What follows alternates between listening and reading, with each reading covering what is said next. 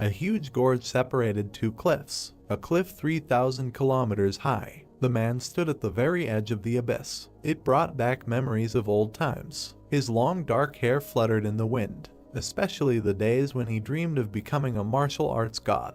The man's pupils were dark red, not the easiest, but so desirable to achieve his dream. He was wearing the same dark red, shabby clothes, and as soon as people found out about his ambitions, they immediately branded him crazy. Despite this, he trained day and night to make his dream come true, as if he were mad.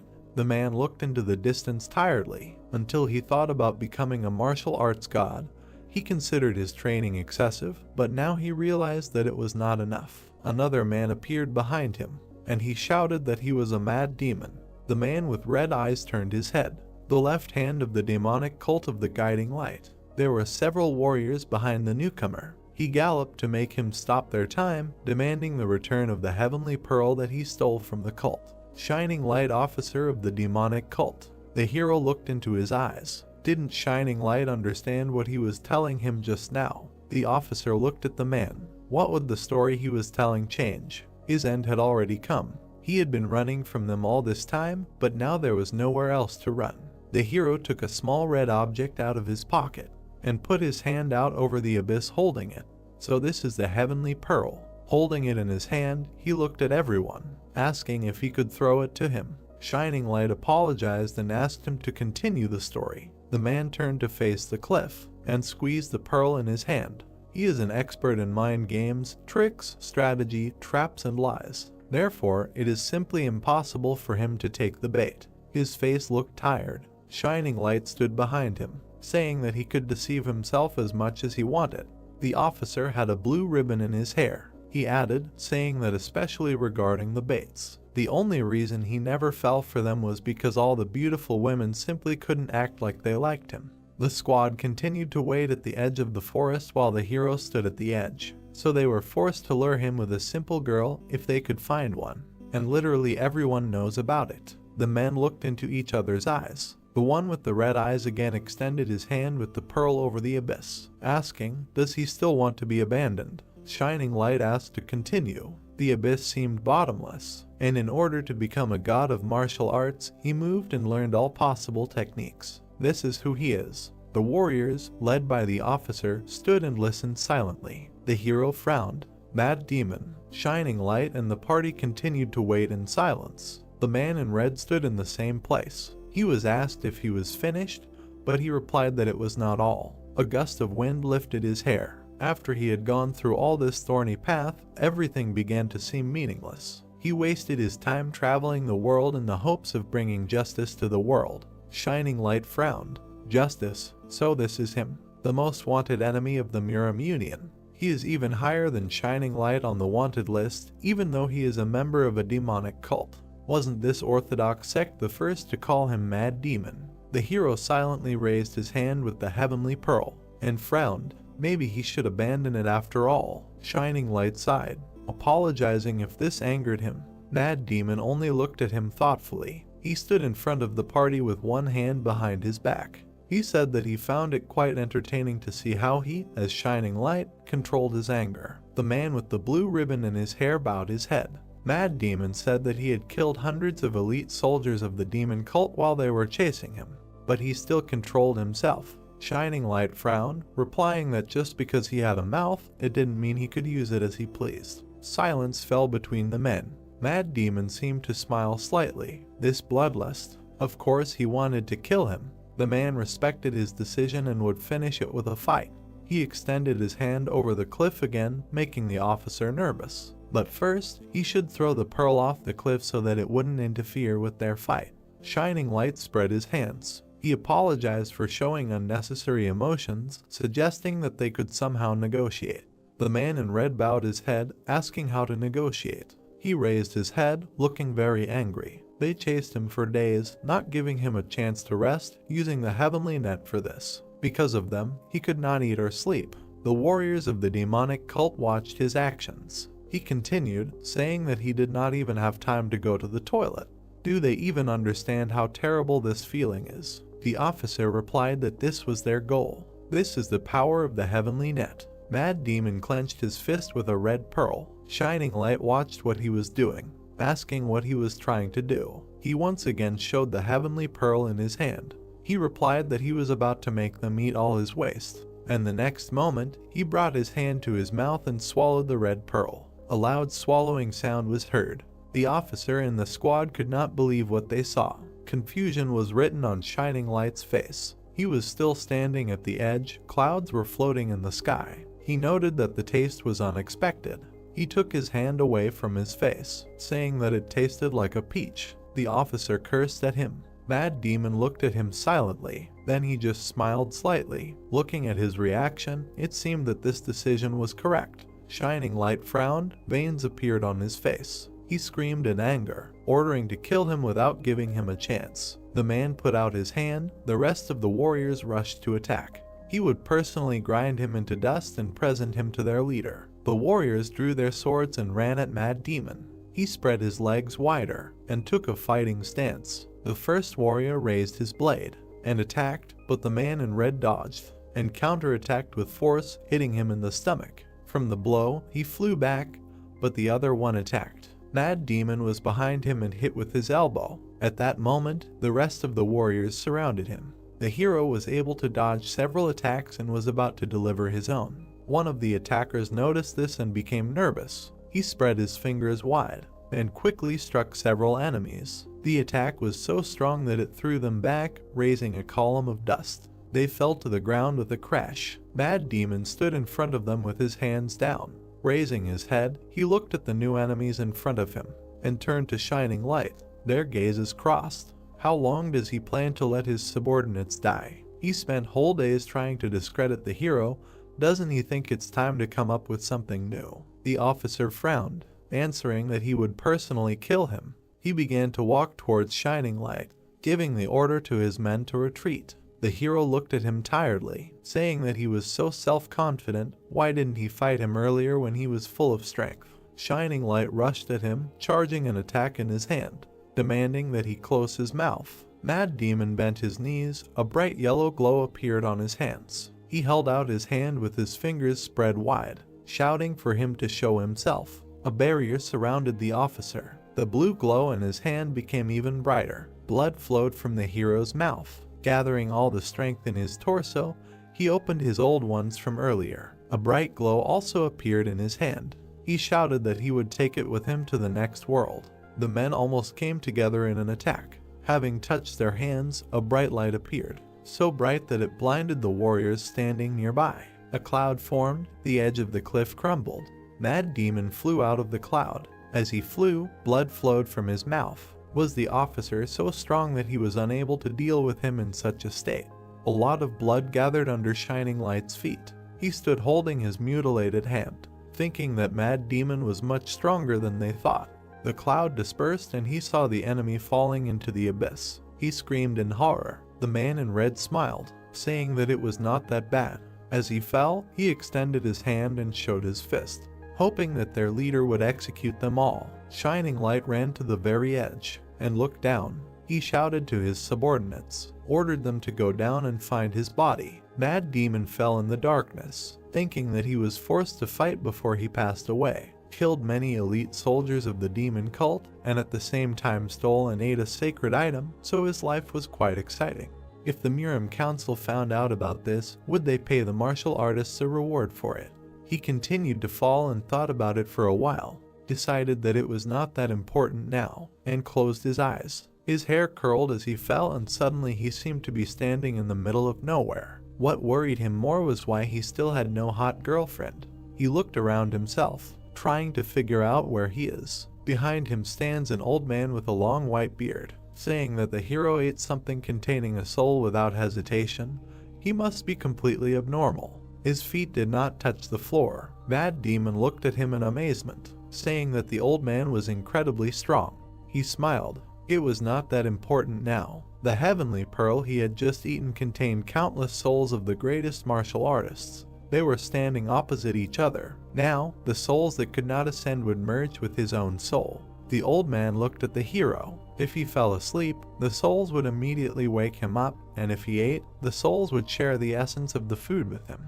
The old man frowned his thick eyebrows. They would also cling to everything he did not touch. Mad Demon looked into the old man's eyes. He said that his kai would always be rampant. He happily raised his hand, saying that he liked it. The old man looked at him strangely, thinking that this guy was completely stupid. He really thought that kai overload was a good thing. The white-haired man kept his hands behind his back, just asking him to ask. He tilted his head and glared at him. Why did he swallow the heavenly pearl? The guy was shocked. He felt like he could kill him with just one look. He looked at the old man with a confused look, who was glowing. His power was beyond his senses, and if he didn't give him the answer he wanted, he would be crushed into dust. The old man frowned, demanding an answer without any tricks or lies. Mad Demon looked into his eyes, saying that he didn't want to eat him, but only wanted to make sure that the head of the demonic cult wouldn't eat him. He looked carefully and asked again. The hero still tried to hold on confidently. He hated their leader. He didn't perceive other people as such. If someone like him were to gain such power, Mad Demon didn't even want to think about it. The gray-haired man raised his hand to his face, asking, what? He didn't like that leader just because of his attitude towards other people, and he didn't want someone like him to become stronger. He ran his hand over his beard and smiled. So this is a method of creating good. An excellent reason. Mad Demon just exhaled. The old man raised his hand in a gesture. The life he would reward him with would be his last, and he wouldn't be able to help him until his punishment was carried out. The hero looked at his interlocutor tiredly. What did he mean by that? He replied that this was the best he could give. The gray-haired man folded his hands and a bright glow appeared in them. He still deserved some kind of gift. A red pearl appeared in his hands. The man looked in shock, and a bright light surrounded him. The sun began to rise in the mountains. He woke up on a bed and sat up abruptly. Looking around, he saw an ordinary room. Is this it? Next to the bed there was a cabinet with various things. The hero looked down and thought, the hotel where he lived as a child. The man put his feet on the floor and inhaled. The room looked completely ordinary. On top of the cabinets there were vases and scrolls. This was really his room and it didn't look like a dream. He put his hand to his face and thought, what happened? The hero raised his head. He was about 20 when he lived here. Suddenly he realized something. His eyes became bigger. He could start learning combat skills several years earlier than last time. The hero raised his trembling hands. And what's more, now he could become stronger in a shorter time. And he clenched his hand into a fist. The guy smiled. This time he would become much stronger. Suddenly he felt pain. The hero looked down and touched his face. Did he cut the cube? Was he beaten? When was that? Leaving the room, he found himself in a room with many scattered tables and broken dishes. The hero looked around the room. The entire inn is literally upside down. If this is what happened then, the guy went back in his memories. So that's when it was. There were two men sitting at the table. Hey, errand boy. One of them heard that he was actively saving money for something. What for? The guy smiled awkwardly, thinking that he couldn't say that he was completely desperate because of his parents' death. What should he tell him? It was just for the sake of conversation, so he should just laugh it off. He put his hand to the back of his head and laughed. In fact, he dreams of hearing Ki Young sing Live in the Plum Blossom Brothel. This is just a humble dream of an errand boy. Later, people started spreading rumors among themselves. Someone said that the guy who works at the inn and saves money is going to sleep with Ki Young. Another person whispered to his friend, said that he was crazy. No wonder he's always looking for ways to make money. What a loser. Li Jia stood there, lost in thought. He'd just joked about Ki Young, which was popular in Ilian Prefecture at the time, and then rumors started spreading. Li Jia put his hand on the table next to him. Looking at the current state of the inn, he could definitely tell that he'd been transported to that time period. Everything was in pieces. The hero bowed his head. Just remembering this made him furious. They beat him up and looted the inn just because of this. The guy moved on, deciding that he'd first study his body thoroughly and then decide what to do next. Li Jia returned to the room and sat on the floor. He folded his hands at his stomach and closed his eyes. Well, he should study the art of the steel lands he used back when he was Mad Demon again. A yellow light lit up his face. A bright ball appeared in his hands. Kai, the guy frowned. Where did his body get the Kai from now? At that time, he had no Kai. Li Jia kept his eyes closed. and immediately a huge amount of Kai energy flowed from him. He did not know why, but he thought that he was very lucky with this. Still, he decided to hurry up and quickly learn the art of the steel lands. Sweat began to appear on his face. The sun was setting behind the mountain range until it was completely invisible. The guy opened his eyes and looked at his hands. He could not believe it. The hero placed his hands on his legs. Even though his mind was well acquainted with this art, he was able to comprehend the first stage of the art of the steel lands so quickly. Thoughts appeared in his head. This is the best he could give him, and he still deserved some kind of gift. The guy thought about these words. Is this what the old man was talking about? Lee Jaw put his hand to his face, and this is the energy that he feels in his body. He believes that all this is somehow related to the heavenly pearl that he swallowed. The guy looked at his hand. More than half of the energy in his body was still stagnant. It was a shame, but he still smiled. The satisfied hero leaned on the bed. He was in no hurry. He already had an impressive base. He could become much stronger in a shorter time than he expected. Some sensation caught his attention. He looked up again and smiled, thinking that it had been a long time since he had felt anything in his heart, and he decided that he should take a walk around the area. In front of him in the night there were several houses with lights on.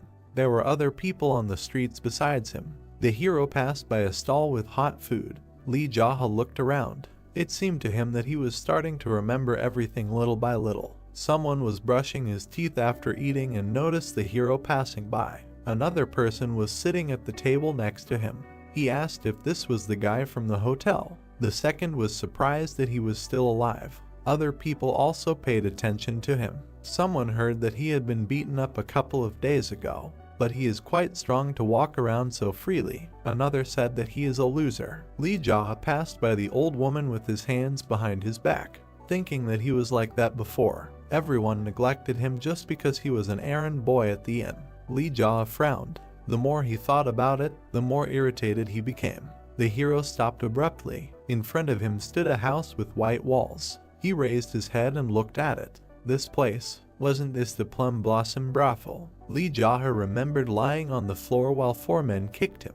They screamed how dare he think about sleeping with the best girl in the brothel. He only tried to cover his head with his hands, trying to say that he didn't say such a thing. He turned his head and looked at him in fear. Ki-hyung was looking at him. There was fear in his eyes. He wondered why she was looking at him like that. He didn't say such a thing. They continued to beat him. Later, he returned to the hotel and opened the door, and powerlessly fell to his knees. The people behind him were discussing that he had recently been beaten.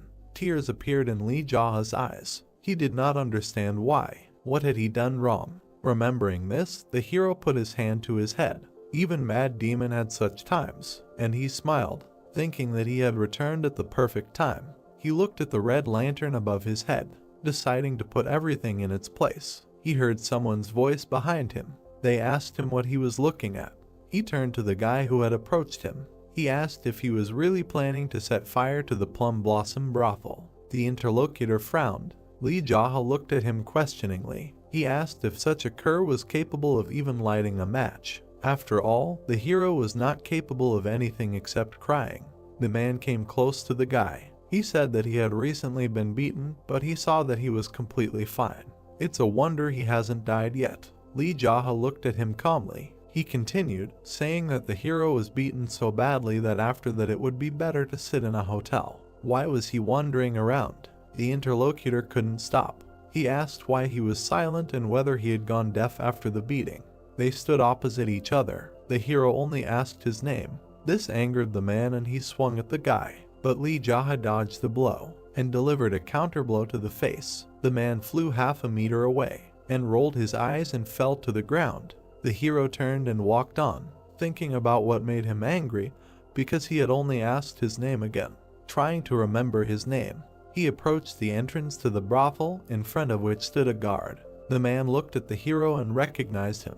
This is the guy who was there the other day. So what is he doing here? Lee Jaha came closer, asking if this is how they communicate with a guest. The guard got angry and wanted to grab him, shouting that he was just an errand boy. But the hero dodged his hand and grabbed him by the face. With the force, he threw him to the ground. The man lost consciousness. Lee Jaha brushed the dust off his clothes. He walked past the lying guard, saying that this is terrible guest service. Doesn't understand they're thinking about service. The hero grabbed the door handles. The guests were sitting at the table. They were being served food and drinks. He opened the doors wide and smiled. Everyone turned to face the entrance. He shouted what they were doing and demanded that the visitor be served. People looked at him in confusion. Someone with white hair was watching him from the stairs. The hero was pleased with himself. He stood at the entrance with his arms wide apart. Someone asked if he was the one from the hotel. The waiters were talking among themselves. Did he lose his temper after being beaten up a couple of days ago? Two guards approached Lee Jaha. One of them asked him if he knew where he was. The hero smiled, looking at him. He replied that he was in a place where he could afford to drink. Did they think he would come in here without realizing it? This answer angered the guard. He had already raised his hand, but someone's voice stopped him, telling them to let him in.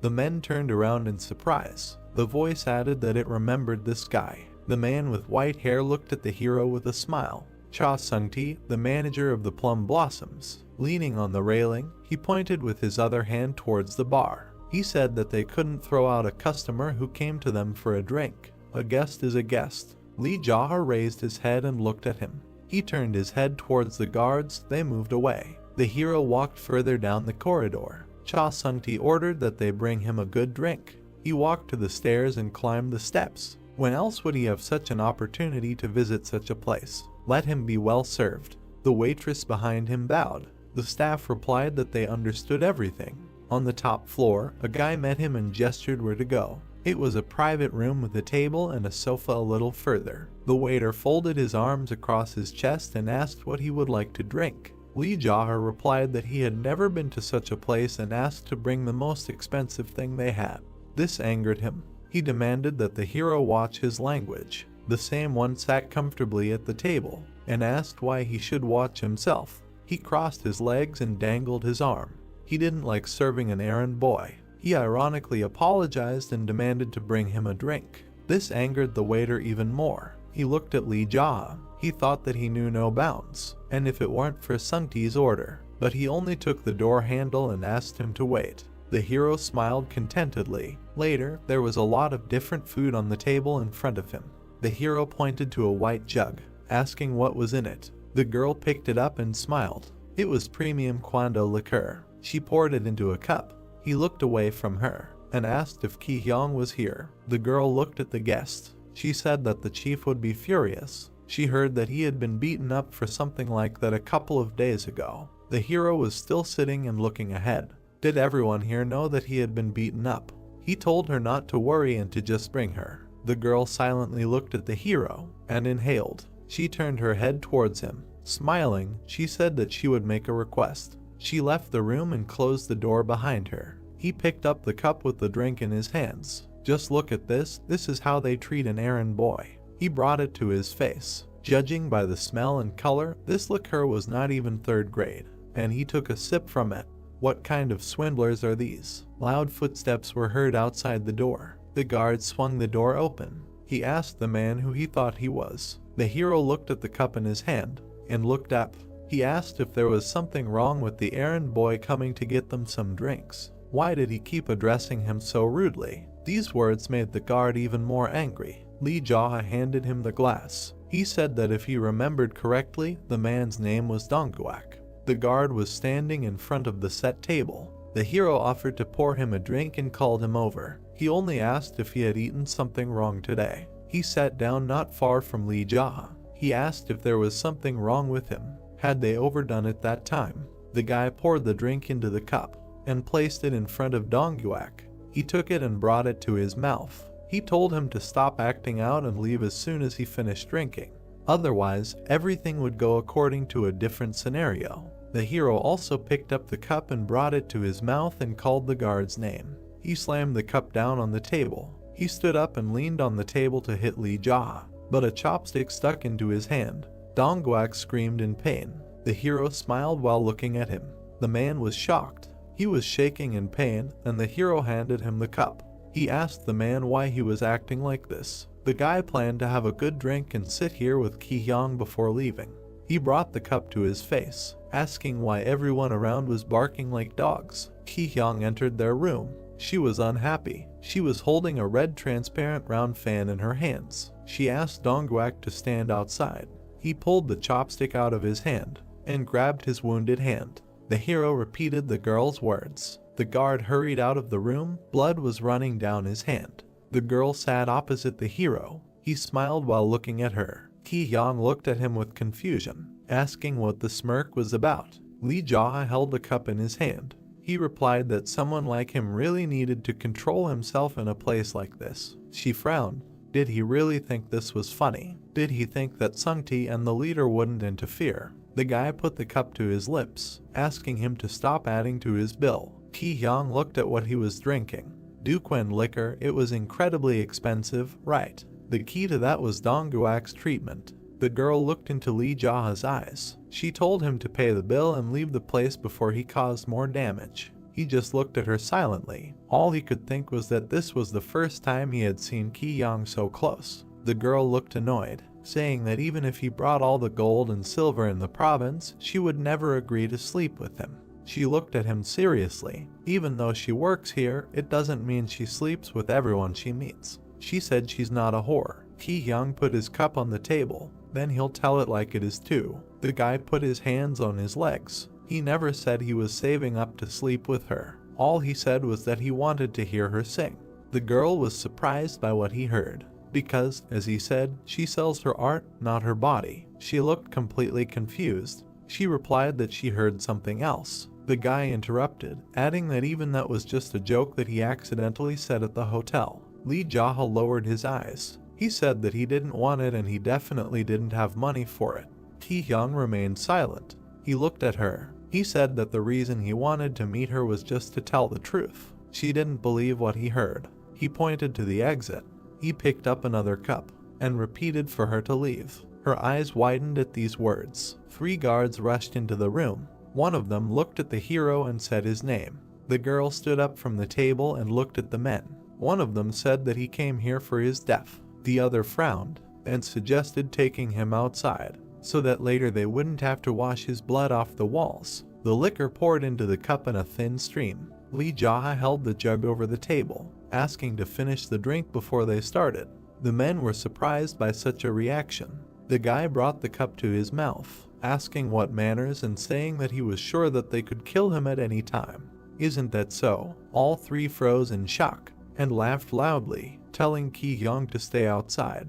They sat down at the table with the hero, noticing that this was his last cup. The guards laughed looking at the hero. One of them said that Lee Jae had a lot of courage. He came here with his head held high and even called Ki-hyung.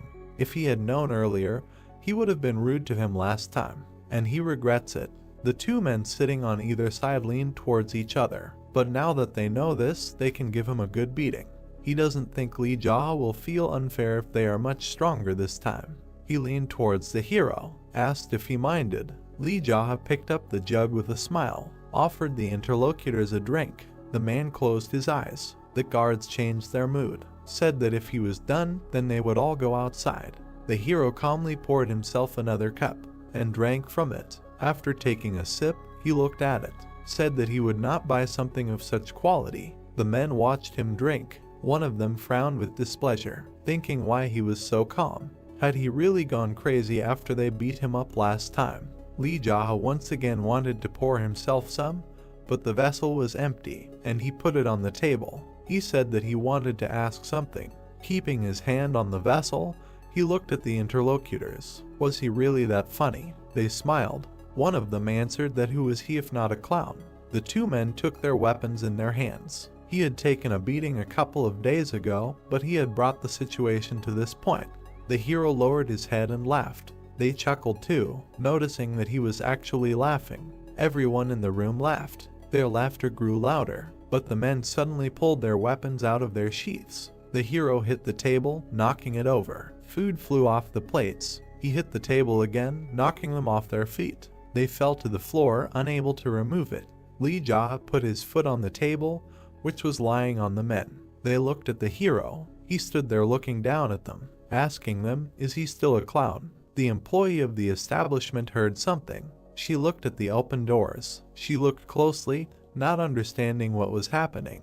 The guy looked up and looked at her. Calling her an old hag, he demanded that she bring him more of that bad third-rate liquor. The girl frowned, repeating his words in her head, replying that it was premium Duquin liquor. The guy looked at her sullenly, replying that he was restraining himself from hitting a woman who knew nothing about martial arts. She was angered by his words. He added that she should think before opening her mouth. The girl turned away. The guy looked after her, and also turned his head. In front of him lay 3 men writhing in pain. He sat down next to them. Why weren't they laughing? Weren't they saying that he was a jester to them? There was a sly smile on his face. Then why weren't they laughing at the sight of a clown? Several armed men were walking towards his room. Sungti was at the head. He was angry at what was happening. He turned and looked at them. So they were already here. They silently looked at what had happened. The manager turned his gaze. He noticed broken dishes and food on the floor, and unconscious workers. The hero rose from his knees. Sungti asked him, has he completely lost his mind? His gaze burned right through him. At this rate, he won't leave here alive. Li Jia frowned. Will he die? The blonde looked him in the eyes and answered positively. They stood looking at each other. The guy smiled. What angered the manager? Is he laughing? And he rushed at the guy. He tried to hit him with his palm, but he dodged the attack. Li Jia was holding a jug from his drink in his hand. Sungti managed to notice it, and it immediately smashed on his head. The shards flew apart, hitting other people. Blood flowed onto the floor. The blonde covered his face with his hand. The employees were worried about their boss. Li Jia stood and silently looked at them. He looked at everyone and asked if anyone else wanted some. A gleam appeared in his eyes. The other guards began to get nervous. Drops of blood fell on the floor. Sungti covered the wound on his face with his hand, saying that the hero really wants to die. He grabbed the sword and started to take it out of its sheath, but he stopped when he heard the guy's words. The guy told him to think before he acted. He looked into his eyes, adding that if he completely bares his sword, he will die. The blonde was visibly nervous. He held the sword, thinking that this guy was not joking. What happened to him in the past couple of days? Li Jia put his hand on his belt. He asked if the most socially adapted person in the prefecture could hush up everything that happened here. There were shards of broken dishes and furniture around him. Did he think that these 3 were lying here in food and drink because they were just unlucky? He looked at the blonde seriously, and did he seriously think that his eye was in such a state because he was lucky? Sungti closed his eyes and thought. The guy did not take his eyes off him.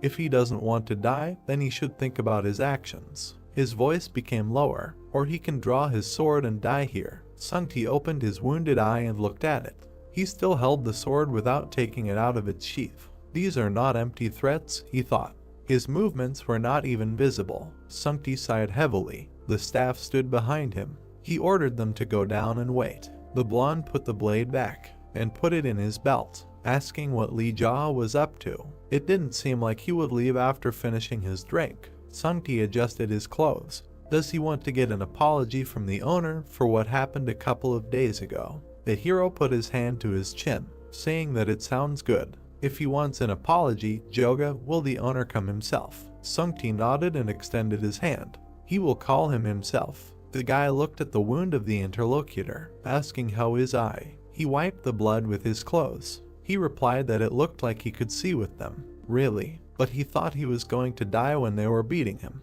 Sungti looked at him silently. He went out into the hallway and ordered the employee to prepare a table in the next room. The blonde turned to the hero again, saying that if he was not going to kill these 3, then let them heal. The city people are ready to kill each other for the slightest movement, right? Li Jia looked at him silently. The manager stood there with blood smeared on his face, thinking that his expression changed when he did something like that. The hero turned away, saying that he did not mind. Other guards picked up the wounded and carried them away. Later, they were sitting in another room at the same table. Sungti put a cloth to his face, wondering what kind of mess just came out of nowhere. Li Jia looked down. The interlocutor asked if he had been lucky anywhere else. There was a vessel on the table that was different from the one he drank from. The hero looked at him. Sungti took it and smiled, said he would fill his glass. It was top quality Daquin liquor, so it should taste very good. The drink filled the glass. The guy looked up, asking if this was the liquor they had brought him earlier. He frowned, said that they had brought him some nonsense earlier and called it top quality Daquin liquor. The blonde looked down and said nothing, but he smiled and poured the drink into the glass. They must have bought third-rate bottles by accident. He should understand, this is business, they must profit one way or another. Both took the glasses in their hands. The hero demanded that the blonde drink it. He assumed that he wanted to know whether it was poisoned or not, and said he would drink first. Sunti drank the entire contents at once. Lee Jaha watched calmly. Putting the cup on the table, he exhaled. He raised his hand and addressed his interlocutor, asking if he was always so good at fighting.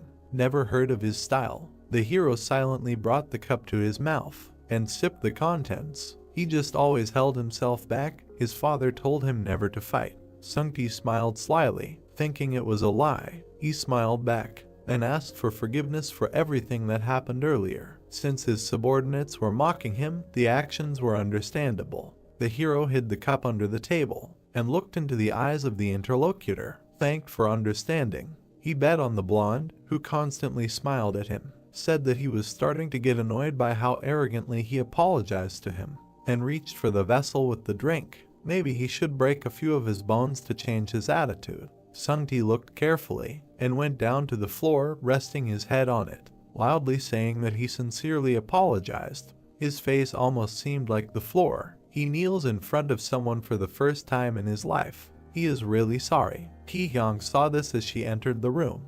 He stood up and turned around. She looked at him with fear, not understanding why he was so scared that he fell to his knees and bowed his head in front of the errand boy. And the wound on his face. The girl put her hand to her chin. Did he really lose to this kid? Lee Jaha noticed her, and she was here. The blonde looked at her sideways, telling her to pull herself together, asking if she could handle it. She silently approached the table. Sunti shouted and pointed his finger at a specific place. Is she stupid? Who said this was for him? Demanding that the vessel be put in another place. The girl approached the hero and trembled with excitement. She opened the bottle and began to pour the contents into a glass. Ki-hyung turned to her and called. Ki-hyung continued to pour the drink into the glass. The hero took the glass and brought it to his face. Raising his head, he looked ahead. Did she know that even an errand boy was capable of true love? These words surprised her, but the guy frowned and looked into the glass again. But this love had nothing to do with her, so let it go. The girl was shocked. She was ruining his mood. The confused girl looked at him holding the vessel in her hand. Sunti looked at her, telling her to get lost. The girl bowed and clenched her hands into fists. She left the room. Sunti looked after her with longing. She burst into tears only after hearing this, and again turned to his interlocutor. He pointed his finger at him. He had enough of this respectful tone. Moreover, because of the slit in his eye, he was becoming uncomfortable. He grinned and nodded, saying that he understood. Lee Jaw frowned. The blonde also frowned and smiled. They looked into each other's eyes. Sunti stood up and bowed. The hero said that he knew how to use a sharp tongue. In response, he thanked him. The drink was poured into the cup. The hero looked at the interlocutor, asking when the owner would come. Sunti took the cup in his hands, answering that he was currently serving experts from the Black Cat Association, so it would be difficult for him to come here right now. The hero took his cup and brought it to himself. This union, a gathering of swindlers. Sunti poured another drink. Yes, this union will establish itself here with the approval of the top. Therefore, the leader wants to show them his good side. The blonde looked into the mug, but because of what happened today, Lee Jaha drank the contents, asking that if he subdued his master, then Black Cat will have to break through to the local market themselves. The manager lowered his eyes. Confirming this, the guy put the cup on the table and looked at the interlocutor. What does he expect from him? Does he want him and the owner to drink and he will just quietly leave them? He frowned looking at him, asked if he thinks that this will solve everything. Sunti was still looking at the floor. He replied that he did not think so and asked what he wants. The hero raised another glass. If the owner and his workers serve the hero, will the Black Cat Union stick its nose in? The blonde looked up and looked at the hero. He thinks they would do that. He smiled. Speaking of which, maybe he should establish a sect here himself. They would act as his subordinates. Sunti was confused by what he heard. Li Jaha brought the glass to his mouth. He replied that he would give him a chance to decide for himself. He drank and continued to explain. If he thought that the Black Cat Alliance would win, he could fight alongside the owner on their side. If he thought otherwise, he could join him. The manager looked at his interlocutor carefully, thinking about what made him change his mind about him so abruptly, that this errand boy would talk so easily about establishing a sect as if it were easy. He abruptly put the mug down on the table and stood up from the table. Sunti watched him go, asking if he was leaving. Why didn't he wait a little longer? Li Jaha looked down at him. For that, he thought this was an escape. The blonde man lowered his head, answering yes. The hero glared. He said that he was asking for it. The blonde looked at him silently. Rising from the table, he nodded after him, told him to be careful on the way back. He would pay for his bill today. Li Jaha stepped out the door and found himself surrounded by guards. Looking at them, he grinned. Everyone parted, making way for him. He told them to get out of the way, calling them cockroaches. The guards lowered their heads. The hero walked smiling. The guy went down the stairs, and some noise caught his attention. Where is that kid? One of the men was angry. How dare he raise his hand? The man turned around and saw the guy. He asked him if he was awake. The guard pounced on him with his fists, but then he got hit in the face. Having lost several teeth, he flew to the side and fell on the table, breaking it. The others who were there were surprised at what happened. Li Jaha turned to the others. He said that they should seriously explain to him how things were going here. Otherwise, he would have to beat him up again. The other employees looked at him askance. He added that he shouldn't have expected anything else from them. Pleased with himself, he walked towards the exit. As he left the building, the hero waved at them. He said that the errand boy had a lot of fun today. The employees walked out and looked at him angrily. With a smile on his face, he left the brothel. The night sky illuminated the streets of the city. Something caught his attention. He looked at the sign with the silver dragon. Ki Yang was standing in front of the entrance. He should get a weapon if he wanted to fight Black Cat. The hammer struck the hot iron. The blacksmiths were busy with their work. One of them looked at the hero, vice chief of the Gwakyonggi Dragon Head Forge. Ki Yang stood in front of him with his hands behind his back. The errand boy from the inn. Was he here to pay off his debts? The blacksmith stood up from his chair. The man replied that he wanted to buy something. Yonggi asked again, a sickle or a kitchen knife. The man frowned and folded his arms. He said that he was looking at weapons for war. The blacksmith pointed at him. He heard that the man had been beaten up a couple of days ago. He should not let a hothead take possession of him and push him to his death. Ki Yang stood his ground. He told him to show his selection. The hero wanted something like a one-handed sword or a whip or a razor-sharp dagger. Yonggi lowered his head. He asked if he was going to use them together. The man frowned and replied that these were just his preferences in weapons. Why shouldn't he respect them? The blacksmith called his colleagues. He demanded that they bring the black dragon sword, the white dragon whip, and the cloud dragon dagger. He turned to the boy again. He said he liked the chicken noodles his grandparents made. He asked why he was such a bad cook. His taste was terrible. Behind them, the blacksmiths were working on metal. Now is not the time to talk about chicken noodles, Li Jaha replied. Yonggi asked what he was talking about. Perhaps uniting the Murim, an ordinary errand boy. The hero looked at his interlocutor intently. The blacksmith looked into his eyes. Footsteps were heard. They had brought everything. The blacksmiths were holding boxes in their hands containing weapons. He could take as much time as he needed to evaluate them. The hero looked at the weapons and said that he was in a hurry to buy them all. Yonggi looked at the hero. He replied that he owed 90 nyang.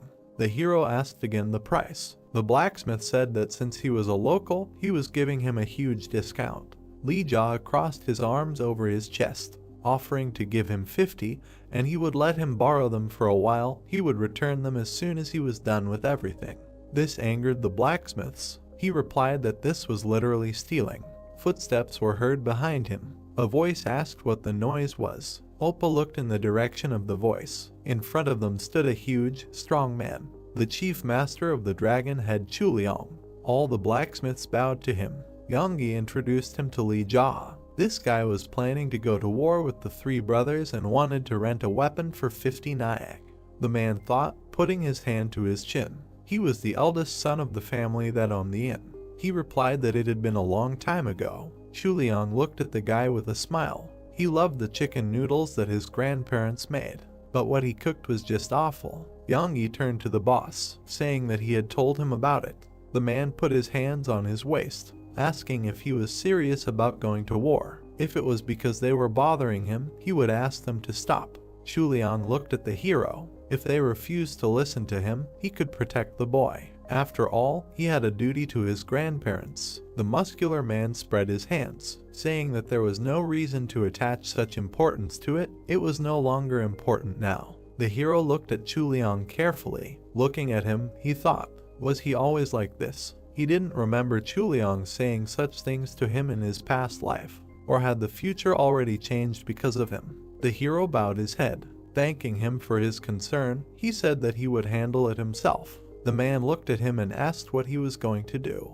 Li Jaha pointed with his hands. How about gathering all the blacksmiths in the area and founding the Steel Dragon clan? Chuliang was surprised to hear that. Found a clan? What was he talking about? The boy looked into his eyes. If the brothers formed an alliance in the prefecture, they would extract a huge amount of money from them. And that was why he planned to establish a federation of clans in their prefecture and make sure that the Black Cat Alliance would have no power here. The man crossed his arms and asked again. The man replied that the brothels were going to form a clan. Chuliang frowned, and they, in turn, would ice the blacksmiths into the Steel Dragon clan. The guy looked extremely serious. The newly formed alliance of architects planned to submit to the brothers' sect. In return, he would unite all the labor layers into a clan to create an even larger union.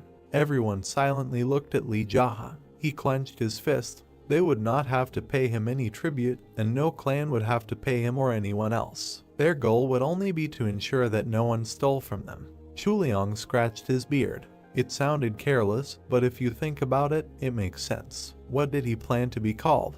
The guy replied that it was possible to combine the place for the lower stratum and the dirty end. The guy frowned. It would be Hao sect. The tall man stood silently. He put his hand to his face and thought, Hao sect. He smiled after thinking. He was quite interested in seeing a simple errand boy trying to establish a clan. He is so loyal that he can take on his brothers on his own. The hero smiled. He replied that he would see. Chuliang turned to Yang Yi. He said to give him the weapon for free. He looked at the boy with a smile. He smiled back. They would continue this conversation if he survived. Later, he was sitting in his room. There was a sound outside. The boy opened his eyes. He looked ahead. Shovels were lifting the earth. In the yard, several people were digging the earth. A man in red was sitting at a table holding a dagger. The second brother, Cho Eagle. He turned to the hero. He said that he was going to call him after they finished digging a hole for him. He stuck the dagger into the tabletop. He frowned and looked at Li Jaha. He ordered him to sit next to him. The boy frowned. The men were digging the earth behind the heroes sitting at the table. Eagle said that today was a good day for the Cho brothers. They had received approval from the Black Cat Union to settle here in Ouyang Prefecture. Jaha was silent, looking down. The man touched his forehead with his palm and continued that, however, a bad person who couldn't even cook chicken noodles properly had done something incomprehensible in their brothel, and what did he suggest he do about it? Eagle frowned and told the guy to give 3 reasons why he should stay alive before they finished digging the hole. Jaha closed his eyes, grinning. The brunette angrily asked, was he laughing? Looking at him, the hero calmly answered, why should he cry here? Eagle swung his sword, shouting curses, and then his expression became surprised. Jaha clutched the dagger with a slight smile. The man frowned, asked, what? The hero abruptly thrust the dagger into the man's palm. Squeezing the hilt of the blade, he asked to be allowed to ask something, to give at least one reason why he should leave him alive. Eagle sullenly pressed his lips together and thought that he was wondering what kind of guy had made a mess in the brothel. One of the men told the owner that they were almost done digging the hole. The man winced and ordered them to dig even deeper. In response, he heard agreement. He looked at the guy. Smiling a little, he said that apparently he had some kind of epiphany. He stretched his hand out to the guy, shouting congratulations. The movement of the white beam caused blood to appear on the man's hand. He looked at it splashing in surprise. Eagle looked ahead, amazed. Jaha pressed the blade deeper into his palm. Closing his eyes, the brunette screamed in pain. Trembling, he fell on the table, and the guy asked why he said he needed the hole. The opponent angrily exhaled and said that it was only to intimidate him. Looking at him, the hero said that he was lying. Eagle gritted his teeth as he pulled the blade out of his hand. Holding the bloody dagger, the long-haired man told him to tell him why he should be left alive. The man touched the bloody hand. Pointing the blade, the hero said that he could not think of a single reason. He knew it. He asked him, did he think there was a real reason why someone like him should be left alive? Looking sternly, Jaha continued that not only did he participate in the sale of people, but he also mercilessly killed when things did not go according to his plan. Among those he killed were acquaintances of the hero. Frowning, Eagle shouted that if he killed him, the brothers and the Black Cat Union would never forgive him. He coughed sharply in defeat. He looked down in defeat. A dagger was sticking out of the man's chest. The long-haired man who had thrown the dagger reminded him that he had asked for a reason to let him live, not to threaten him.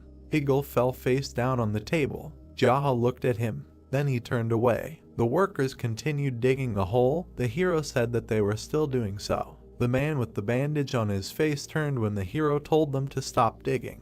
They looked at him in shock. Jaha pointed at the dead man and asked what they were so surprised about.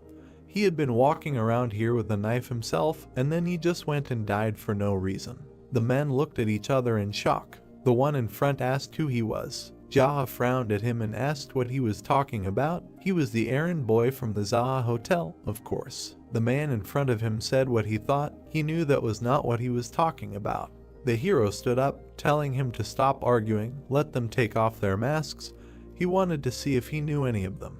The men pulled their masks off their faces. With his hands behind his back, Jaha said that this was his first time meeting them in the prefecture. Were they from the Black Cat Union?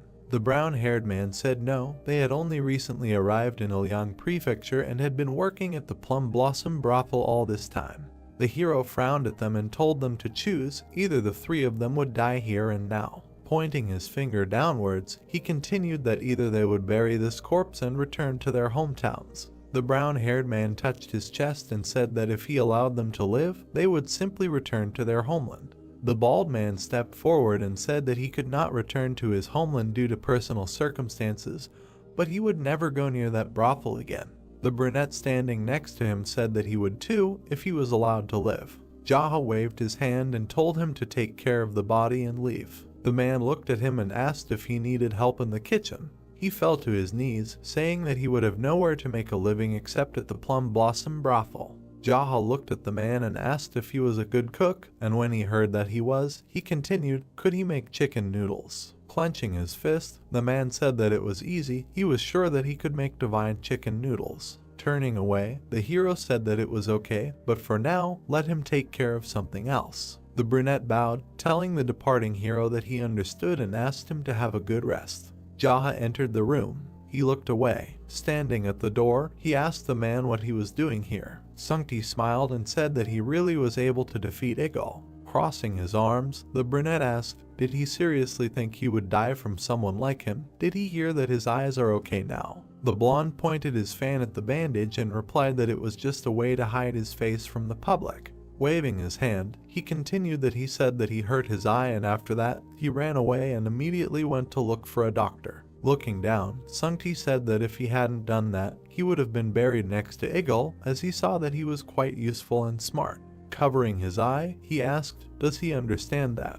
Jaha crossed his arms, exhaled, and said yes, good job. The blonde smiled and thanked him, saying that he had no other choice to survive. Then he became serious and asked how he planned to deal with the two remaining Cho brothers. Looking at him, the hero replied that he would kill them. He stood at the door, telling that if he continued to exist, the suffering of the prefecture would continue to multiply. Sungti nodded, saying that he understood. The main thorn now was Ilsum. He had to be especially careful when going to it.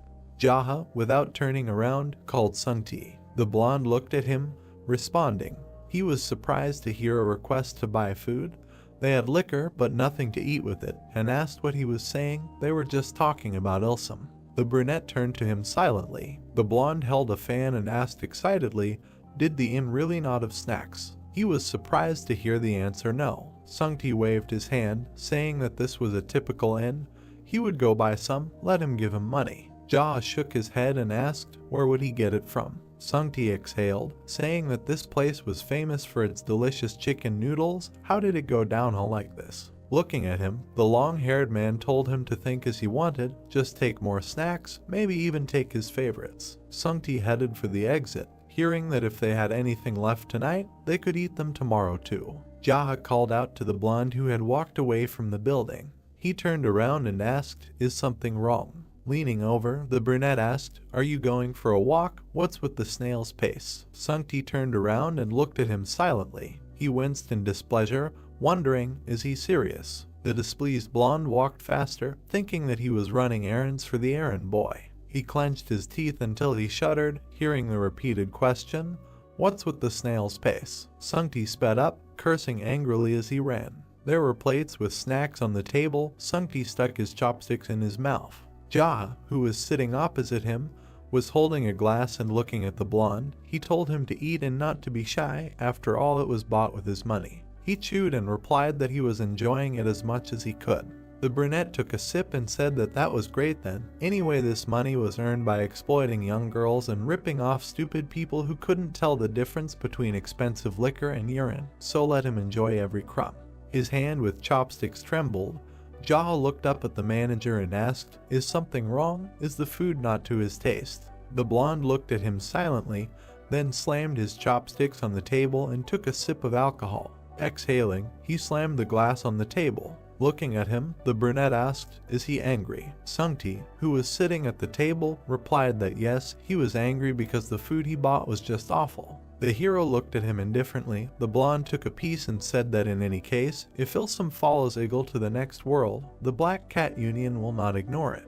Looking ahead gloomily, the name said that if he is so worried about this, let him train to become stronger. He trembles over every little thing and does nothing, repeats the same thing, as if he has anything to do with it. Sungti looked at him silently, and then closed his eyes, hearing the question, "What should they do?" The man winced, hearing the question, "No, what should he do? Stop talking nonsense." Angrily slamming his hand on the table, Sungti could not stand it and asked who he was. He did not believe that he was some kind of Jaha. This is all nonsense. He is definitely pretending to be a noodle maker. Looking at him gloomily, the brunette asked, "Did you want to die?" The blonde looked at him silently after hearing that maybe death would grant him enlightenment. Sungti stood leaning on the table.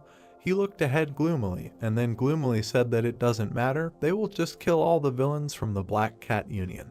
Jaha was silent and held the glass, and then exhaled, closing his eyes, and said that okay, they will forget, let him finish his meal, and he will deal with Ilsum since he does not have any information about Sampyeong's location. Sungti winced and asked what was with his tone. He said so, this is a walk to the bathroom after drinking.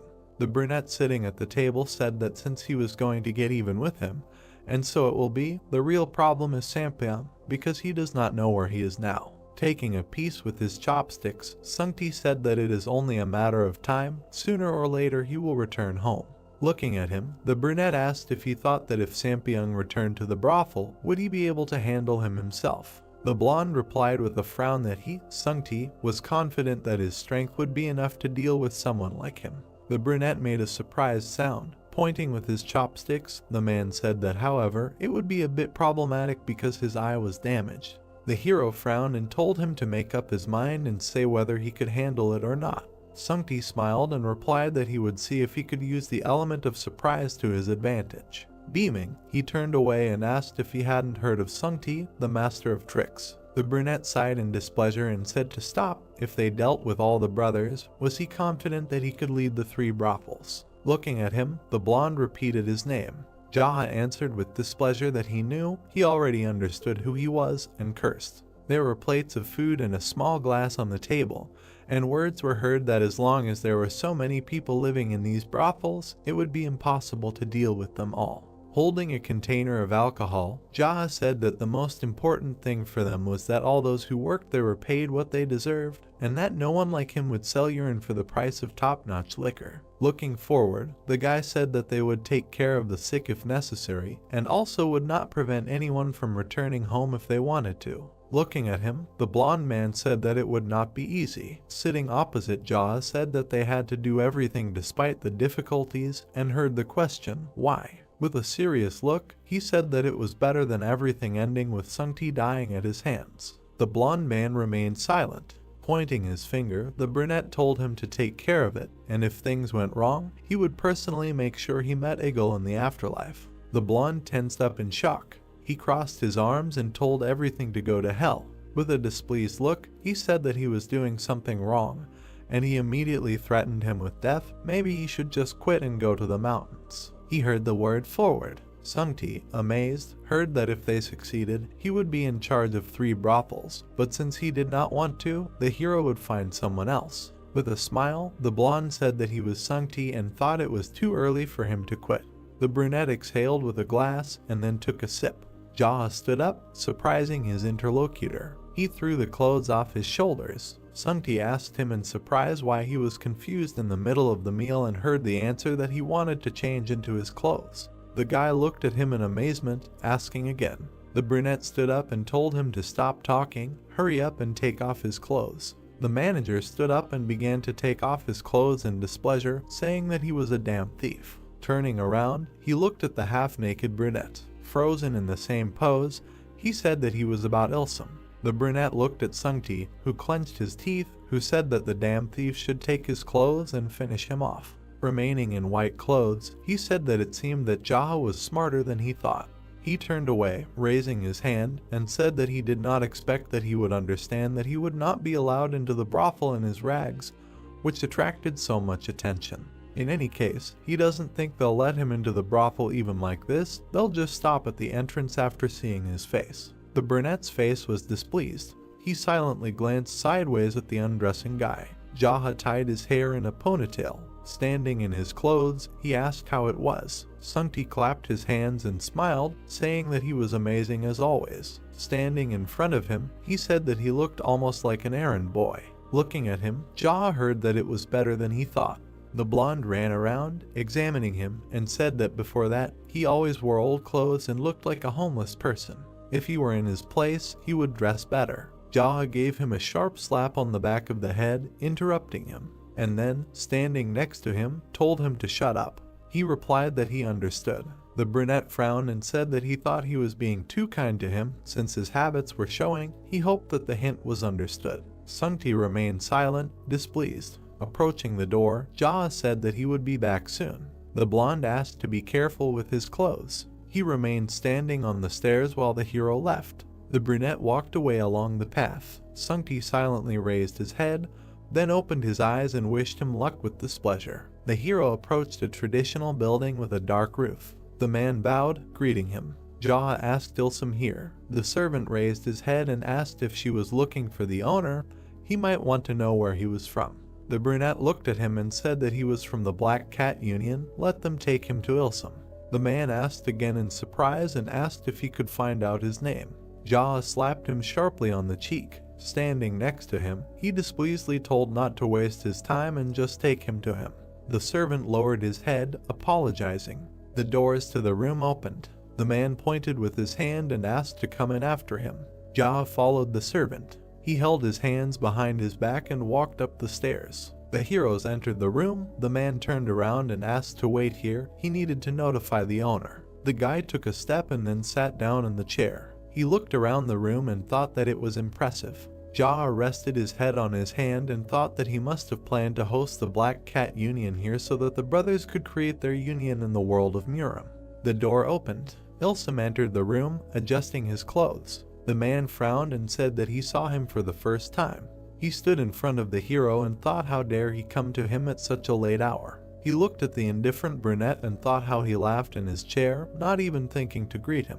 Ilsum frowned and, apologizing for the question, asked how high his status was in the union hierarchy. Looking at him, Jaha asked who said that he was a member of the Black Cat Union. The man answered with displeasure that his subordinates. The guy smiled slightly and asked, did he really not know him? The man answered that it was the first time he saw him, and then his gaze became shocked when he realized that he was the guy running errands from the hotel. Smiling, Jaha answered that it was true. Ilsum clenched his fists until he trembled and asked, how dare he? Has he gone crazy with everything? And then he froze, shocked by the guess that he was still alive. He clearly remembered how his brother, leaving, said that he would deal with him. Jaha, sitting in the chair, asked his brother. He calmly looked at the man, saying that didn't he understand? He was here because his brother was dead. Ilsum looked at him in shock. Jaha sat in the chair and smiled. Ilsum stood in front of him. The man's face was distorted with anger. He growled, "Did his brother die at the hands of an errand boy?" The hero indifferently opened one eye and said that the man had paid him a visit and ordered his men to dig a hole, so the boy decided to kill him. The man furiously rushed at the boy and told him to stop talking nonsense. The hero narrowed his eyes. The enemy swung. The boy extended his hand. Their palms touched. A huge force pushed the man back. Ilsum was thrown back. He flipped in midair and landed on his feet. The villain stared at the boy in shock. The man looked at his trembling hand and could not believe that he had lost in the aspect of Kai. The hero stood up and muttered that according to rumors, he was much stronger than he actually was. Ilsum gritted his teeth and frowned. He wondered how such a thing could happen. After all, the boy was just an errand boy from a local inn just a few days ago. Jaha looked at his opponent and asked why he was hesitating. He suddenly leaned forward and said that he would start himself then. The man shuddered and put both hands forward. The hero approached him, his hand outstretched. A glow appeared. The guy threw his enemy across the room with his blow. The man crashed into the wall, breaking through the doors. Blood gushed from his mouth. The guy stood with his hand outstretched. He was calm. There was still energy around his hand. The young man looked thoughtfully at his fingers. Blood dripped onto the floor. The hero approached the enemy, who was coughing, dropping to his elbows. The man tried to get up in rage. His body was shaking. He asked how the opponent used techniques like this. The guy looked down at him with disdain. Jaha grabbed the enemy by the throat and lifted him up. The brunette glared menacingly and said that it was really okay for bastards like them to learn techniques, and it was bad for an errand boy like him to do it. The neck turned blue from the hero's powerful grip. The man grabbed his hand and choked. The boy called him a scumbag and added that even after years of ruling this village, the way he chose to use other people's livelihoods to enrich himself made him scum. The boy looked at his opponent darkly. The man's eyes widened. He tried to stop the hero. Jaha pressed his enemy hard into the floor. The building shook. The people looked up at the ceiling in surprise. The servants went upstairs and found the battlefield. Their master was lying on the floor, and the boy was above him. The boy looked at them with displeasure and asked what they could do if they came when their master had already fallen asleep. He looked ahead carefully. Then his face took on an ominous expression. The hero said that the leader of the Black Rabbit Alliance had changed his mind and it was decided to postpone the establishment of a sect in Ouyang Prefecture. The brunette stood up and said that he used Cho as an example if anyone was thinking of questioning the decision to establish a sect. The servants looked at him in shock and remained silent. The young man moved down the corridor. Everyone stepped aside. He demanded that they step out of the way if they valued their lives. The boy walked past confidently. Discussions and guesses were heard that he was the errand boy from the inn. The hero frowned. The men whispered. The young man stood with his back to them, holding a sword. He turned around abruptly. Jaha looked at them and said that he was the errand boy. The servants' faces distorted with hatred. The brunette looked at them darkly and asked if they were really angry that he was someone's lackey. The men sweated and looked at him nervously. The boy stood in front of them and said that if there were any here who wanted to join Ilsum in hell, he would send them. Everyone clenched their teeth and remained silent. The young man exhaled. They asked him why he killed the master. The hero turned and asked if he had a good reason to kill the people around him. He turned towards the exit. Everyone watched him go and remained silent. Sungti was waiting for him at the entrance to the hotel. The guy approached him. The man looked at the hero and asked why he had returned so early, because he was supposed to go kill Ilsum. The young man passed by. The blonde turned around. Jaha replied that the villain was in heaven. Apparently, you can get there even if you committed crimes. The interlocutor exclaimed that this was a lie. The brunette turned to him and offered to see for himself if he did not believe. Sungti frowned and thought that only a moment had passed since he left. He looked at the guy's back and noted that there was not a scratch on him even after the massacre of Ilsum. The man narrowed his eyes and wondered how this degenerate had become so strong in such a short period of time. The guy walked through the hall. The interlocutor shuddered. The hero needed to make sure that everything was cleaned up before leaving, and generally keep the hotel clean. The blonde watched him go silently. He grimaced in irritation and thought how dare he order him to clean up. The man looked around in displeasure, looking for a broom. The hero was sitting on the bed in the lotus position. The guy thought that after settling urgent matters, he could train in peace. He closed his eyes and remembered the moment of the fight with Ilsum. The young man was becoming stronger much faster than he expected. He could not miss this opportunity. The brunette folded his hands and exhaled. Flames appeared in his palms, and his whole body radiated energy. Evening turned to night, and then the next day came. The townspeople on the streets were animatedly discussing the death of Cho Ilsum. According to rumors, he was killed by a boy from the inn. Cha Sung-ti passed by with a smile, covering himself with a fan. He reached the inn. The hero inhaled. He opened his eyes and looked at the energy emanating from his body. Finally, the guy conquered the tree kingdom.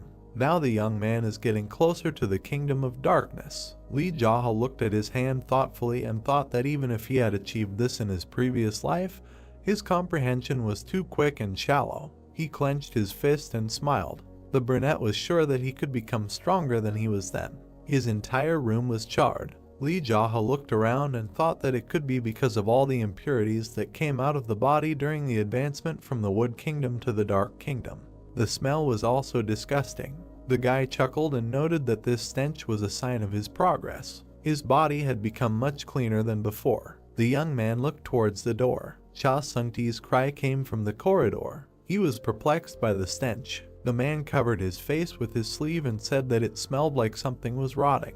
He was perplexed by what had happened here. The hero walked out into the hall. A cloud of stench hovered around him. The guy noticed the newcomer. Sung-ti grimaced and asked if he had really shit himself. The brunette looked at his interlocutor with displeasure and asked again. The blonde abruptly rushed out into the street. He turned around in disgust and said that the young man should have left here to go to the toilet and not do it in his room. The hero frowned. The man threw up in the yard. The brunette looked at him irritably. Lee Jaha was lying in the bathroom. He exhaled with satisfaction and smiled. The young man closed his eyes and remembered how Cha Sung-ti sent him to wash himself with shouts, holding a knife in front of him. The brunette frowned. The door opened. The guy looked inquiringly in that direction. Hee-young came up to him and bowed. The hero looked at her and asked why she came. The girl looked at the floor. Hee-young answered that she had to help with the bathroom. The guy looked at her from the bathroom and asked again. The brunette said that this was Sung-ti's will. She looked down at her feet in disappointment and said that if he didn't want her, she would at least wipe him off when the hero was done. She frowned. The girl looked at the young man in surprise. Lee Jaha said that there was no need to come here. The brunette calmly looked at his interlocutor and explained that she no longer needed to do such things, and he would explain to Cha Sung-ti himself. They looked at each other. The young man explained that she was not a prostitute who sold her body, but a hostess who met visitors. She needed to behave accordingly. The brunette turned away. He leaned on his hand and frowned. The hero thought that the blonde continued to force her to do something that the guy had not even asked for. The girl looked at him silently. She bowed and thanked him, and also apologized for what happened earlier. The guy did not look back at her and replied that it was all in the past. Hee-young raised her head and asked why he had turned a blind eye to the beating that time if he was so strong. The young man turned to his interlocutor and replied that it was necessary in order to use it as a pretext for revenge later. The brunette frowned and said that when it came to a gentleman's revenge, 10 years was a tolerable period. But when it came to an errand boy's revenge, the countdown began from the moment of the beating. The girl looked at him in surprise and asked if there really was such a saying.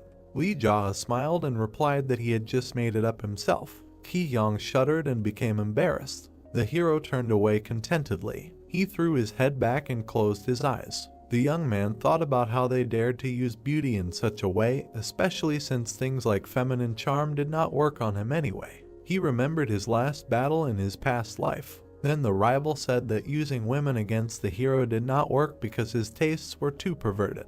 So they had to use other people, and the plan failed. The boy narrowed his eyes in irritation. Cha Sung-ti ran into the bathroom shouting, "Fire!" The brunette turned around and asked him why he was so scared of some fire. The blonde came closer and said that the source of the fire was his house. The boy sat up. The hotel was engulfed in flames. The crowd gathered around. The hero was standing among the people. A man with long black hair looked at the fire and declared that he would kill anyone who helped the errand boy. His face was distorted with hatred. From behind, someone said that his brother's grave was behind the hotel. Did he really think to burn it without returning the body? Cho Sampyeong turned around and asked who said that.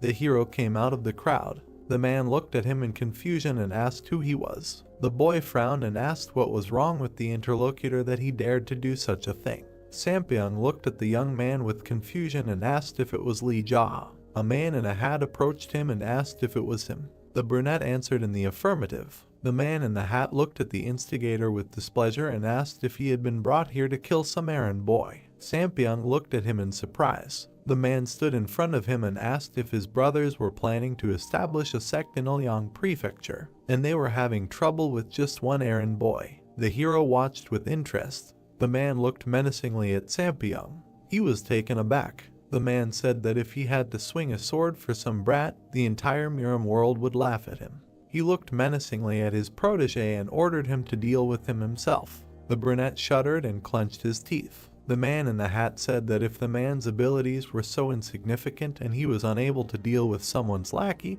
then reuniting with his brothers would be the best option for him. Cho Sampyeong sweated and tried to object. The hero came closer and confirmed the man's words that he should have at least a bit of common sense. The boy looked at the enemy and demanded to fight him instead of forcing others to do his job. The arsonist frowned and turned to the boy. Lee Jia suggested that the loser would be burned to death. The man in the hat chuckled and noted that the boy had an inflated ego. The rivals looked at him. He came closer and introduced himself as Noong Jae-sok of the Dark Storm Castle. The man said that he would witness the outcome of the battle. The rivals stood opposite each other. Cho Sampyeong frowned and squeezed the hilt of his sword. He was trying to understand how his brothers lost to this bastard. The hero looked at Jae-sok and noted that he was smart. It seemed like he was giving Sampyeong a chance to fight, but in reality he was trying to assess the boy's abilities. They stood near the burning house. The boy looked at the flames with displeasure. He turned to his opponent. His eyes flashed. He slowly moved forward. The rival shuddered and exclaimed what he was doing. The guy looked at him questioningly. The man started to sweat and demanded that he take out his sword. Lee Jia looked at him with disdain and said that he didn't need a sword to defeat someone like him. Sampyeong pursed his lips. He moved furiously towards the boy. The man swung his sword. The hero dodged. The guy swung his fist. Then he struck the opponent in the side. He coughed. He was thrown to the ground. The man groaned. The guy looked at him and demanded that he not overdo it, because he wasn't even fighting at full strength. The enemy gritted his teeth and turned around. He made a sharp lunge with his sword. The blade stopped next to the hero's face. His eyes flashed. The guy said that the opponent was careless. The brunette grabbed the enemy's hand. He couldn't move. Lee Jia looked at his opponent with disgust and said that his brothers were the same, but they were stronger. The man started to sweat. The boy's eyes flashed. He said that it would be best if neither brother returned to the village. The hero snatched his opponent's sword and quickly slashed. Blood spurted. The man turned pale and sank to the ground. There was a deep gash on his chest. The boy stood and watched as his defeated enemy fell to the side. His gaze was cold-blooded.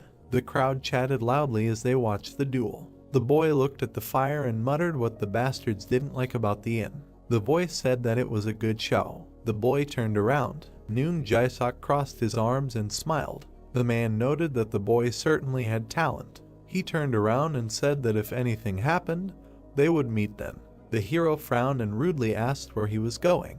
The man in the hat froze. He looked menacingly at the boy and asked how he dared stop him. The boy stood behind him and demanded that he stop playing with him. The brunette pulled out his sword and looked at his interlocutor with determination. The man froze in surprise. Lee Jia's eyes flashed and said that if he knew and saw the one who tried to kill him and burn the inn, he would not be kind and would not let him go home.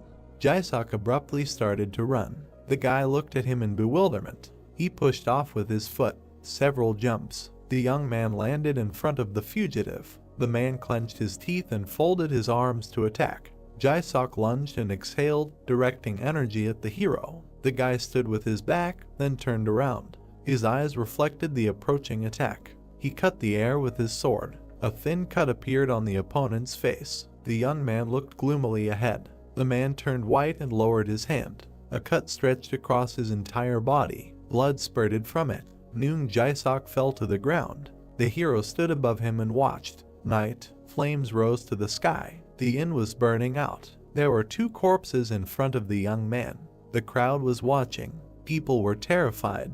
Cha Sung-ti stood among them. He narrowed his eyes and pursed his lips. The blonde thought that Cho Sampyeong had now departed for the other world. The man looked at the body of Noong Jae-sok. Sung-ti frowned and tried to understand who it was. Cho's servants cowered in fear. The hero looked at them and asked who gave the order to burn down someone else's house. They stared at the young man. The boy was approaching. The servants began to apologize and beg for mercy. The brunette frowned and demanded to know on what grounds they had burned the house. The blonde man raised his hand and stepped forward. He assumed that their action was dictated by the desire to get rid of the hellish stench emanating from the house. Cha Sung-ti frowned and said that, having smelled this smell for the first time, he also wanted to burn it down. The hero's face darkened. People discussed why the inn stank of shit. Maybe someone took a shit there. The boy gritted his teeth in irritation and considered finishing off the idiot. He turned around and addressed the blonde. The boy frowned and ordered him to gather all the bastards and rebuild the Zaha Hotel with their help. Sung-ti looked at the gentleman and asked why he would do that. The boy grinned ominously and suggested that he had been too kind lately, and apparently the other man thought he would sit idly by. The blonde man froze silently. He narrowed his eyes determinedly and said that since they were going to do this, they should put in even more effort. The man looked at the ruins of the hotel and suggested building an impressive 2-story building, since there was much more space now. The boy approached him and ordered him to build a wall along the edge, so there would definitely be enough space. He also demanded that a training hall be built and a place for training. The blonde looked at the young man with a puzzled expression and asked if he really wanted him to build a dojo instead of a hotel. Lee Jaha narrowed his eyes and ordered to build both in the same place. The man thoughtfully touched his chin and replied that he would keep that in mind. He frowned and said that they would call it the Zaha Hotel Dojo. They looked at the ashes. The hero asked to look for talented people during the construction. The interlocutor asked if he intended to found the sect he had spoken of earlier. The guy answered in the affirmative. The man turned to the young man and warned that the Black Cat Union would not stand aside. Lee Jaha grinned and replied that if they tried, he would take care of them. The hero added that the sect was just a formality. As usual, they would continue to do their business. The blonde looked at the new master and asked what he would call their sect. The boy crossed his arms behind his back and looked ahead confidently. He would call it the Full Moon Sect. The brunette looked away and thought that this was the first sect he had founded in the past, and so it would be created here. Sung-ti touched his chin and repeated the name. The man looked at the boy and asked if he should now call him the owner of the moon. The hero looked at him and replied that he could call him whatever he wanted. The blonde stared at his interlocutor silently. They looked at each other. The brothel manager said that he had been watching the boy for the past couple of days and realized that he was no longer the Jaha he knew.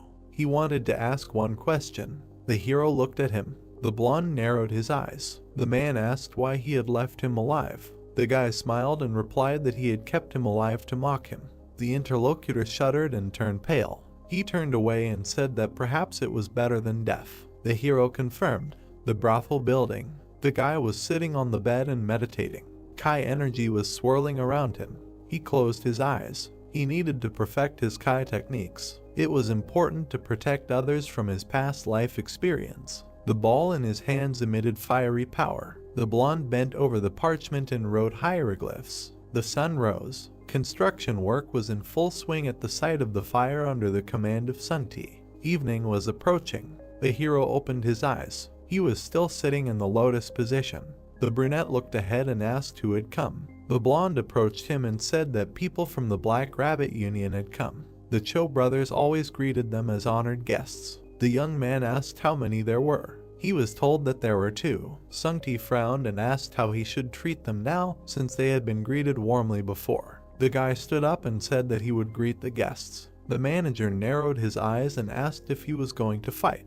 The hero passed him and said that they would most likely turn a blind eye to the murder of the Cho brothers and demand that he pay them a fee. In addition, they would offer to join the alliance and tell about themselves. The blonde ran up to the guy and asked what he would do if it turned out that they had not come for a greeting, since it would be extremely difficult to compete with the union now. Jaha walked confidently forward, while his subordinate ran after him. The young man said that it was difficult, perhaps for the blonde, but not for him. Sungti frowned and asked if they really had to accept death. They approached the door. The hero turned around and said that they would try to kill him first, but he would not die. The interlocutor looked at him in shock. The heroes entered the reception area. 2 men were sitting there. Cha Sungti bowed and wished them a pleasant time. The doors closed. Jaha sat down opposite the guests. The man with the beard introduced himself as Jianpeng from the Golden Peak branch. The second guest called himself Hango Wook. The guy looked at them indifferently. They were mentally outraged by his behavior. Jianpeng frowned and asked if it was true that the young man had killed the Cho brothers. The brunette looked at them calmly and answered in the affirmative. The men turned pale. The hero frowned and asked why they needed this information and if they were somehow connected to them. Although their last names were different, the guests exchanged glances. The young man read their thoughts on their faces. They were unhappy with who he imagined himself to be just because he had defeated the brothers. The men looked at him and narrowed their eyes, trying to understand if he was so confident in his skills. Jaha confidently sprawled in his chair and asked why they had fallen silent. The interlocutors tensed up. The guy exhaled and thought that they were perhaps so calm because they had come to collect money. Jianpeng thoughtfully touched his beard. The hero was sitting on the other side of the table. The man said that Cho had promised them to found a sect in this province, but the young man had killed him. The guy did not show any excitement. The guest looked at him darkly and continued that if they reported this to the Black Rabbit Union, everything would be complicated since he had disrupted their work. The brunette smiled. He made a gesture with his hand and asked if they wanted him to pay them bribes like the Cho brothers did. The men smiled and replied that the interlocutor was not so bad. The guy smiled and suggested a drink first. He called Mrs. Sun. The woman entered and bowed. Everyone turned to look at her. The hero asked why they had not yet received this lousy Duquan swill and some snacks. The worker frowned, trying to understand what he meant. She bowed again and replied that she would do everything. The guests again looked at the new owner. Go Wook narrowed his eyes and said that alcohol was good, but he hoped that they could agree on the terms before leaving. The young man smiled and suggested focusing on alcohol. The men jumped up. The fat man slammed his fist on the table and exclaimed that they had had enough. The brunette looked at him darkly. He frowned and asked if the other man wanted to try his hand in a fight with him. The guests turned pale and assumed that the boy had some kind of plan since he was so confident. The hero leaned back and said that he wanted to ask something. Jaha asked if they thought that the Black Rabbit Alliance could come here and rescue the 2 of them as if nothing had happened. He narrowed his eyes and advised them to think about it. After all, the young man would not have dealt with the Cho brothers if he was afraid of the alliance. The guests were sweating. They stood before the host. He noted that their skills were much higher than the brothers. The 3 were incompetent. Hango Wook and Jianpeng looked at him silently. The young man sat in a chair. He said that if they hadn't made a decision by the time Ms. Sun came, he would fight to the death with the 2 of them. Footsteps were heard. The brunette noticed that the woman seemed to have returned. He looked at them coolly. The footsteps were approaching. Ms. Sun looked at him questioningly. When she entered, the guests were smiling tensely. They said that they would definitely put in a good word for him with the Black Rabbit Alliance, so the hero had nothing to worry about. The guy grinned and said that he would take their word for it. Everyone laughed. The men said that they were happy that the Cho brothers were dead. Quick steps. The men flew out of the brothel. Sungti leaned against the doorway and asked if everything was okay that the hero let them go like that. The guy looked nearby and watched them go. He said that if he killed those 2 now, he would have to deal with the entire Black Rabbit Alliance. In the end, no matter who was in charge here, they would simply continue to obey whoever was in charge. The hero narrowed his eyes. He thought that the person to keep an eye on in this area was the 12th Master, the Great Slatterer. There was no need to attract his attention now. The young man turned to his subordinate and said that he would be busy training for a while, so management and all other responsibilities would remain entirely his. He could temporarily take the position of General of the Full Moon. The blonde looked at his master, puzzled, and asked again. The brunette turned and headed for the exit. He warned that if he quickly squandered all the money, he would immediately be fired from this position. Sungti narrowed his eyes and clarified whether he would simply be fired. The man looked after the hero. He replied that fired meant dead. The manager sweated and was indignant that they had not agreed on that. The brunette looked up and declared that this was his place and therefore his laws. He stopped abruptly. Jaha turned around and congratulated his subordinate on receiving the position of general because he was the first one to be honored with such an honor. The man grimaced in irritation. The hero walked on contentedly. The blonde sighed and muttered how hard his life was. The guy entered the diner. Kam Chuliang was sitting at the table. The blacksmith raised his head and asked if the young man had coped. He sat down opposite and nodded. The owner smiled and asked if the guest would like a signature dish. The brunette turned and ordered one. The interlocutors looked at each other. Chuliang admired that the hero was able to defeat two Cho brothers from the Black Rabbit Alliance, and then Noong Jae-sok with Sampyeong. The guy looked at him calmly. The man wondered if the Black Rabbit should not be chasing him after that.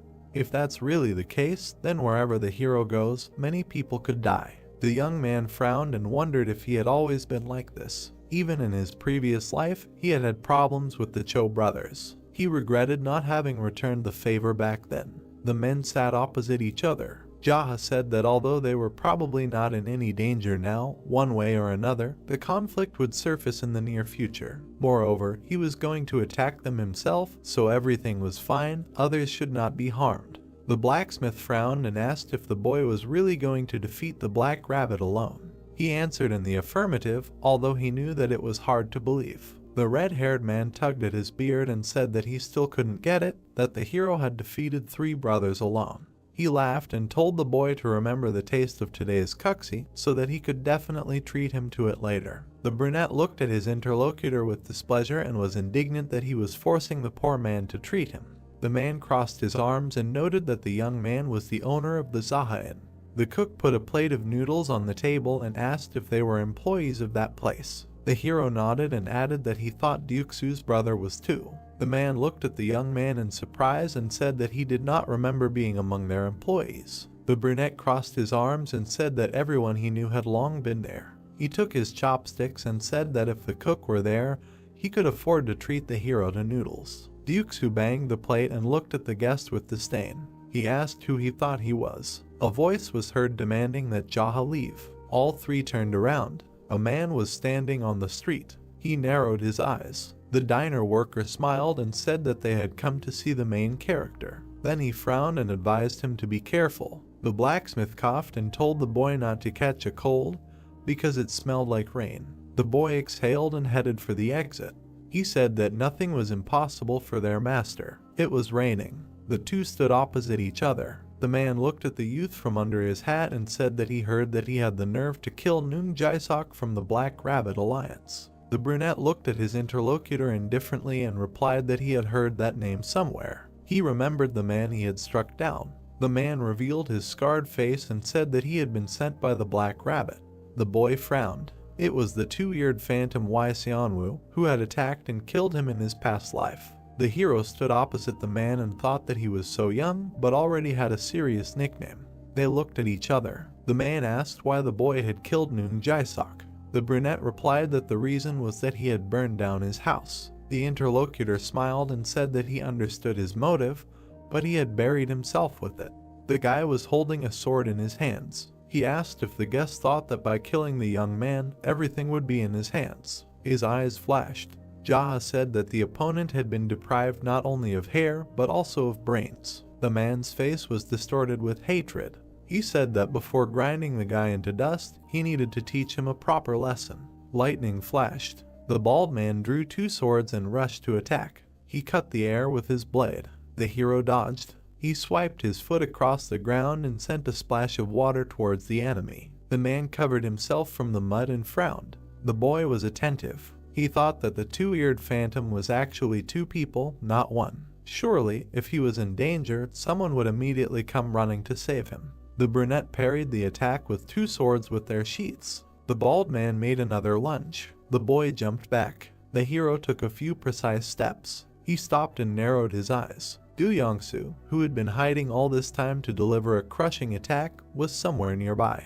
The boy would not let him hide any longer. Cha Sung-ti ran up to the boy. The hero asked him not to interfere and advised him to listen carefully. The blonde took off the bandage from his eye and threw it on the ground. Swing. Jaha dodged another attack. He frowned and warned his subordinate that there was another one hiding somewhere. The man shuddered and began to actively look around. There was a movement on the roof. A man with 2 swords and a scar on his face jumped down from there. He landed next to the bald man. The blonde frowned and noted that this was an unpleasant surprise. The hero smiled and thought that he had finally lured him out. Xianwu looked closely at his opponent and said that he had known from the very beginning that there were 2 of them. The young man grinned. The bald man turned to his partner and warned that Jaha was not as simple as he seemed. They rushed to attack at the same time. Everyone carefully watched the enemy's movements. The bald man was called out. The villains froze. Sung-ti swung his sword and declared that he would be his opponent.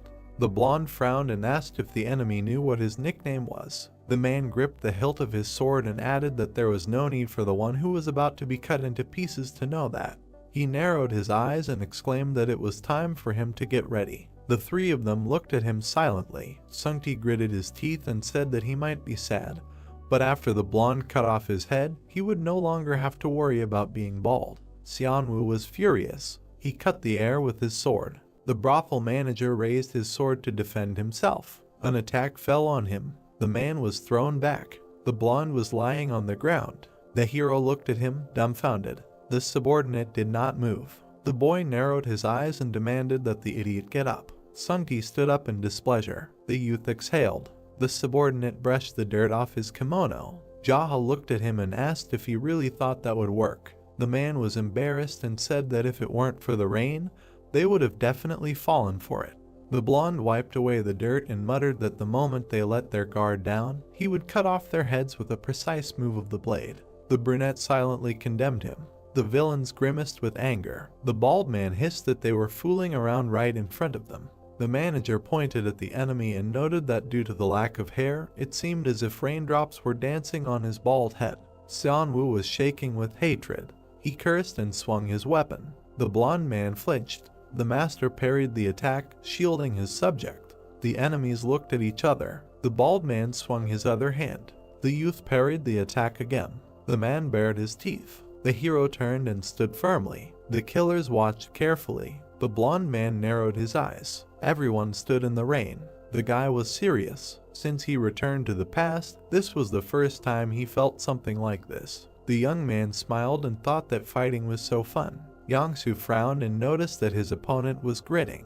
The hero touched the hilt and drew his sword. It was radiating energy. Jaha swung the blade. His eyes flashed. The sword was glowing. Everyone looked on in shock. The ward frowned and noticed a scarlet light enveloping the blade.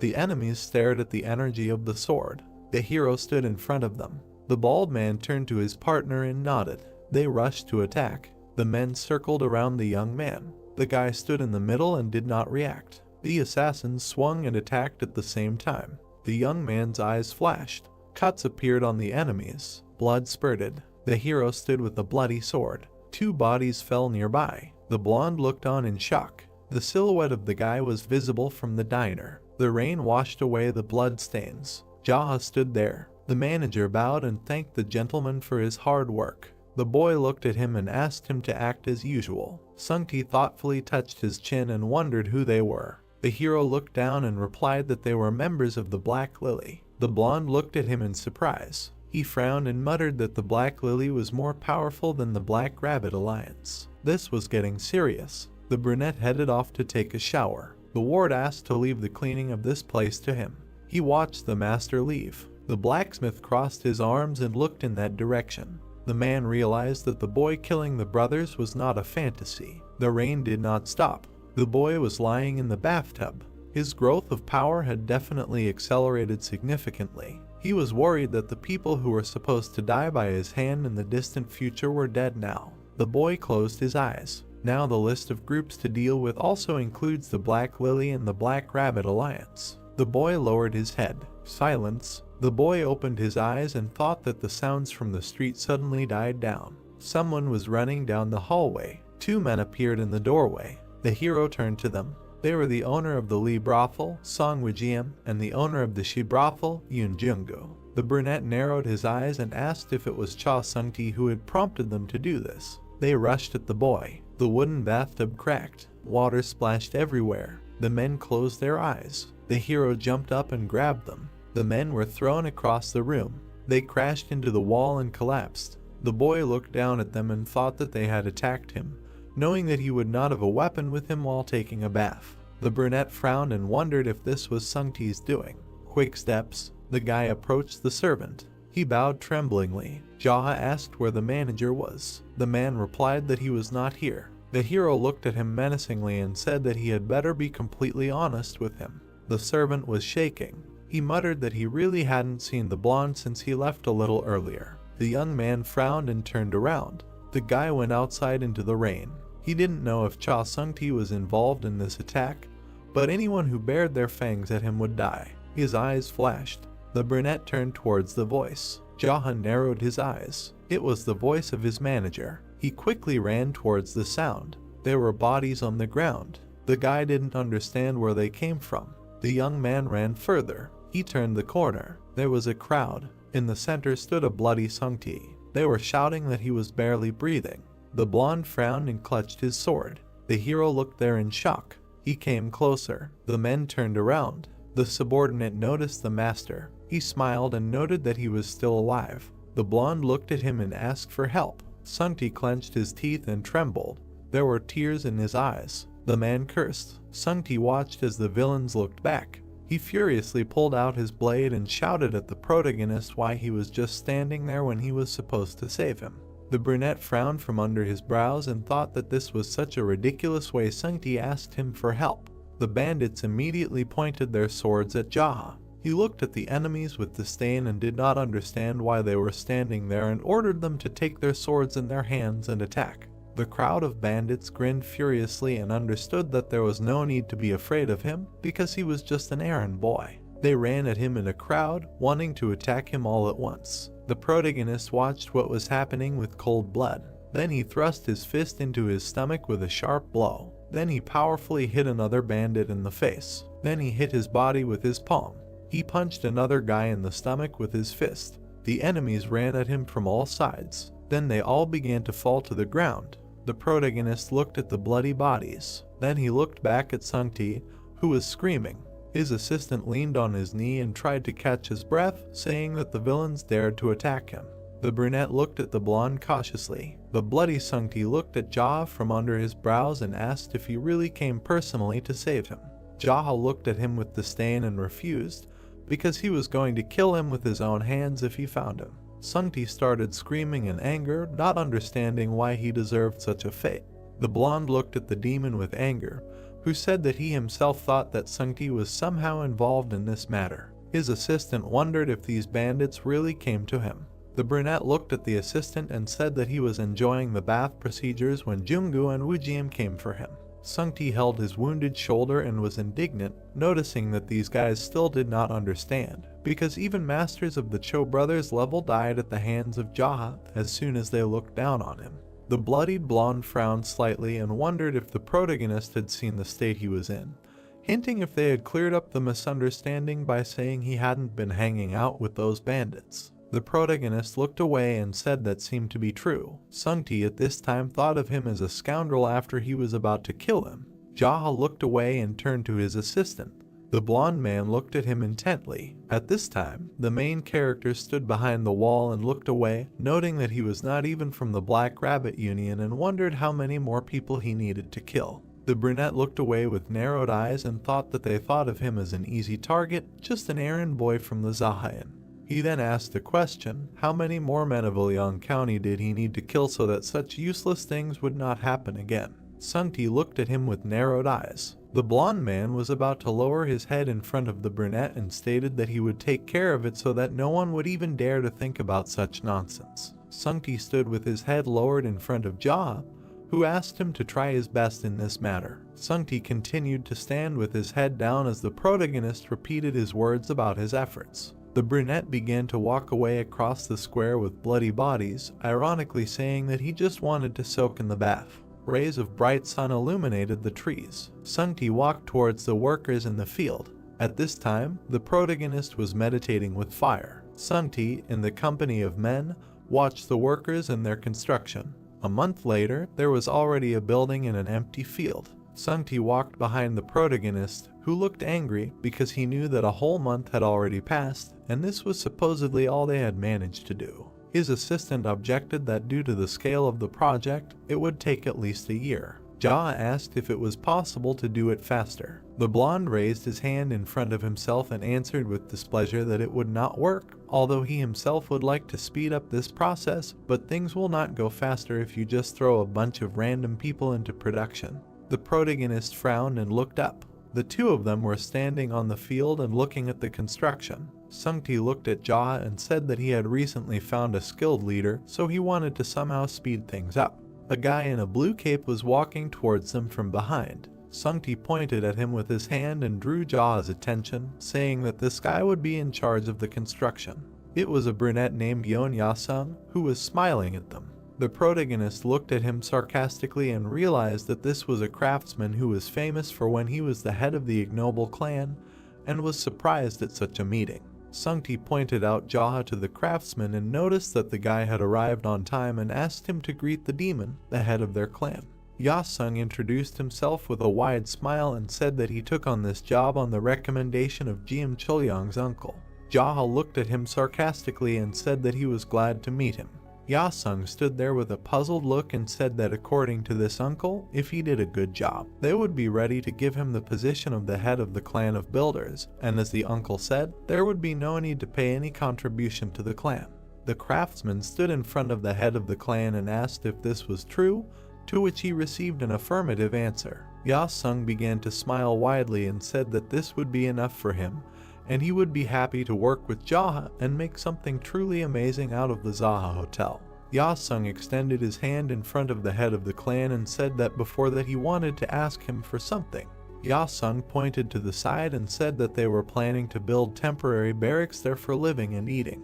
The protagonist looked at the smiling Ya-sung with a cold face, who assured them that it would be great if the leader treated them to delicious food sometimes. The protagonist closed his eyes and turned to Sungti. The blonde man looked at him intently. The protagonist looked to the side with a smile and told Sungti to send people from me, Lee and she here every night to cook delicious food and treat the local workers to it. The blonde man smiled wickedly in response and said that it would be done. The craftsman was about to bow his head to the clan leader when the latter said that if he liked the building, he would make him the leader of the clan of builders. The protagonist walked away from the guys. He walked along an empty street and noticed the big guy. He started walking towards Chuliang, who asked if he had met the craftsman. The bearded man crossed his arms and said that this craftsman was very talented, since he was so diligent that he could go out day and night to find work. The protagonist exclaimed slightly at this news. The clan leader looked at Chuliang and realized that he could not even imagine that he was somehow related to this GM, and was surprised that Ya-sung belonged to this clan since it was very profitable. Chuliang put his hands on his hips and smiled that he wanted to give a gift to Jaha as a souvenir. He extended his hand in front of the puzzled Jaha and added that if he had the weapon he wanted, then let him tell him. The protagonist looked tiredly through his bangs and asked if Chuliang had ever made anything that could be called a famous sword or a precious sword. Chuliang crossed his arms and answered with a dissatisfied refusal. He looked at the protagonist and said that he would not be able to get money from them, and if rumors spread, then such treasures would definitely come to steal and it would be good if they did not kill him. The bearded man looked away and said that even if he was lucky enough to sell it, others would start threatening him to make them the same. The protagonist looked closely at the smiling blacksmith and assured him that he knew how to persuade, to which the bearded man replied that it was true. The protagonist touched his chin and was slightly puzzled. He stretched out his hand and imagined various blades that in this case let the weapon not be sharp, and the weight was also not important, but it would be enough that it would not break or bend, so he wanted an indestructible weapon. The blacksmith touched his beard and began to talk about how if he focused only on strength, be it a cane, a club, or a spear, then there would be a variety of shapes. The blacksmith frowned intently and asked if it mattered what shape the weapon would be. The brunette looked through his bangs and answered in the affirmative. Chuliang put his hands on his hips and smiled, wanting to take into account that he would one day give this weapon to him and Jaha was going to wait for him. Then the clan leader began to walk further. He walked along the street where people were walking. Suddenly, along the way, he met two people. Two warriors were staring at him. The main character stared intently at what was happening and tried to understand what was happening. The brown-haired man tilted his head and asked Jaha if he was the owner of the Izaha Inns. The brunette looked at the guy with narrowed eyes. The protagonist broke through the guys and said that he was just an errand boy. The brown-haired man looked back and started shouting for the clan leader to stop. The protagonist looked back at him. The brown-haired man sighed heavily. He pressed his hand to his chest and lowered his head and said that he was an envoy from the Black Rabbit Union Hayek Ryon Hong, and he came here to convey words from his superior. The protagonist peered through his bangs and asked again about the Black Rabbit Union. The brown-haired man looked ahead and said that the master of the Golden Phoenix Pavilion wanted to see him. Ryon Hong grinned maliciously and said that he sent an invitation, not assassins, and therefore he had better not refuse. Jaha stood proudly in front of Ryon Hong, who replied that if he returned empty-handed, he would not do without assassins. The brunette peered through his bangs and understood about Mr. Izaha. Ryon Hong stood opposite the clan head. Jaha slightly bowed his head and wondered if he was obliged to come if this master of the Golden Phoenix Pavilion called him. Ryon Hong grinned maliciously and said that if he did not accept the invitation, he could just run away. The brown-haired man stretched out his hand and said that then he would save his life and there would be no killing of innocent people in the Ilian district, and it would be good for everyone.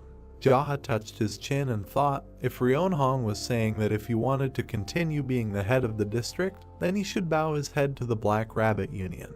The brunette looked forward and asked if even if he did not do this, he would have to leave Ilian. The brown-haired man looked at him maliciously and answered in agreement. The main character looked forward with a smile and said that running away would not be manly, so he would meet him. Ryon Hong stood opposite and asked whether he should give him time until the evening or follow them right now. The protagonist stretched out his hands, sarcastically stating that he was going to meet a wealthy man from the Black Rabbit Union after all and could not come empty-handed, especially in such simple clothes. Jaha stood in front of Ryon Hong and said that if he told him where to go, he would get there himself. The brown-haired man smiled mockingly and said that it was a mountain hut in the hunting grounds of Mount Dinghu. The brunette touched his chin and realized that it was quite close. Jaha began to walk away from them. Ryon Hong with a malicious grin said that if Jaha wanted to run away, he had better run as fast as he could as far as he could. The protagonist walked without looking back and repeated his words that he would definitely not run away. Clouds floated over the Chinese province. Sungti looked anxiously at Jaha, who was adjusting his sleeve, realizing that he would have a meeting with the master of the Golden Phoenix Pavilion.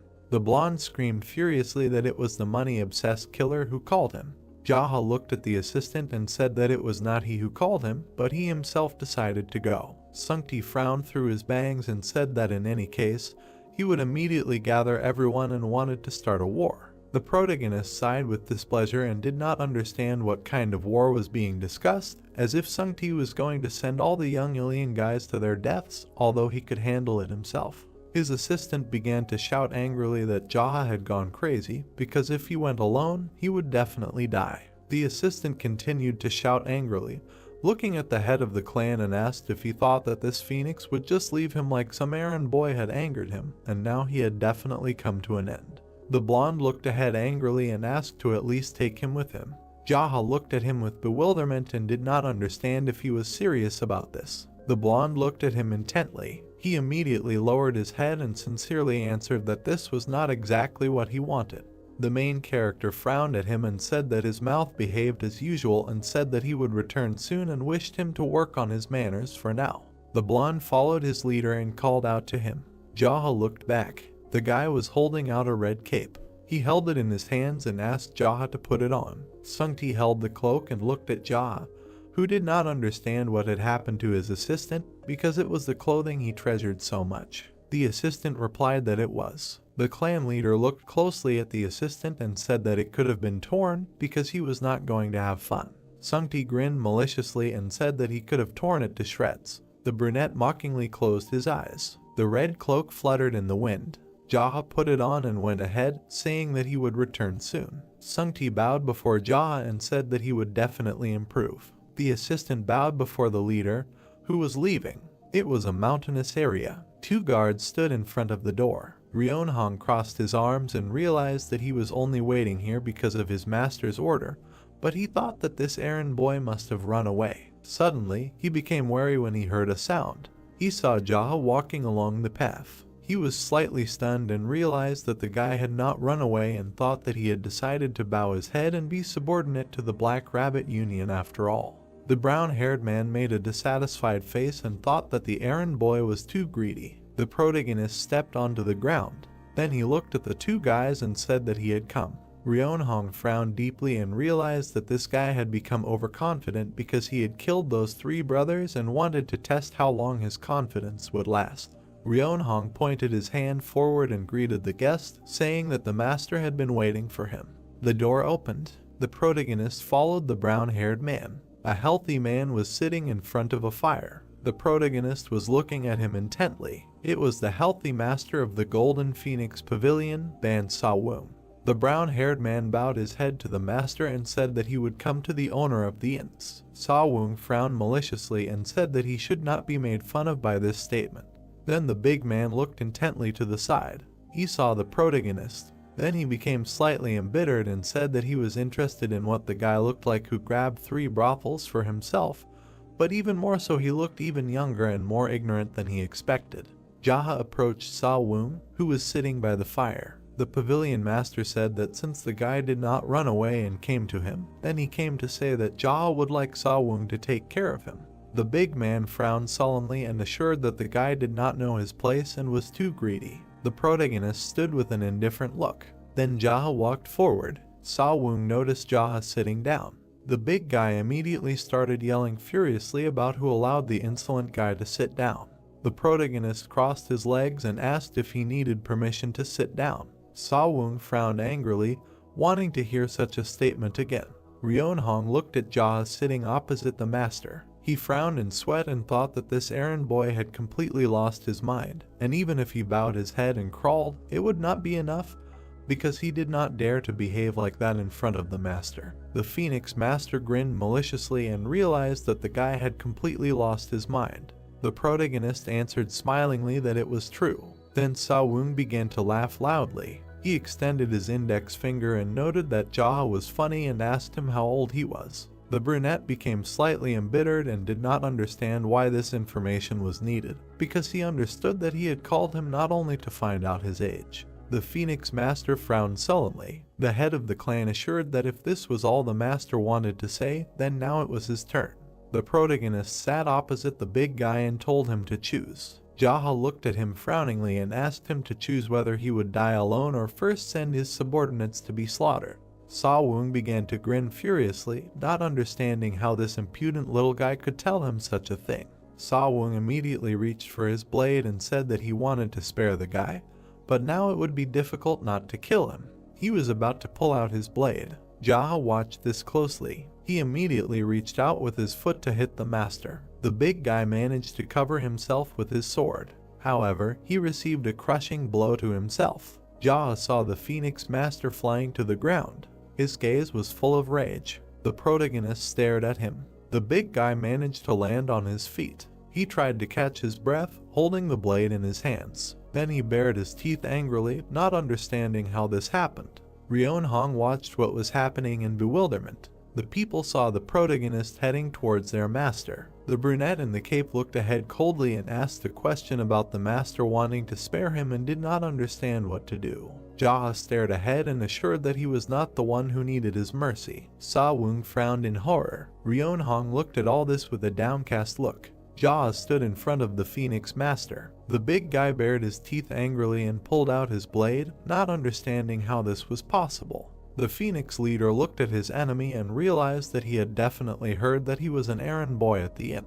Jaha smirked slightly and noticed that Sa-woong was ranting as if he could kill him at any moment and did not understand why he was standing there now. The big guy was clenching his blade furiously. Then, he bared his teeth bloodthirstily and wanted to attack first. He pulled out his blade and ran forward. He swung his blade, but Jaha managed to turn back. The Phoenix leader bared his teeth furiously. He slashed his blade repeatedly, but Jaha managed to dodge. The protagonist coolly dodged the blows, thinking that he should try to fight him since he was a master from the Black Rabbit Union, but as expected, he was only a third-rate opponent. Then, the protagonist swung his hand. He dealt a crushing blow to the big guy's body. The Phoenix master wheezed, spitting out blood. He flew back slightly from such a blow. The protagonist's foot left the ground. The main character flew with his blade towards the head of the Phoenix. Sawung frowned furiously, realizing that a sword was coming at him. The red color of the blade cut through the air. The main character struck with the blade, cutting off the enemy's head. The main character looked through his bangs with cold blood. He saw how blood splashed through the air. All the warriors drooped and were stunned by the death of their leader. Ryeonhong was stunned and drooped. Jaha lowered his bloody blade to the ground. The brunette looked back at the warriors and asked them if they saw what would happen if they touched the errand boy from Ilion.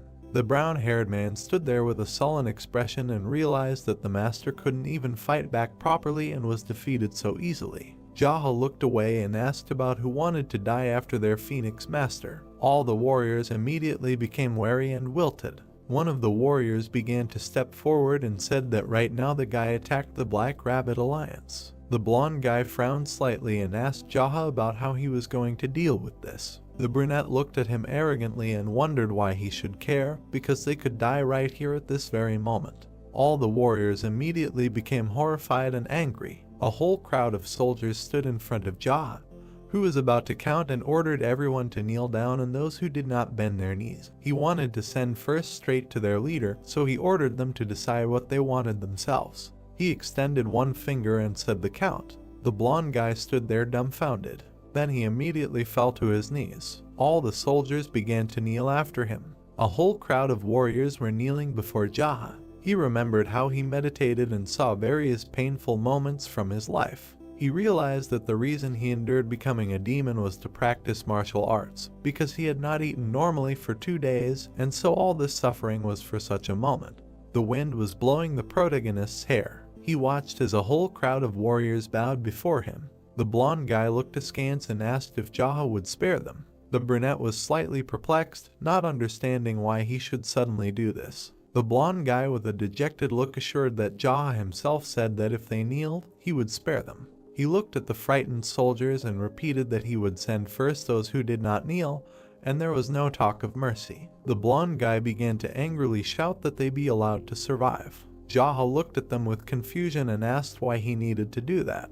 The blonde guy was holding his knees and said that if the brunette was going to kill them all, then did they have a choice but to fight to the death. The protagonist looked down and understood that the guy was trying to negotiate, so he said that they should introduce themselves first and then offer a deal. The blonde guy looked at the brunette and introduced himself as Simabai, like a secret inspector. The protagonist looked at the guy, saying his name. He looked at him with disdain and realized that he did not remember this guy, thinking about whether he could have died along with Sawung when the Black Rabbit Alliance dealt with his bad deeds. Sima carefully looked at Jaha and was going to honestly say that if his skills were similar to the master, then together they could win and turn the tide of the game. The protagonist looked at the guy with trepidation and wanted to hear his addition. The inspector looked through his bangs and said that he thought the boy hadn't demonstrated all of his skills, and Sima was holding back some hot-tempered guys. The main character looked at him sarcastically and was impressed because the errand boy was hiding his martial arts skills and learning techniques. He looked at the whole crowd of bowed warriors. Then he approached the inspector and said that he was accepted, and if he was quick-witted, then let him try to survive because it would be natural. He immediately clenched his fist enthusiastically. Then he suddenly froze, trying to understand what concerned the others. The main character narrowed his eyes and said that he needed to get rid of everyone who knew, because suddenly one of them would inform the Black Rabbit Union. And if a full-scale war with the union of this black clan began now, it would be harder for him to move towards his goal. Jaha pulled out his blade and told the others to attack him, and he didn't mind, even if it was all of them. All the warriors immediately drooped in the sweat of their brows. One of them was convulsively about to pull out his blade. The inspector immediately threw his hand to the side, telling them to stop, asking a question. Wouldn't all this be resolved if they simply did not report to the union under any circumstances? The brunette looked at Sima arrogantly and said why would he believe that? The fair-haired guy angrily shouted that he personally could be trusted. The brunette looked at the worried crowd and said that he could not do that. He looked down on the guy and said, be it his facial features or his eloquence, but no matter how you judge, the fair-haired Sima seemed to him to be the one who was responsible for everything after the master. The inspector looked up with disdain and said that Jaha was right. The protagonist looked at the inspector with disdain and said that his boss, the master of the Golden Phoenix Pavilion, was dead, and if he came to the authorities with such news without a single scratch, then he would hardly be left alive. The blonde guy was angry with sweat. He stretched out his hand and said that these bastards, too, like the master of the Golden Phoenix Pavilion, died, and no one even rushed to his aid, and everyone just watched his death. All the warriors in black cloaks were horrified. The protagonist added that perhaps they would be able to survive, but the brand of a half-traitor would not go away, and then it would be obvious what kind of life awaits them in the Union of the Black Rabbit. The inspector immediately lowered his gaze. He held the blade in front of his face and wanted to begin. Suddenly, the inspector cried out, looking at Jaha, and said that he had come up with a plan and asked to listen to his words and then make a decision. The protagonist crossed his arms with a smile and realized that the guys were as smart as if they had been reborn as Zhuge Liang or Sima to come up with this method. The inspector enthusiastically stated that all they had to do was go and steal the money from the hut and basically commit an open crime together. The protagonist stood in front of a crowd of warriors. The blonde guy spread his arms and said that in fact, this hut was full of money that the master had embezzled. And if the higher-ups found out about this, everyone in the Golden Phoenix Pavilion would have to die because they kept their mouths shut and cooperated. The protagonist stared at the inspector, who stated that this money was obtained from Ilian County. Since they themselves openly carried the stolen money, they would inevitably become accomplices. Jaha looked at the guy sitting and noted that he said so because they were accomplices. He would not report to the Black Rabbit Union, so he asked not to kill them. The inspector added that he did not know what would happen, but it was better than dying right now in this place. The protagonist was in thought, his head down, and realized that in theory this only concerned him now, and it did not matter if a little later the Black Rabbit Union still found out about it. All the warriors bowed their heads before him when he accepted such an offer. Jaha looked at the guy with a smile and said that he was assigning all this work to him. Sima looked with bewilderment, hearing about the soldier. The protagonist held a sword behind his back, looking at the blonde guy, mentioning that he himself said about his last name Sima. The guy agreed with this statement and Jaha noted that he was a soldier. The brunette extended his index finger and stated that since ancient times, people with the surname Sima and Zhuge were the best when it came to recruiting soldiers into a strong organization. The warriors continued to look at the brunette as the inspector wondered why, although Jaha himself did not know. It was a surrounded camp in the mountainous area. The carriage was parked near a provincial house. The protagonist looked away and noticed that the theft had been successful. Sima stood next to Jaha at the window and said that now that they had moved the stolen money together, there was no reason to return. The brunette looked away and said that there was no point in causing trouble while they were in Ilian, and he did not intend to spare anyone who bothered him like that. The inspector was slightly surprised and said that he would settle things and keep an eye on everything. The main character looked at his new assistant and told him to gather all the useless bastards who usually do nothing and to come up with activities for them. The inspector frowned and asked if Jaha's organization had a name. The hero looked through his bangs and said that it was the incomparable Ignoble Clan. The blonde guy was slightly taken aback by such a name. The two of them were standing by the open window when the inspector said that he had never heard of such a thing. Jaha looked at him intently and asked again if he had never heard of it. The guy, looking dumbfounded, quickly leaned over and apologized for not understanding such things. The brunette looked away and said that everything was fine because he had created it in a hurry some time ago. Jaha looked at the new assistant, who noted that it was in a hurry, and the head of the clan said that the point was to create something, and it did not matter what exactly it turned out to be. His assistant looked ahead and said that it bothered him that Jaha was so careless to call themselves a peerless clan when they didn't even know what people could talk about. Jaha looked at the sweaty boy and said that it was okay because being peerless meant having a miserable life. Sungti's cry was heard, trying to find out what was being dragged outside. Sungti burst into the room and asked where they got all this, as if they were learning to steal. The brunette looked at him and said that it was the money stolen by the master of the Golden Phoenix Pavilion, as well as the funds for building their guest house. Sungti was slightly angry at this news. Sungti looked at Jaha with an angry look and asked him if he had brought money from the Black Rabbit Union here and for what. The protagonist looked away and said that he wanted it that way because it was the will of the errand boy and the will of the clan leader along with the will of the thief. Sungti continued to frown from under his bangs. He immediately said angrily that he, of course, understood the wish of the errand boy as well as the clan leader, but wondered what they should do if this became the reason for the Black Rabbit Alliance to attack their district. Sungti started waving his arms wildly, noting that Jaha himself knew that the Black Rabbit Alliance were people who stole money, not people who could be stolen from, and they were the very same scoundrels who would capture and beat up thieves and then take everything away. The main character looked at the angry assistant coldly and said that he had been doing well with everyone, so everything should be fine. Sungti grabbed his head and sighed heavily, thinking that he would go crazy like that. The main character stared ahead and told Sungti not to worry, because if someone from the Black Rabbit Alliance came, they would just beat the clan leader's face. The blonde man stood there with a dejected look and ironically noted that it sounded great. The dejected assistant looked at his leader, who suggested that it was possible to torture and torment the leader of the union, or depending on the situation, it would be good in principle if the leader of the union became a subordinate. The assistant replied that torture and subordination also sounded great when he heard that in general it would be possible to kill them. Sungti began to laugh loudly when he heard about killing the villain, noting that his leader had such a great plan, and he was worried about it in vain.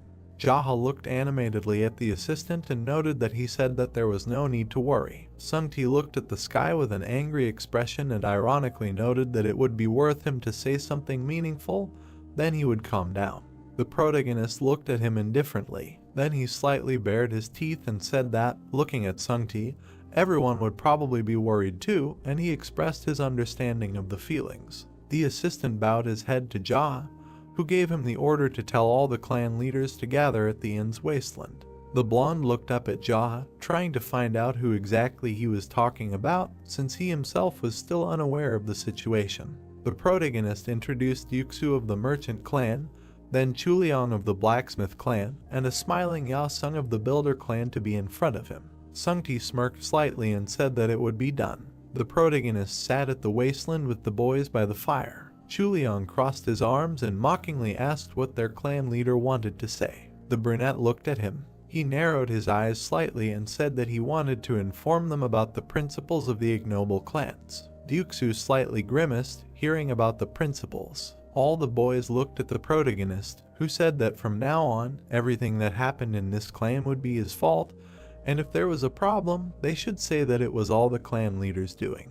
The four boys sat opposite him and were surprised. Jaha extended his hand and said that if anyone came and asked them where the clan leader was, they did not have to remain loyal and silent, but simply reported where he was, and if anyone interrogated them, they should say that only the clan leader knew about it. He raised his index finger and said that this was the first principle of action in their clan. The four boys listened to him attentively. The blacksmith crossed his arms and said that saying that the clan leader was to blame for everything could hardly be called a principle of action. Jaha leaned forward, looking up from under his brows, and said that if he were to explain further, he had no talent for making noodles, so he decided to focus on influence. Chuliang frowned sharply, asking if that was real. The boys sat across from the protagonist and began to discuss that Jaha finally admitted that he was bad at making noodles. The protagonist looked forward with a tired expression. He immediately lowered his head and wanted to change the topic, adding that anyway, Uncle Jiam, who ran the forge, or Hyam, who ran the inn, had no desire to become influential. Chuliang and Yuxu agreed, saying that they were lost among them. The brunette looked forward and assured that the two of them probably thought the same thing. Smiling, Yasung replied that it was true. Sungti extended his hand and said no. All the boys looked at the blonde with bewilderment. Jaha crossed his legs and said that most of their clan thought the same way, but he was different. The protagonist glared and said that he wanted to reduce the number of deaths of those who were unable to defend themselves by using the ignoble clan. Chuliang looked forward along with a dejected Dukesu. Sunti looked forward along with a smiling Yasen.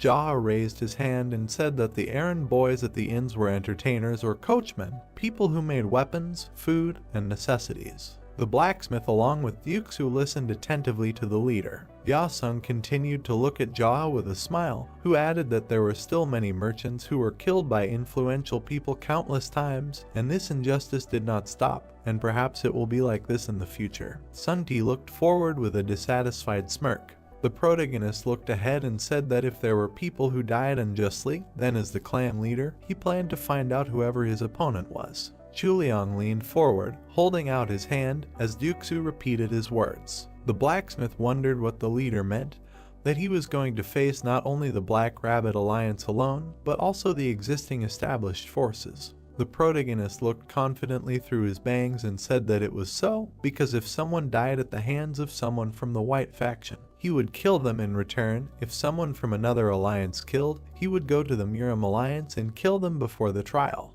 All the guys were sitting around the fire when the brunette said that he was the leader of the ignoble clan. All the guys listened to Ja's statement in surprise. The protagonist recalled the various factions of the buildings when he was a mad demon and represented the various factions such as the demon cult, the Muram Alliance, the Black faction, and the White faction. Every time they clashed with each other, countless people would die as if a war had broken out. A pile of bloody corpses lay on the field. He recalled standing in the empty space and casting a shadow, as he had no sympathy for those crazy primates who mastered martial arts only to die fighting each other. However, he could not accept the fact that the errand boy who carried alcohol and snacks without thinking about anything was beaten to death for no reason. He recalled his bloody sword, and as a result, he killed those crazy monkeys and easily earned the nickname Mad Demon. The corpses were piled on top of each other, and he said that he was being frivolously pointed at and criticized. His hair was blowing in the wind. Back then, no matter what he did, he was called crazy, and there were even cases where he took on crimes that he did not commit. He thought about how, in truth, there were many cases where he did not explain anything, simply because he was bored. He remembered how he looked arrogantly through his hair, and he realized that on top of all this, given his temperament, he became a martial artist in no time. His black demon form stood above the black moon. He thought about what it was like to run away from the Muram Alliance during training to kill the leader of the demon cult, although now everything was different, and no matter who he fought, he was the first to find a reason to fight. Jia stared ahead and understood that therefore he would become a protector of the weak. Sungti extended his hand, trying to ask a question. The blonde held his hand in front of him and said that he was unable to understand something, because all these principles of action did not make sense only if he had incredibly strong abilities. The protagonist looked at his assistant, who resigned himself to the fact that it was the Black Rabbit clan, and asked how he was going to cope with a huge number of clans and masters in the future. The brunette looked at Sungti with bewilderment. He slightly narrowed his eyes and said that if he became the best in the whole world in the future, then that would be the solution. The four guys listened to him attentively, hearing about the best in the whole world. They were all sitting around a fire in the wasteland. Sungti crossed his arms and sighed in displeasure, realizing that their leader was talking nonsense again, and he could not remain calm. Charles crossed his arms and said that he would support their leader, because as a man, he should have more leadership ambitions. Yasun continued to smile and said that he would also support Jia and become the assistant of the ignoble clan and the leader at the same time. Dukesu slightly furrowed his brows and tried to find out if it was possible. The blacksmith looked at the blonde man in confusion, who began to say that there were countless clans and masters, as well as geniuses with outstanding martial arts skills. He noted that it was said that most of them began practicing martial arts before they could even walk. The protagonist looked up from under his brows and said that they were like that. Dukesu tilted his head and assured that it was also quite difficult for them to become peerless, because it was said that a peerless one came from the sky once in a generation. The protagonist looked at Dukesu with displeasure, assuring him that it was someone from the sky. The protagonist suddenly froze, realizing that it was him. All four boys stared at him. Jia sat in the distance opposite Chuliang and said that it really didn't matter whether he became peerless or not. What mattered was how much effort he put in for it. Gyuksu and the blacksmith listened to how the errand boy and Izaha had chosen to be the best in the world, and everyone here should seriously think about what they would live for in the future. Yasung smiled, sitting next to the dejected Sungti. Everyone was sitting together by the night fire. The protagonist walked along an empty street. He walked along the sidewalk, thinking that the difference between the crazy demon in his past life and his current life was that in his past life, he didn't have a plan, but now he does. Jaha walked forward in his thoughts and realized that only if he took good care of his clan, he would be able to fight other alliances in the future, and if he was a representative of the weak, there would be no reason to curse like before. Jaha walked under the rays of the night light, and understood that it was necessary to have a reason to be able to fight the Black faction for justice and other villains from the other alliance, because they could be beaten to death or left as minions. The protagonist's hair covered his face, and he realized that this was the power of reason. He walked forward, looking at the shadow, and tried to realize that when someone imposes a different opinion on the world from the majority of people, then if he succeeds, he becomes a revolutionary, and if he fails, he simply becomes a crazy scoundrel. He peered intently from under his bangs. The bright moon illuminated the silhouette of the protagonist, who realized that unlike his past life, he would become a successful crazy villain.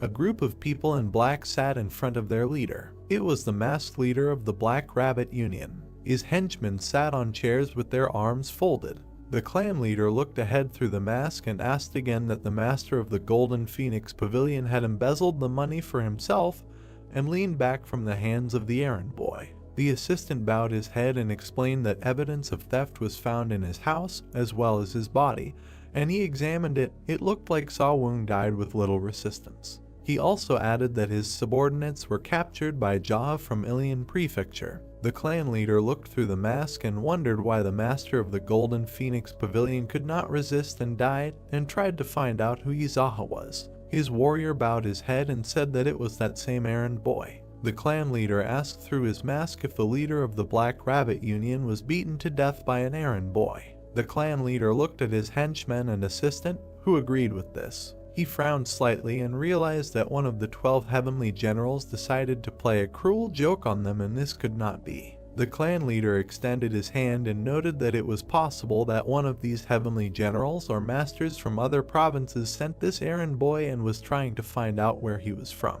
Her assistant sweatingly stated that this was not the case because the guy originally lived here. The brunette in the mask was slightly perplexed. His servant stood in front of the leader and wanted to leave this matter to him and accept this assignment because he would definitely figure everything out. The masked clan leader listened to his servant finish off the guy and return all the money that the deceased Golden Phoenix master had stolen. The clan leader glanced to the side. He was looking at the brunette with long hair. He then addressed him as Master So, who stood up. The master stood far away from the leader, who remarked that he had heard that he had been training extremely hard recently. The guy replied that he had been training just like before. The masked brunette put his head on his hand and said that he knew that his skills were better than the Golden Phoenix Pavilion master, and asked him how long it would take him to defeat the guy. The brunette held onto his sword, being the Golden Dragon Pavilion master So Gunpyeong. Dunpyeong stood there with a puzzled expression and understood that although they were in the same position, his strength was not that great and he would be able to defeat him in the time it took to drink a cup of tea, but there was no need to say it like it was. The swordsman bowed his head and stated that he was not sure about it since he had never fought the master of the Golden Phoenix Pavilion before, but he would find a way to defeat him. The clan leader frowned slightly and said that in that case, he wanted to hand over the matter to him and test his skills at the same time. Gunpyeong was suddenly stunned, realizing that the clan leader wanted him to fight the enemy that killed Sawung so easily and simply, and was trying to find out his intentions. The brunette with the sword immediately bowed his head and accepted this order. The clan leader stared at the master and stated that there was no need to bring subordinates and make a fuss in order to eliminate this guy, so he ordered him to take care of it alone. Gunpyeong glared, realizing that they were simply trying to send him away alone. The masked leader looked arrogantly into the swordsman's eyes and told him that if he failed, he should kill himself right away. The boy realized that they were simply trying to send him to his death. The swordsman stood, bowing before the leader, and said that he would die anyway if he failed, so he would do everything. Gunpyeong bared his teeth angrily, realizing that they were simply trying to throw him away when he was no longer useful. The protagonist entered the house at this time. Ryuksu placed a bowl of noodles on the table. He held the bowl with a smile and stated that it had been a long time since he had last come here. Jaha sat at the table and looked at Ryuksu, saying that instead of rice soup, he wanted spicy noodles today. The protagonist sat at an empty table opposite Gunpyeong. He started eating the noodles with great appetite. The protagonist looked at the swordsman with confusion and did not understand who it was, because it was the first time he saw him in this area and he seemed strong to him. Then he saw his Japanese sword. The protagonist touched his chin and thought that the one who owned this sword was a 300-year-old man from the Black faction, and he received this nickname for his constantly continuing life, because in the future he will be a big figure in this Black faction, and did not understand why he suddenly ate noodles in a restaurant. Gunpyeong looked back at the smiling Ryuksu, who thought that he wanted to order something else. The swordsman looked from under his brows and said that he heard that a guy named Izaha lived in this area and he asked where he could have met him. Ryuksu mockingly smiled, asking about the guy. The swordsman looked at the cook, who said that he was not aware of it since he had not been seen at all lately. Gunpyeong asked what had happened. The blonde continued to smile mockingly and said that this guy often got into all sorts of troubles. Maybe he had already fled somewhere far away and wondered why he was looking for a meeting with him, suggesting to ask others about him. The protagonist leaned back and realized that this was a very dignified moment for the head of the merchant clan. Gunpyeong frowned slightly, then lowered his gaze mockingly. Ryuksu looked at the swordsman, who said that he had heard that Ilian Prefecture was full of crazy people. From what he could see, it was truly a well-deserved glory when Ryuksu was about to approach him with sweat on his brow. The swordsman furiously frowned and shouted that Ryuksu dared to lie to his face when the guy was sitting in front of him. The protagonist looked at him coldly. Ryuksu furrowed his brows and frowned. The swordsman looked at the protagonist and asked him if he knew who was sitting in front of him.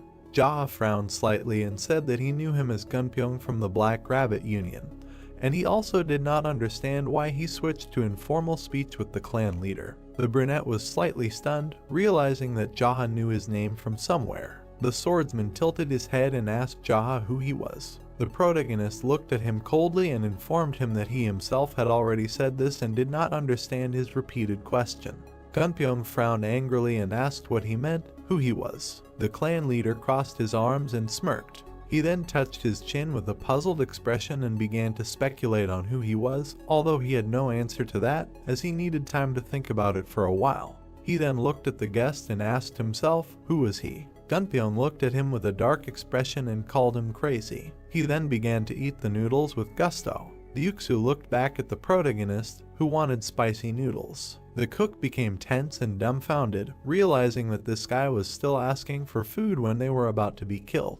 The protagonist was very angry and slammed his fist on the table when he heard that the noodles were finished and did not understand why Ryuksu said this after taking his order. Gunpyeong drank the broth with a furious appetite and remarked that the area was funny. He then placed an empty plate on the table. He began to wipe his mouth and asked the owner to pay him. Ryuksu was smiling with all his might and did not understand what kind of payment he was talking about, since it was enough for him that his noodles were simply well eaten.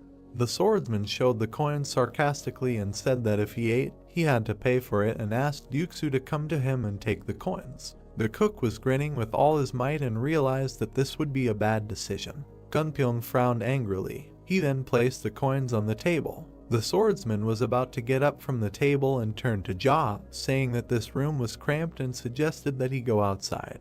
Gunpyeong also looked back at Ryuksu and spoke to him. The swordsman looked at him with disdain and said that the noodles were delicious and he would come again. Then Gunpyeong began to leave, taking the blade with him. The protagonist approached the cook and asked him to give him a kitchen knife since he did not bring a weapon with him. Ryuksu was completely stunned in the sweat of his brow. Jaha stood in front of the other swordsman. Gunpyeong looked at him from under his brows and asked what he was going to do with a kitchen knife in his hands. The protagonist was holding a kitchen knife in his hands and said that he simply did not bring his weapon. The swordsman frowned angrily at this. He saw how the protagonist timidly held the kitchen knife. The protagonist brought the knife to his face and noticed that it smelled like garlic, and if this juice seeped into the wound, it would be quite painful. The brunette looked at him through his bangs and told the guy to get ready because if he touched the errand boy, he would immediately get hit by a kitchen sword with the smell of garlic, and asked him to imagine how it would hurt when the garlic juice got into his wounds. Gunpyeong looked at him with disdain, calling him a scoundrel, realizing how the master of the Golden Phoenix Pavilion could lose to such a slob. The main character waved his knife and asked him why he came alone without subordinates, because attacking in a crowd was also one of the advantages of their clan. The swordsman replied that there was no need to create a noise to get rid of some errand boy, because it would be a shame. Jaha looked at him angrily and asked whether it would really be a shame for him to fight him. Gunpyeong frowned in response and said that they couldn't even have a normal conversation, and asked him if he really killed the master of the Phoenix Pavilion. The protagonist stared at him and asked why he had such a puzzled expression, as if he had just been disposed of. The swordsman became very angry at what he heard. He saw the protagonist stabbing him with a knife and knew that he was right, that he had just been disposed of. Gunpyeong frowned angrily and said that he was not going to listen to this nonsense anymore. He then reached for his blade. His sharp sword was emitting light. The swordsman extended the blade in front of him and asked why the errand boy in this area was so impudent. The protagonist calmly crossed his arms and replied ironically that he did not understand why some unknown guy was so self-confident. Gunpyeong became furiously angry at this irony. The swordsman immediately rushed to attack. The swordsman flew to attack the protagonist, who managed to jump back. Jaha looked at him intently and realized that his sword was quite sharp and strong, but if he tried to reflect it with a kitchen knife, then the blade would be finished. Gunpyeong tried to cut the air with his blade, trying to hit Jaha. The protagonist looked down and realized that introducing internal energy into the kitchen knife would be completely ineffective. Gunpyeong bared his teeth furiously. He swung his sword. The protagonist deftly dodged his attacks. He bounced off the ground with his foot. The protagonist managed to run away from the enemy's back. The swordsman grinned angrily, looking back. He continued to try to cut the main character with his blade, who dodged. Their legs stepped over each other. Jaha dodged the enemy's attacks. Then he jumped back, dodging another attack. Gunpyeong flew at him with a sharp blade. The swordsman almost managed to plunge the sword into Jaha's body. However, he suddenly tensed up with his gaze. He slammed his sword down as Jaha dodged. The protagonist looked at him and understood that his skills were quite good, but he still had a lot to learn. He pulled his fingers towards the enemy's blade. The swordsman tensed up and was angry. The protagonist threw the enemy away with his hand. Gunpyeong flew back, raising a cloud of dust. The brunette looked at him with trepidation and understood that the guy had finally realized that he was the only one here who had lost his mind and his stupid attacks would not work on him. Gunpyeong frowned furiously and did not understand who was in front of them and how he managed to predict his every move. They stood opposite each other and Jaha stated that he came to him knowing that he was underestimated, and therefore continued to talk nonsense about him. The swordsman began to shout furiously for his enemy to shut up, because he knew perfectly well that he was asking about something else entirely, or whether he had some kind of status, like the head of the union, or whether he was one of the 12 heavenly generals. The brunette peered through his bangs and noted with irony that the guy first asked a question, and then told him to shut up. He added that what else could he do if his movements were so sloppy that he could easily follow them. Gunpyeong held the blade with his legs wide apart. The protagonist stood in front of him and did not understand why the guy was sharing, because Gunpyeong had mastered the useless martial arts that their clan's slaves were taught. The swordsman continued to grin and did not understand why he was suddenly calling his swordsmanship like a slave's. The protagonist sighed and said that all 12 heavenly generals were actually slaves of the great slaughterers. The swordsman tensed up in bewilderment. The protagonist stared at him and said that even calling them slaves was too much because they were not just the black faction, but pawns of the great slaughterer's slaves. The protagonist looked at him with disdain. The swordsman was perplexed by such news, frowning. The brunette continued to look at him with disgust and called them slaves because they were an ordinary cleanup crew. The swordsman continued to frown even more. The brunette looked through his bangs and said that it was an organization that provided all possible means to women, and he only existed to lick his ass. Gunpyeong furiously shouted for the guy to shut up. The protagonist spread his arms and said, "How should I look at this situation? Even these 12 heavenly generals, they were also disciples of a slave. The guy crossed his arms and said that they were told to wear an ugly mask, and they wore it. They were told to kill, and they followed all their orders. The protagonist waved his hand. He said that to take over any organization, then immediately take for the entertainment of the great slaughterers, they organized everything, determining the ranks. The protagonist looked at the fighter arrogantly. He said that these are scum who pay tribute and give women to the great slaughterers just to suck up.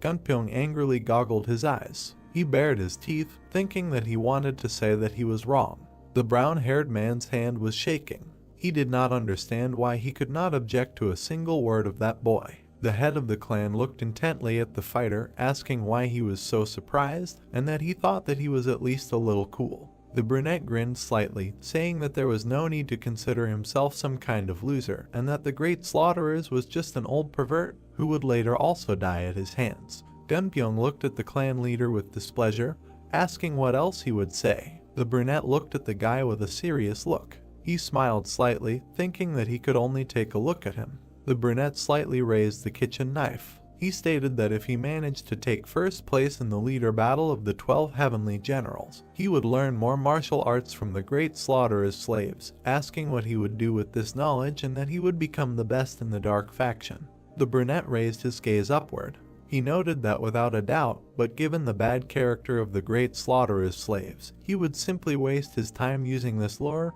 He enslaves slaves for fun as much as his heart desires. Gunpyong looked at the protagonist with annoyance, asking if he had finished his tirade.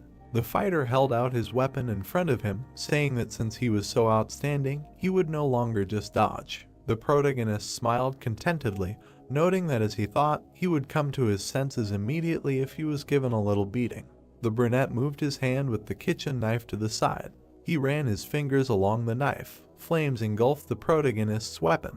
Gunpyong's eyes widened. The protagonist had made a fiery sword out of the kitchen knife. Gunpyong was slightly frightened, pressing his lips together. He thought that as expected, he was a master that he could not defeat, but he would not retreat even if he died in this battle. The boys stood opposite each other. The clan leader said that he called it the taste of fire. The brunette held out a fire weapon in front of him, thinking that the official name was chlorinated incense. Gunpyong began to fill his weapon with energy. A blue aura surrounded the sword. The brown-haired man smiled slightly. The protagonist narrowed his gaze, smirking.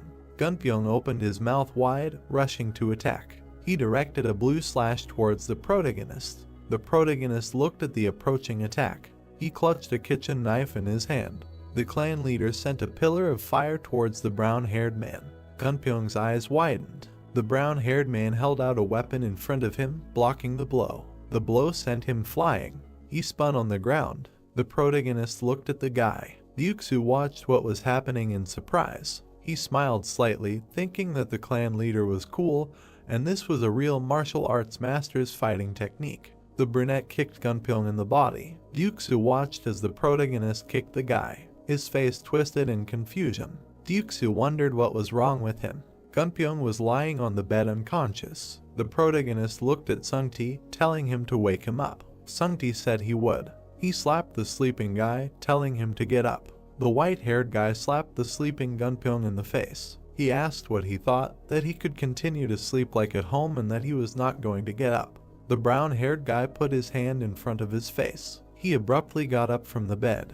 Gunpyong looked ahead in confusion, wondering that he was still alive. The protagonist looked at the guy with a serious look. He said that since he came to his senses, he should answer the question, asking where the great Rakshasa was. The brown-haired man narrowed his eyes at Jaha. He asked how he knew, noting that even the leader of the union probably didn't know about it. The boys stared at the brown-haired man. Jaha asked what he knew about the leader of the Black Rabbit Union. Gunpyong said that he was most likely sitting in the room.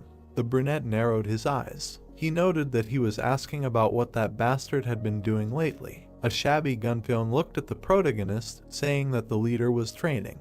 The protagonist looked up thoughtfully, asking if this was a rank battle again. Gunpyong looked at the protagonist dumbfounded, asking how he knew about it. The boys looked at each other. The brunette asked what was so strange that he knew about it. Gunpyong said that it was exactly like that and only the masters of the Black Rabbit Union had this information. The brunette looked at the guy with a serious look. He said that their clan knows everything except what he doesn't know. Jaha thought that he only really knows it because he went back in time. Gunpyeong looked at the protagonist with a puzzled expression. Sungti looked at Gunpyeong with a displeased face, saying that there is nothing that their ignoble clan doesn't know. The white-haired boy looked at the clan leader. The leader said that this is not true and what they don't know, they don't know. Sungti asked what it is. The leader said that the most important thing is that they are able to quickly find out what they don't know. Sungti looked at the leader with understanding. Then he looked at Gunpyeong with annoyance. He said that there is nothing that the ignoble clan doesn't know and the strongest intelligence organization is their ignoble clan. Gunpyeong looked at the protagonist with an angry expression. He said that as he thought, he was an unusual person and it turns out that he was a combat puppet of an ignoble clan. The leader looked at the brown-haired guy in bewilderment, asking why he was a puppet. Gunpyeong noted that he was an errand boy. Sungti punched the guy. He showered the brown-haired guy with blows, asking why he had completely lost his mind and how dare he call the clan leader an errand boy. The protagonist watched the situation in surprise, thinking that this was strange. Sungti asked if he had completely lost his mind. The protagonist frowned. He thought that Gunpyeong's skills were not so bad that he could be beaten by Sungti. The white-haired guy continued to beat the brown-haired guy. The brunette thought that this idiot was picking on him just because he was there. The white-haired guy told him to just die, asking how he dared to call the leader an errand boy. The white-haired guy sighed in irritation. He looked at the leader with a satisfied smile, saying that he taught him a lesson. The protagonist looked at Sungti with a serious expression, telling him to go out for a while. Sungti bowed his head to the leader, saying that he obeyed him. Sungti with a shining smile walked towards the exit. The leader turned his attention to the brown-haired man. Gunpyeong was sitting on the bed with his head down. Jaha asked if he wanted to join him. Gunpyeong said no. Jaha, with a serious expression, looked at the brown-haired man, asking that then he should kill him. Gunpyeong widened his eyes. The leader smiled maliciously. He told him not to answer rashly and to think it over carefully, and if he asked to kill him, he would do it immediately. Gunpyeong looked at the protagonist warily. The brown-haired man thought that, apparently, he would really kill him right away as soon as he said this. The brown-haired man twitched slightly. The protagonist asked how long he would remain silent. Gunpyeong lowered his head, asking for mercy. The protagonist smiled slightly, asking that he did not want to work for him, but asked for mercy. Gunpyeong looked at the leader with a smirk. He stated that if he spared him, then in the future, he would never disturb the ignoble clan again, swearing to this. The brunette looked at the guy intently. Gunpyeong noted that this concerned not only the ignoble clan, but also all those associated with it, adding that there would be no more difficulties with him, swearing on his sword. The brunette pressed his lips together. He thought that he had originally planned to make this guy his servant, but it seemed he would just have to send him back. The leader grinned wickedly. He thought that, however, no matter how stubborn he was, if you wanted to get someone, you had to catch him and beat him half to death 7 times. The brown-haired man was shaking slightly from the leader's malicious gaze. The brunette noted that this was what the great crouching dragon he admired said. Gunpyeong widened his eyes. The leader told him to go. The brown-haired man looked at the brunette in bewilderment, asking where he told him to go. The protagonist looked at the guy with a cold gaze. He noted that he was telling him to get lost. The brown-haired man looked at the leader in surprise, asking that he could seriously leave. The brunette told him to remember one thing, that he was ready to accept his challenge at any time if he suddenly returned after becoming stronger. The brown-haired man looked at the brunette with horror. The protagonist said that in return, if in the future he even briefly heard that he had killed any of the merchants or ordinary residents. The protagonist looked at the guy with a terrifying look. He said that he would finish him off by tearing him into small pieces, asking if he understood. Gunpyeong looked at the leader with fear, saying that he understood. He stood up and bowed before the leader. The fighter thanked the protagonist for sparing him despite his defeat, noting that he would keep his promise until his death. The fighter walked down the street. Sungti looked at the leader with displeasure, asking why he spared him, because he should have just killed him. The protagonist sighed in displeasure. He asked Sungti what he was telling the leader of the Life clan, to kill the man at the first opportunity. The leader turned away from the white-haired guy. Sungti asked that the name had such a meaning. The protagonist said, "Well, screw it." The fighter dragged his feet on the ground. He looked down dejectedly, thinking that he really lost. Gunpyeong recalled the image of the leader of the Black Cat Union and his words. He frowned in annoyance, wondering why he had to take his own life. The fighter clutched his weapon in his hand. He looked down dejectedly, thinking that he was still hungry and he couldn't go back like this. The brown-haired man turned his attention to the side. Ryuksu looked at the fighter, noting that he still survived. He quickly covered his mouth with his hand. Gunpyeong asked if he could have a cup of noodles. Ryuksu grinned nervously, apologizing to him, saying that unfortunately the noodles were over. Gunpyeong raised his eyebrow. He threw the coins towards the cook. Ryuksu looked at the coins in surprise. There was a rope with money on his hand. Gunpyeong said that he would pay for the food in advance. Ryuksu bowed his head, saying that he could pass. The fighter was sitting at the table, eating noodles. The cook approached the fighter, asking if he wanted anything else, noting that he had paid too much. The fighter asked if that was okay. Ryuksu said of course. The brown-haired man said that anything would do. Ryuksu smiled slightly, heading to the kitchen. He said that he would go and cook something else for him. Gunpyeong looked at his plate. He thought that his future seemed bleak and the union leader would kill him if he returned. He frowned, thinking that he couldn't leave without saying goodbye to his subordinates either. The fighter slightly opened his mouth, saying that life was so complicated. The cook prepared the food. He told the fighter that everyone else had it no easier, asking who didn't have it hard. Gunpyeong asked that he didn't either. Ryuksu poured soup with a ladle. He said that it was, however, since the ignoble clan appeared, there were no more people demanding huge payments, and life became easier. The cook carried bowls of soup to the fighter. Gunpyeong asked that they did not pay tribute. Ryuksu said that they did. Gunpyeong asked what about the ignoble clan, and that they did not pay them. Ryuksu smirked contentedly. He stated that the ignoble clan did not demand money and protected ordinary workers like them, adding that the leader said that this was the reason he created the clan. Gunpyeong looked at the cook with confusion, wondering if the protagonist was crazy. Ryuksu placed the bowl of soup on the table. The fighter asked what it was. He looked at the cook.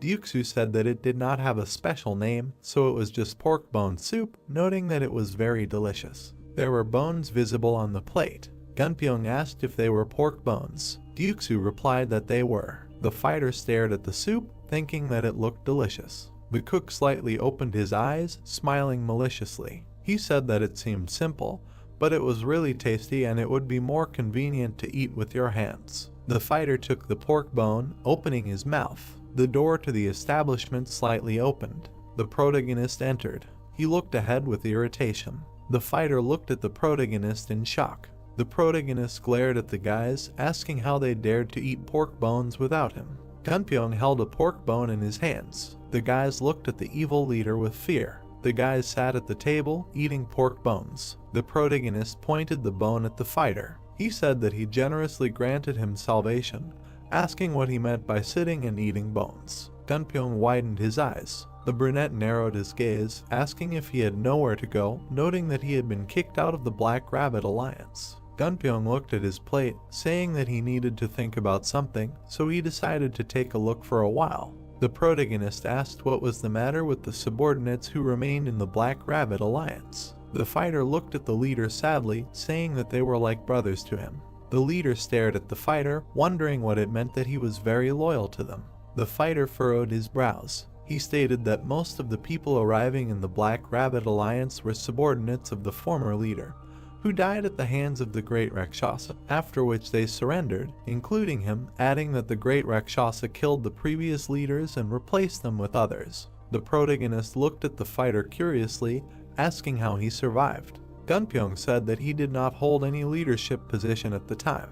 The protagonist pursed his lips. He thought that if Gunpyeong did not return, then other idiots would show up, and maybe even the leader of the union himself would show up, and this would only cause him unnecessary trouble. The protagonist looked at the fighter, calling out to him. Gunpyeong asked what he wanted. The brunette narrowed his eyes, telling him to take him to the Black Rabbit Union a little later. The fighter looked at the leader in bewilderment, asking what had come over him so suddenly and whether he was going to attack the union alone. The protagonist looked at the guy with a confident look, saying that this is exactly what he wanted to do. Gunpyeong frowned, wondering if he was really crazy and was going to attack the union alone. The brunette held a pork bone in his hand. He stated that after he led him there, he must make sure that his subordinates did not die, adding that if he went there alone, he would definitely get rid of the leader, but it may happen that he would kill not only him, but also the ordinary soldiers of the Black Rabbit Union. Gunpyeong looked at the protagonist in confusion, asking how soon this little while would be. The chair suddenly moved to the side. The brunette stood up, saying that at this moment, Yuxu looked at the leader in confusion. He asked if he was in too much of a hurry going there without any preparation. The leader looked at the guys menacingly, saying that a surprise attack is always done in a hurry. The guys looked at the leader in bewilderment. The brunette smirked slightly. He thought that he should attack first, and then Ilyang County would be safe, adding that even more so if Gunpyeong's subordinates were killed, he would definitely not obey him. The night sky was visible above the estate. Gunpyeong looked at the protagonist with a serious expression. The brunette told him to wait for a while, and when there was a chance, take care of his wards. The brown-haired man said that he understood. The protagonist stood near the gate. He put his hands behind his back. The brunette kicked the door with his foot.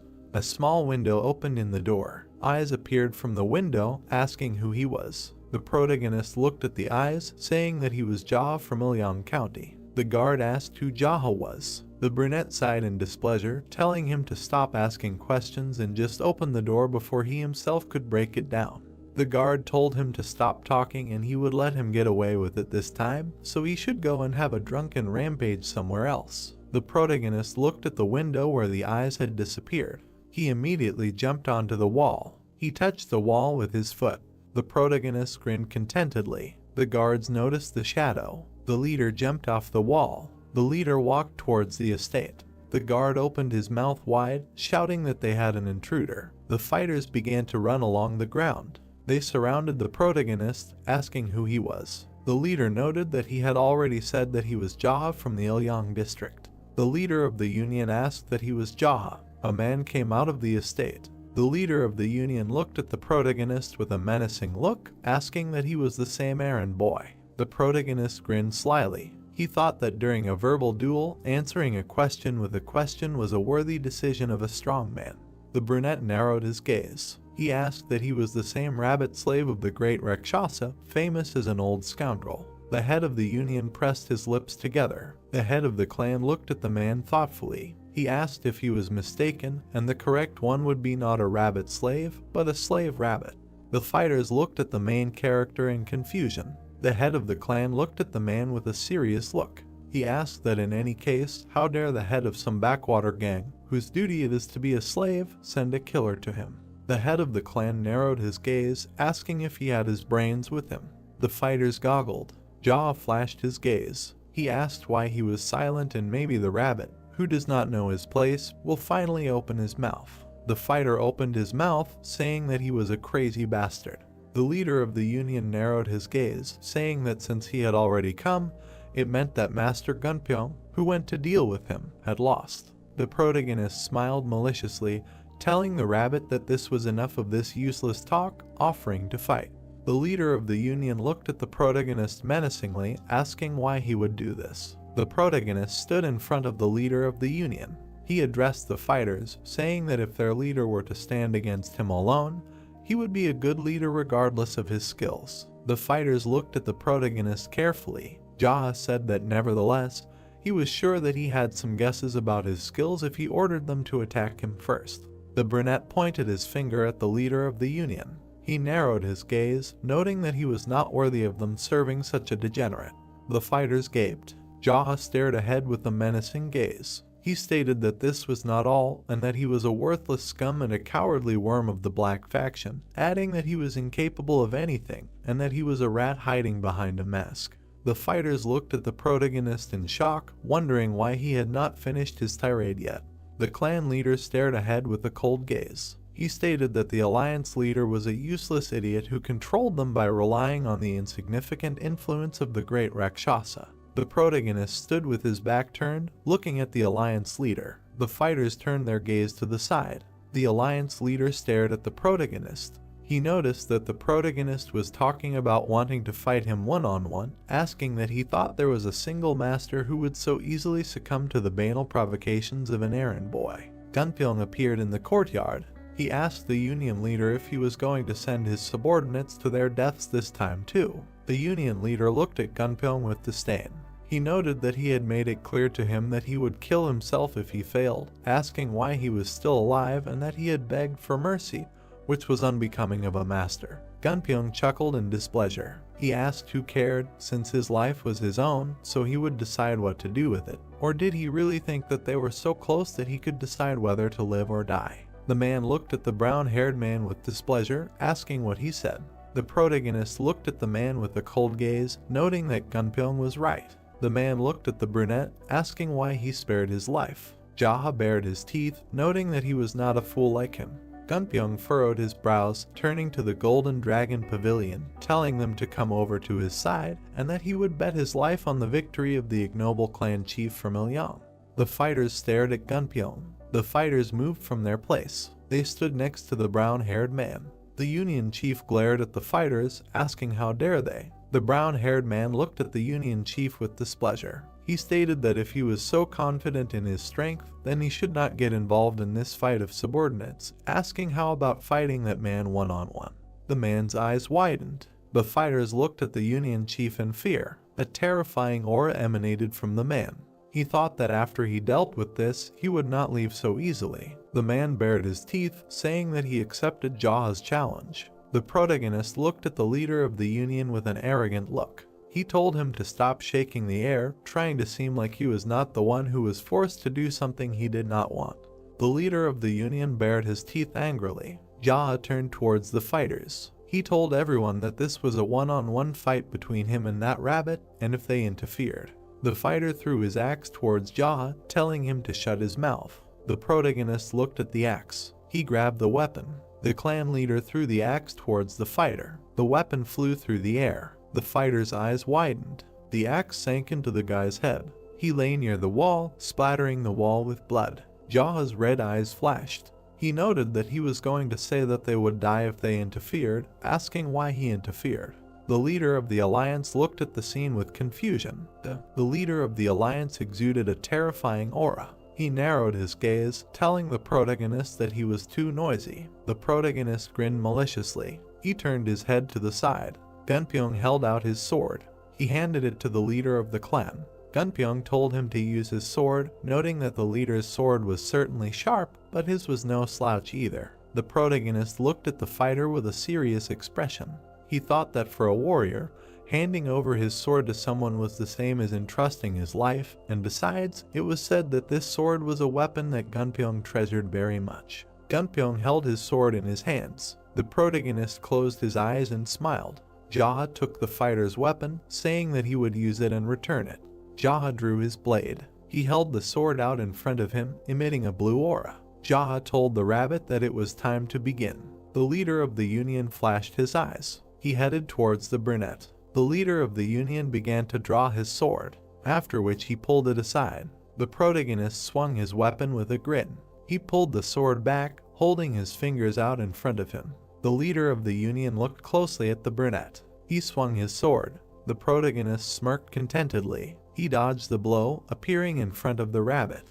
The blades of the leaders met in battle. The swords touched each other. The brunette began to emit a red aura. The guys swung their weapons. The protagonist relentlessly attacked the rabbit. The leader of the clan narrowed his eyes. The rabbit closely watched Jaha's movements. The rabbit blocked the protagonist's blow. He dodged the protagonist's attack. Jaha skillfully dodged the rabbit's attacks. They continued to fight tirelessly. The protagonist persistently emitted a powerful aura. The fighters looked on in shock, not understanding what the hell was going on. The fighter asked that the errand boy was fighting the clan leader on equal terms. Gunpyeong watched the fight in horror, wondering what kind of fight they were fighting on equal terms. Gunpyeong pursed his lips, thinking that the clan leader was not even putting in much effort. The protagonist dodged to the side. Brown-haired thought that he was deliberately allowing the collisions to discern the martial art of the alliance leader, the fighting techniques of the great Rakshasa. The protagonist looked ahead with an indifferent look. Brown-haired thought that apparently there was nothing else to see. The clan leader moved his hand to the side. He attacked the rabbit. The rabbit's foot hit the ground, causing it to crack. The leader's hand was shaking. He glared at Jaha, wondering if the bastard was hiding his abilities. The protagonist smiled bloodthirstily, asking what had finally dawned on him. The protagonist furiously attacked the rabbit. The leader of the union clenched his teeth angrily. The brunette grinned wickedly, noting that it was too late. He attacked the rabbit with a fiery aura. The leader of the union was thrown aside. The guys stood opposite each other. The rabbit held his sword in front of him, telling the fighters to kill him. Gunpyeong glared at the leader of the union. He noted that he himself told him to commit suicide if he lost, asking why he was acting so meanly. The rabbit nervously looked at the brown-haired man, telling him to shut up. The fighters pressed their lips together. Gunpyeong extended his hand forward, telling everyone to stand still, noting that if they ignored the leader's order and just stood there, he would settle everything. The fighters stood motionless. The leader of the union glared at the fighters, asking what the hell they were standing there for. The protagonist attacked the rabbit. The rabbit asked the leader to stop. The brunette smiled maliciously, asking why he called him the clan leader and not an errand boy. The leader of the union bared his teeth in anger. He immediately attacked the protagonist. The protagonist delivered a fiery blow to the leader of the union. Blood gushed out from the rabbit's fingers. The leader of the union glared at the protagonist, calling him a scumbag. The rabbit jumped to the side. He took a fighting stance, filling his sword with aura. The leader of the union sent a slash towards the brunette. The brunette looked at the approaching attack. He narrowed his eyes. The clan leader filled the sword with a fiery aura, thinking that if he dodged, Gunpyeong and his group of subordinates would suffer. Fire energy emanated from the protagonist and the sword. He directed a fiery attack towards the alliance leader. A slashing fire strike caught the rabbit. The attack sent him flying. Clouds of dust and smoke rose up. The alliance leader's hand was burned. He was slammed into the wall. The alliance leader spat out blood from his mouth. The blood flowed to the ground. The rabbit lowered his head, giving up his spirit. The fighters looked at what happened in shock. Gunpyeong gritted his teeth, thinking that he knew that the clan leader was hiding his true abilities, but he never thought that he was so superior to the alliance leader. The brunette stood with his back. The protagonist looked ahead with a menacing gaze. Jaha looked behind him, turning to Gunpyeong. The brown-haired man shuddered slightly. The night sky stretched out above the boys. The clan leader said that with his words, he saved many lives. The moonlight illuminated the courtyard. Gunpyeong bowed to the protagonist. He noted that thanks to his warning, he was able to save his comrades, thanking the leader. The clan leader turned his head to the side. He looked at the fighters. Jaha said that he was a man who respected the men's thirst for togetherness, and those who were deeply saddened by the loss of the union leader should step forward. He grinned maliciously, saying that with a pious heart, he would open the way to heaven for them to go there with the leader. The fighters widened their eyes. The protagonist looked at the fighters. He asked what no one wanted, noting that this was an ideal day to die, and it seemed that there would still be someone who wanted to go to heaven after the leader, and it was not every day that a chance arose to challenge an errand boy. The fighters looked at the protagonist with bewilderment. The brunette looked sadly ahead, noting how sorry he was, and this was the last chance to challenge the errand boy. The fighters looked at the brunette with confusion. The protagonist began to move on his own feet. The fighters looked at the brunette with curiosity. The protagonist reached out his hand to the mask. He put the mask on his face, telling the fighters to remember. The leader radiated a terrifying aura, noting that from that moment on he was the leader of the Black Rabbit. Blood from the mask flowed down the brunette's face. Jaha stated, whether they wanted it or not, he decided so. Jaha turned his attention to Gunpyeong. The protagonist put the sword back in its sheath. The brunette threw the weapon back to its owner, thanking him. The protagonist reached for the sword on the ground. He asked what the name of this sword was, noting that its memory was just like a fish. Gunpyeong presented an image of the sword, saying that it was called the Black Dragon's Fang. The brunette said that he understood that, noting how stupid the name was. He widened his eyes, saying that although no, he was taking it back now. The fighters looked at the protagonist in bewilderment. The brunette turned away, saying that first they had to get rid of the corpse of the former leader, who did not know his place, trying to resist him, and also wash the floors and walls. The clan leader looked menacingly at the fighters, adding that they should remember that if they wanted to succeed in the dark faction, they had to clean up well first. The fighters looked at the protagonist in confusion. Jaha narrowed his eyes, asking that they would remain silent. The clan leader looked at the fighters, who said they understood him. The boys looked at the protagonist. The brunette said that it was time to start the meeting of the leaders to celebrate the new beginning. Gunpyeong extended his hand in front of him. He said that he would go in as soon as he completely figured it out, and the other leaders should go in first. The protagonist watched as the leaders ran into the estate. The brunette moved his leg to the side. He extended his sword in front of him, noting that from that day on, he was the leader of the Black Rabbit Union. The brunette looked ahead with his red eyes. He thought that this was until the great Rakshasa revealed him. The protagonist swung his sword, emitting a golden aura, turning it into a fiery one. The fighters looked at what was happening, dumbfounded. Gunpyeong's eyes widened. He wondered if this was the sword technique that the former leader of the union used, and that he had mastered it in such a short time. The boys watched the protagonist. The protagonist sat at the head of the leaders. He stated that they should report on the current situation. Gunpyeong looked at the clan leader. He noted that as far as he knew, thanks to the leader's generosity, quite a few soldiers from the Golden Phoenix Pavilion managed to survive in Ilyang, adding that he should give orders on how to deal with them. The leaders looked at the leader. The brunette smiled contentedly. He stated that as expected, Master Gunpyeong was worthy of praise. They all should look up to him, adding that not only was he smart, but he also treated his comrades and subordinates warmly, and before that, he had shown courage in asking for the lives of the other leaders to be spared. The leaders looked at the master. The master lowered his gaze in embarrassment, wondering why the leader had always been such a good person. He thought that he knew that he was unusual, but not so much as to even acknowledge the rumor. The clan leader noted that he was also a man with unusually good endurance. The master looked at the brunette with bewilderment. Jaha noted that he had gotten it good.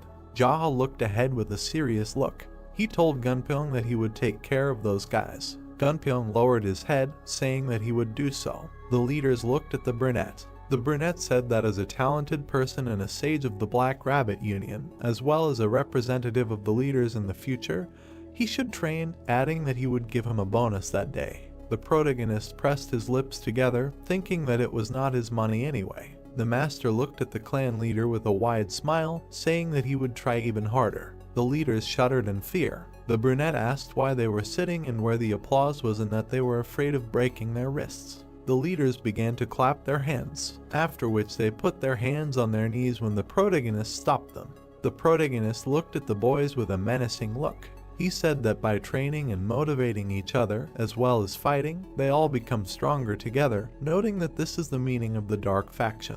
One of the leaders lowered his head, while the others looked at the clan leader. The brunette said that if in the process of all this they develop a deep attachment through bad or good, they will certainly have brothers in spirit, which they did not have before. The protagonist looked at the leaders with a menacing look, noting that this is the strength of the dark faction, adding that it was like that in his time. The protagonist turned his attention to the side. The leader slightly shuddered in fear, looking at the leader. Jaha asked that he found his words boring. The leader began to shake his head, saying that it was not so. Jaha said that if he was bored then he should get lost, and why should he be the leader, adding that he should then go and sit outside with the others, piling dirt on the ruined wall or disposing of the corpse. The leader bowed his head, asking for his forgiveness. The protagonist clicked his tongue in displeasure, saying that it was unheard of to act so impolitely while the leader was speaking. The leaders pressed their lips together in fear. Gunpyeong looked at the head. Jaha asked where he was. Gunpyeong said that this was the strength of the dark faction, noting that in this place. Jaha said that was correct, asking who the leader was. The old man bowed his head, saying that he could call him Commander Byok. Commander Byok. The protagonist looked at the commander. He told Byok to give their Dragon Pavilion master his bonus, adding that he had already understood how things were now, so he should put everything in order and report the current state of affairs. And if any theft or deception was discovered in the future, he would be the first to be sentenced to death. The old man closed his eyes. The protagonist looked up thoughtfully, saying that he had completely forgotten about the rank battle, asking when it was. The leaders looked at the clan leader in shock. They wondered how he knew about this, adding that he had been speaking so naturally from the beginning, as if he had long been the leader of the Black Rabbit Alliance. Gunpyeong looked at the protagonist, noting that there was still no set date. But it was expected that one of the heavenly generals occupying a low position would issue a challenge in the near future. Gunpyeong imagined an image of a person. He noted that it would be the red monkey. The master raised his hand, saying that if he wanted to advance in rank, he would have to fight the white rooster this time. The clan leader looked at the master, asking what place he was in now. The master noted that he was in 5th place among the 12 heavenly generals. Jaha looked ahead dejectedly, saying that this bastard's rank was high, asking where their respected mentor was. The oak looked at the brunette. He said that the heavenly general, the red snake, should find a blue-eyed beauty somewhere and present her to the mentor, the great Rakshasa, noting that he was probably with her. The brunette smirked slightly. He said that this old man still lacked stamina, noting that he had gotten his hands on the blue-eyed beauty. He pursed his lips in displeasure. Jaha looked up angrily, saying that something in him suddenly began to swell with anger. Cold sweat from horror was running down the leader's face. Gunpyeong narrowed his eyes, thinking that his thoughts were completely unpredictable, adding that he first called him a mentor and then called him an old man and got angry. Jaha emitted a terrifying aura. He said that the old man was still pestering poor women through his students, asking that the Murim did not know anything about this and why such a bastard was not caught. Gunpyeong shuddered slightly. The protagonist asked what he said was wrong. The master said that he did not at all. The brunette noted that this would not do. He abruptly stood up from his seat, saying that although the great Rakshasa was his teacher, this old man was obsessed with alcohol and women, so he intended to rebel against him. The leader's eyes widened. The oak looked back at the other leaders. He wondered if the leader wanted to commit treason just because he was old and led a dissolute life, adding that he most likely wanted to rebel just because he was in a bad mood. Jaha looked at the boys angrily. He stated that meanwhile, if there was anyone who was holding on to the great Rakshasa or was going to stand in his way of leaving them alive, he did not intend to. The boys looked at the leader in horror. The protagonist stood next to his place, asking how things were going in the Black Intelligence. Gunpyeong said that he knew that they were always busy with both gambling and auctions, noting that at this rate, it seemed that there was no force nearby that could fight their financial might. Jaha asked if they were still holding slave auctions. Gunpyeong said that they were. The protagonist looked ahead with displeasure. He asked how they dared to hold such an auction in their time, adding that as the leader of the dark faction, he could not turn a blind eye to such an atrocity. The executives looked at Jaha in surprise. The brunette clenched his hand into a fist. He declared that their Black Rabbit Alliance would defeat the Black Intelligence Service to put the dark faction on the right path, and in the future, they would become the frontline leaders to free the slaves from the onslaught of the strong. The executives looked at the leader in bewilderment, wondering how he could make such a decision so easily. The protagonist was beaming with determination. The executives wondered if the dark faction had any moral standards. The leader looked at the brunette curiously, asking why he suddenly decided to attack the Black Intelligence Service. The protagonist frowned, asking that he thought that buying and selling people was the right way. The brunette looked at the leader in anger. The man said that it was wrong. Jaha asked why he was asking that then, since he knew it himself. The protagonist sat with his back turned, looking at the men. He asked them why they studied martial arts in the first place, noting that he would not tolerate injustice. The protagonist looked ahead confidently, saying that wasn't this the way for those who walked at night drunk with their sword. The leaders looked at the clan leader in confusion, wondering what this had to do with it. The leaders shuddered in fear. The brunette said that they would have answered immediately, adding that they were embarrassing the person who was speaking, and now anger was getting the better of him again. The leaders bowed their heads, saying that they understood everything and would take note. The protagonist extended his hand. He stated that in their business, he would freely use elixirs, remedies, and everything else that the Black Rabbit Union had, adding that if anyone had an objection, they could settle it with a one-on-one battle. The clan leader looked menacingly at the leaders, asking if anyone was against it. The leaders looked at the floor. Jaha said that that was great. He smiled widely and closed his eyes. Jaha noted that he meant that it was good that he wouldn't have to get his hands dirty with their blood. The full moon was shining above the place. The protagonist stood by the open doors, looking at the night sky. He raised his gaze, thinking that this was such peace. Jaha remembered the faces of the leaders. He grinned slightly and chuckled. The head of the clan noted that he ended the meeting on a peaceful note and did not disappoint with its meaningful conduct, adding that he did not know that he had such a talent. A guy approached from behind the protagonist, saying that the preparations for dinner were complete. The protagonist stood with his back turned, saying that he would not eat dinner but just wanted to wash himself. He touched his mask, remembering that during the fight, blood splashes stained him a little, but he still had not managed to wash himself. The head of the clan took off his mask, looking at the fighter. The blonde looked at the protagonist, dumbfounded. The blonde bowed to the clan leader. Jaha asked what made his beauty so striking. The blonde apologized to the protagonist. He was shaking in fear while cold sweat was running down his face. The brunette lowered his gaze. He noted that he would not harm him, and from now on, he was the new leader of the Black Rabbit Union, adding that he did not need to be so nervous. The fighter closed his eyes, saying that he was glad to meet him.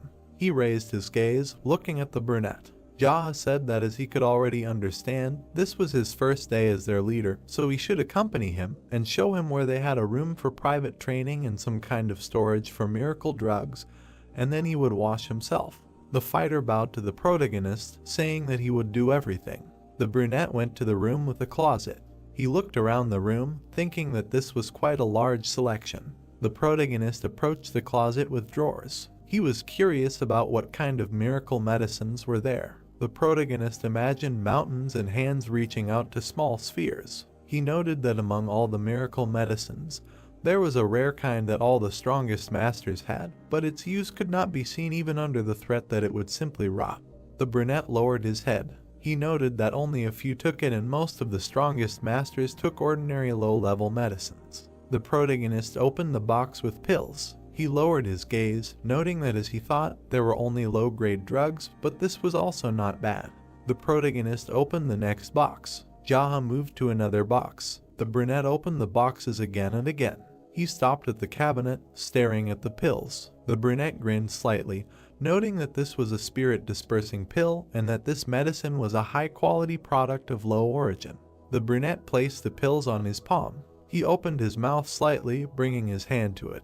The protagonist noted that this was exactly what suited his condition, adding that the effect of this drug could be described as an additional accumulation of Kai energy in his body. The brunette put his hand to his mouth, swallowing the pills. The clan leader was standing near the lockers. He turned around and walked to the side. The brunette sat on the floor, crossing his legs. He closed his eyes and exhaled lightly. A red aura began to emanate from the clan leader. He thought that he would gradually suppress the heat from the spirit-dispersing pill first. A golden aura began to emanate from the protagonist. He used the invulnerable golden turtle technique. Threads of aura emanated from the protagonist. Flames engulfed the pills inside the protagonist, gathering together. Jaha did not understand what was happening. The protagonist continued to sit with his eyes closed. He noted that the heavenly pearl was absorbing the heat of this pill before he could properly practice the spiritual technique. The pills came together. The protagonist sat with his eyes closed. He opened them slightly. Jaha looked ahead thoughtfully, not understanding how this happened. He thought that even before the circular flow began, the energy of the miracle medicine was instantly absorbed by the pearl. Jaha put his palms in front of him. An aura began to gather between his palms. A green sphere appeared inside the palm. The brunette used the Wood Kingdom technique, after which the sphere turned into flame. Jaha used the Flame Kingdom technique. A strong aura began to emanate from the flame. It filled the space around the protagonist. Jaha moved his palms away from each other. He put them on his knees, thinking that something was wrong that day. The brunette imagined the image of a snake against the background of people. The clan leader noted that usually heavenly pearls absorb things like spirit, life force, and martial determination, accumulating them, but it absorbed even the energy of the drug he took some time ago. The brunette narrowed his eyes. He wondered if the heavenly pearl had the amazing ability to absorb energy or the enemy's internal strength. The brunette smiled widely. He thought that it couldn't be, and he only wanted to live like a madman. He closed his eyes, smiling slightly. He noted that it was not really possible to be him and become some kind of monster like the founder of the demonic cult. The clan leader closed his eyes and exhaled, thinking that first, in order to understand the state of his body, he needed to observe it. He slightly opened his mouth. The brunette noted that he would still come up with a name for this technique just in case, because he never knew what could happen. The main character imagined many hieroglyphs. He went through the names such as all-consuming technique, energy absorption technique, spirit absorption technique, all-consuming technique of the heavenly pearl, divine technique of absorption of the heavenly pearl, demonic absorption technique of the heavenly pearl, divine technique of absorption of the heavenly pearl of the mad demon, heavenly pearl absorption. The protagonist sat with his eyes closed, thinking that this was enough. He slightly lowered his head, thinking that he should throw this nonsense out of his head. Jaha abruptly opened his eyes. He noted that once he returned to the past, he was awarded an ironic fate, asking that there was nothing impossible for him. Jaha stretched out his hand to the side. He clenched his fingers. The brunette sat motionless in this position. The clan leader sat with his hand outstretched. He pouted his lips, scratching the back of his head.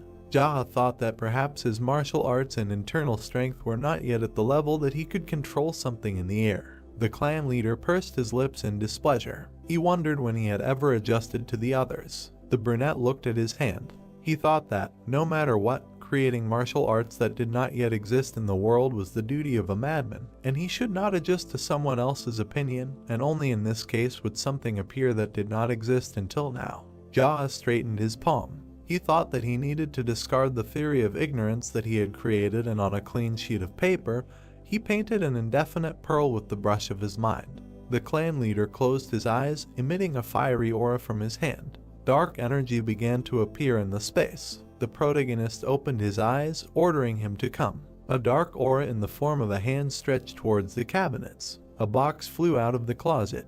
The protagonist's eyes widened. The box flew into the protagonist's hand. He sat motionless with the box in his hands. Jaha grinned slightly. The clan chief noted that he had made up his mind, calling it a great technique of outstanding absorption of heavenly pearls. He looked at the box with a satisfied grin. The clan chief thought that having heavenly pearls was a secret, so he would omit these two words. The protagonist smiled widely. He noted that this would make a great technique of outstanding absorption. The sun was shining brightly in the sky. A man was sweeping up the fallen leaves. A girl passed by on the road, fluttering her hair. Gunpyeong stood in front of the protagonist. The protagonist tilted his head to the side, asking what he was saying, that someone was looking for him. Gunpyeong tilted his head, saying that a woman said that she came to tell him about the latest news in Ilyang County. Gunpyeong looked at the clan chief. He stated that if it weren't for that, he would have sent her away immediately, but he thought he would be interested in hearing about the affairs concerning the district.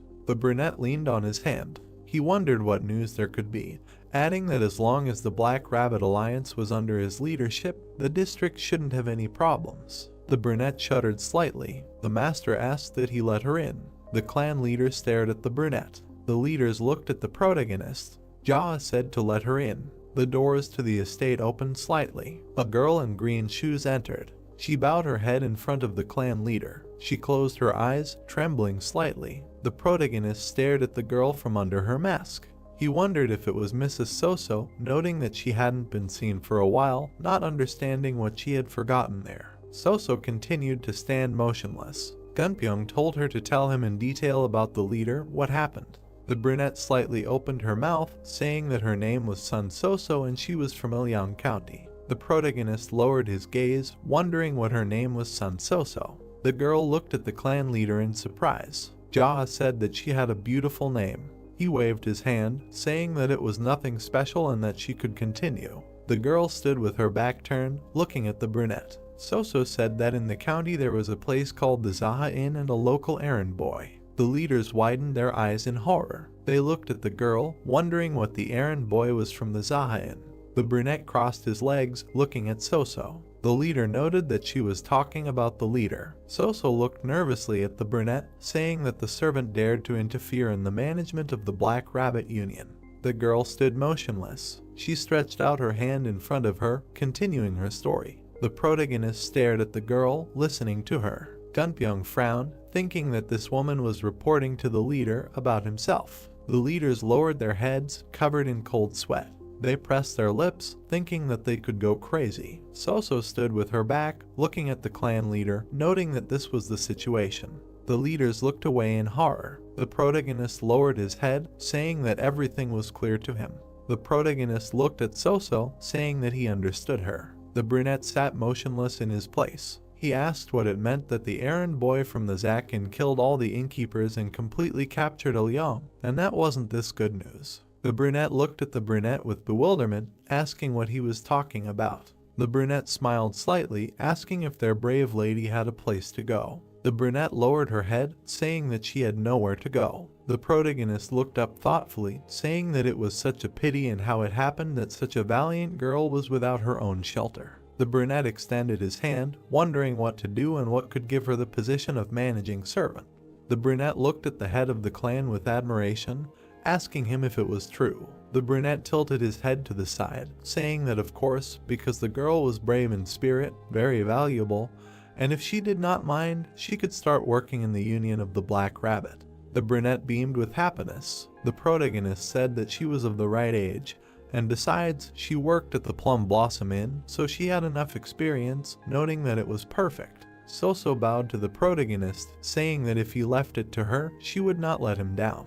The brunette leaned forward slightly, saying that in return, she would promise him 2 things. The protagonist raised his index finger, saying that if she betrayed him, she would die. Soso smiled slightly, tilting her head, noting that she would not dare. The protagonist lowered his finger. Soso looked at the brunette in surprise. Jaha said that she should especially watch her mouth well. Soso narrowed her eyes, thinking that she seemed to have heard this somewhere before. Soso bowed to the brunette. Jaha asked if it was really that difficult for her. Soso said that of course not, and she would always follow his will. The protagonist said that it was okay then. The brunette widened her eyes when Jaha said that she was accepted. The protagonist pointed his finger at the girl, saying that a woman with a brave spirit was accepted. Soso smiled widely, thanking the leader, saying that she would serve him wholeheartedly in the future. The brunette smiled widely. He stated that she should be grateful that he gave her another chance and hoped that they would work together. Soso looked at the leader in surprise, asking what he was talking about. The brunette touched his mask with his hand, saying that this idiot's mask always covers his eyes. His hair fluttered in the air. Soso widened her eyes in horror. The protagonist took off his mask, asking why his beauty was so stunning. The brunette rolled her eyes, falling to the side. She fell to the floor, gaping. Gunpyeong leaned over to the girl. Jaha asked why she passed out. Gunpyeong put his fingers to his nose. He looked at Soso with confusion, saying that it looked like she fainted from being so scared. The protagonist hissed in displeasure, telling him to tell the servants to take care of her. Jaha added that she fainted as soon as she saw the leader and how rude it was. The master looked at the brunette with confusion, asking them to take care of her. The protagonist narrowed his eyes. He asked if he was suggesting that they just leave the person who fainted outside, noting that she had nowhere to go, calling them empty-headed. The leaders looked at the clan leader with confusion. The brunette looked at the boys with a serious expression, telling them to remember well. He widened his eyes, noting how merciful he was. The leaders gaped. They stared at the clan leader, saying that they understood him. The man shouted that except for the Golden Dragon Pavilion warriors, everyone needed to do 500 basic push-ups. The man shouted to remember Dark Faction is training first, training second, and war third. The guy was sweating. Jaha looked ahead and said that from now on, they would only focus on growing their strength, except for the time allotted for eating and sleeping. He looked ahead and said that no one was taking them seriously now, shouldn't they become stronger, right? The man walked forward and told the Golden Dragon Pavilion warriors to go to the backyard, prepare sandbags and bring them here, and then place them on the backs of their comrades doing push-ups. He looked at So Gunpyeong and told him to step in with the guys from Golden Dragon Pavilion and watch over them. He told the leaders to do 100 push-ups. The man looked ahead and said that those who had finished would take wooden swords and beat those who tried to cheat. The men's eyes widened when he said that they would not beat them to death, but that broken bones were acceptable. The sweaty warriors ran forward. They ran toward the wooden swords. The hero exhaled and wondered, had they really used Kigong just to go get the wooden swords? The warriors were doing push-ups when he said that they had better finish their push-ups quickly. They gritted their teeth when he said that soon the Golden Dragon Pavilion would bring sandbags, and then they would have to do the rest of the reps with the sandbag on their backs. Jaha looked ahead and asked which they thought was more comfortable. He looked ahead and told them to speed up. The warriors shouted. The hero looked ahead. He nodded and said, "Great." He looked down and said he had just expressed the increasing pain well with sound. The man was hitting the other man with a stick when he said that he allowed such screams, so let them scream as much as they wanted. The hitting with the stick continued. The hero smiled and said that the 5 people who could do 500 push-ups the fastest would be rewarded with a day's wages, so they should work even harder. He walked forward. Jaha was holding a book in his hands. His face darkened and asked if this was a collection of characteristics of the 12 heavenly generals. Byok smiled and said that he thought it would be useful for him to know about the masks, physiques, martial arts, and weapons of the 12 heavenly generals. He looked to the side and said that he wrote down everything he knew along with the illustrations. The hero looked at the book and said that the illustrations were especially impressive. He frowned. The man thought that there was a lot of information about the 12 heavenly generals in it that he didn't know. He looked at the book and asked if the red monkey was a woman. The manager looked down and said that she was a special disciple who stole items for the great Rakshasa, a woman who asked him to teach her martial arts as payment for the theft. He raised his head and said that she was far below him in rank. Because of her outstanding Qigong skills, there was no general who could easily see her. The hero looked at him and asked, is she really that good at Qigong? Byok looked at him and said that every now and then a genius is born in some field. It seems she has a natural talent. He asked if he had by chance also organized the information about the great Rakshasa. The manager's eyes sparkled and he said that she was at the very end. The boss was always left for last. The man smiled. He looked at him and said that their commander was really worthy of praise. He would give him gold. He bowed and thanked him, said that he did not do this to get money. He looked up and said that he would use it for his own life. They laughed. The woman came and bowed. Jaha smiled and asked if something had happened. She closed her eyes and said that a man in a mask had come and was looking for him outside.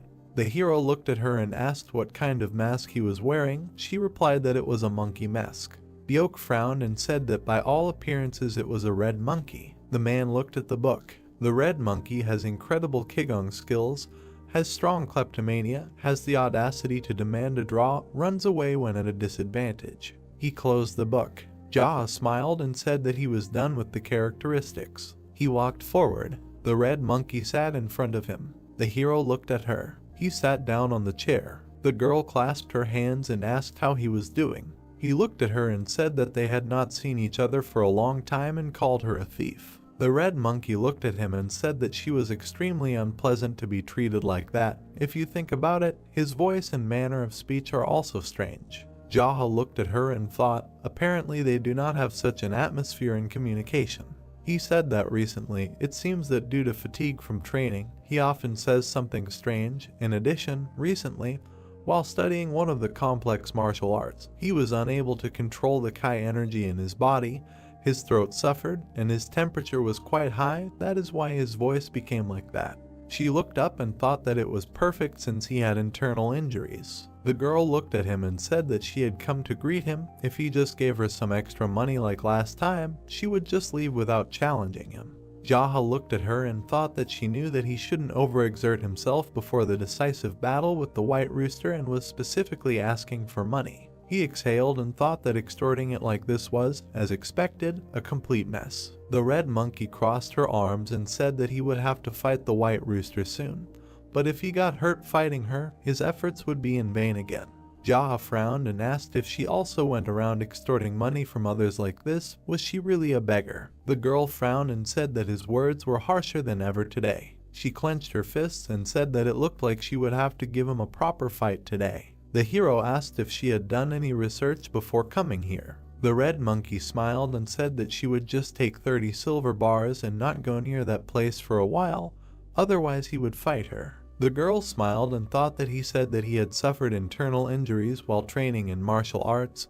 He would probably try to avoid her challenge, maybe raise the price. The man smiled and asked if she would allow him to make an offer. He looked at her and said that if she gave him all the money he had embezzled, he would let her go safe and sound. The red monkey looked at him in shock. The girl clenched her fist and said that he was just joking.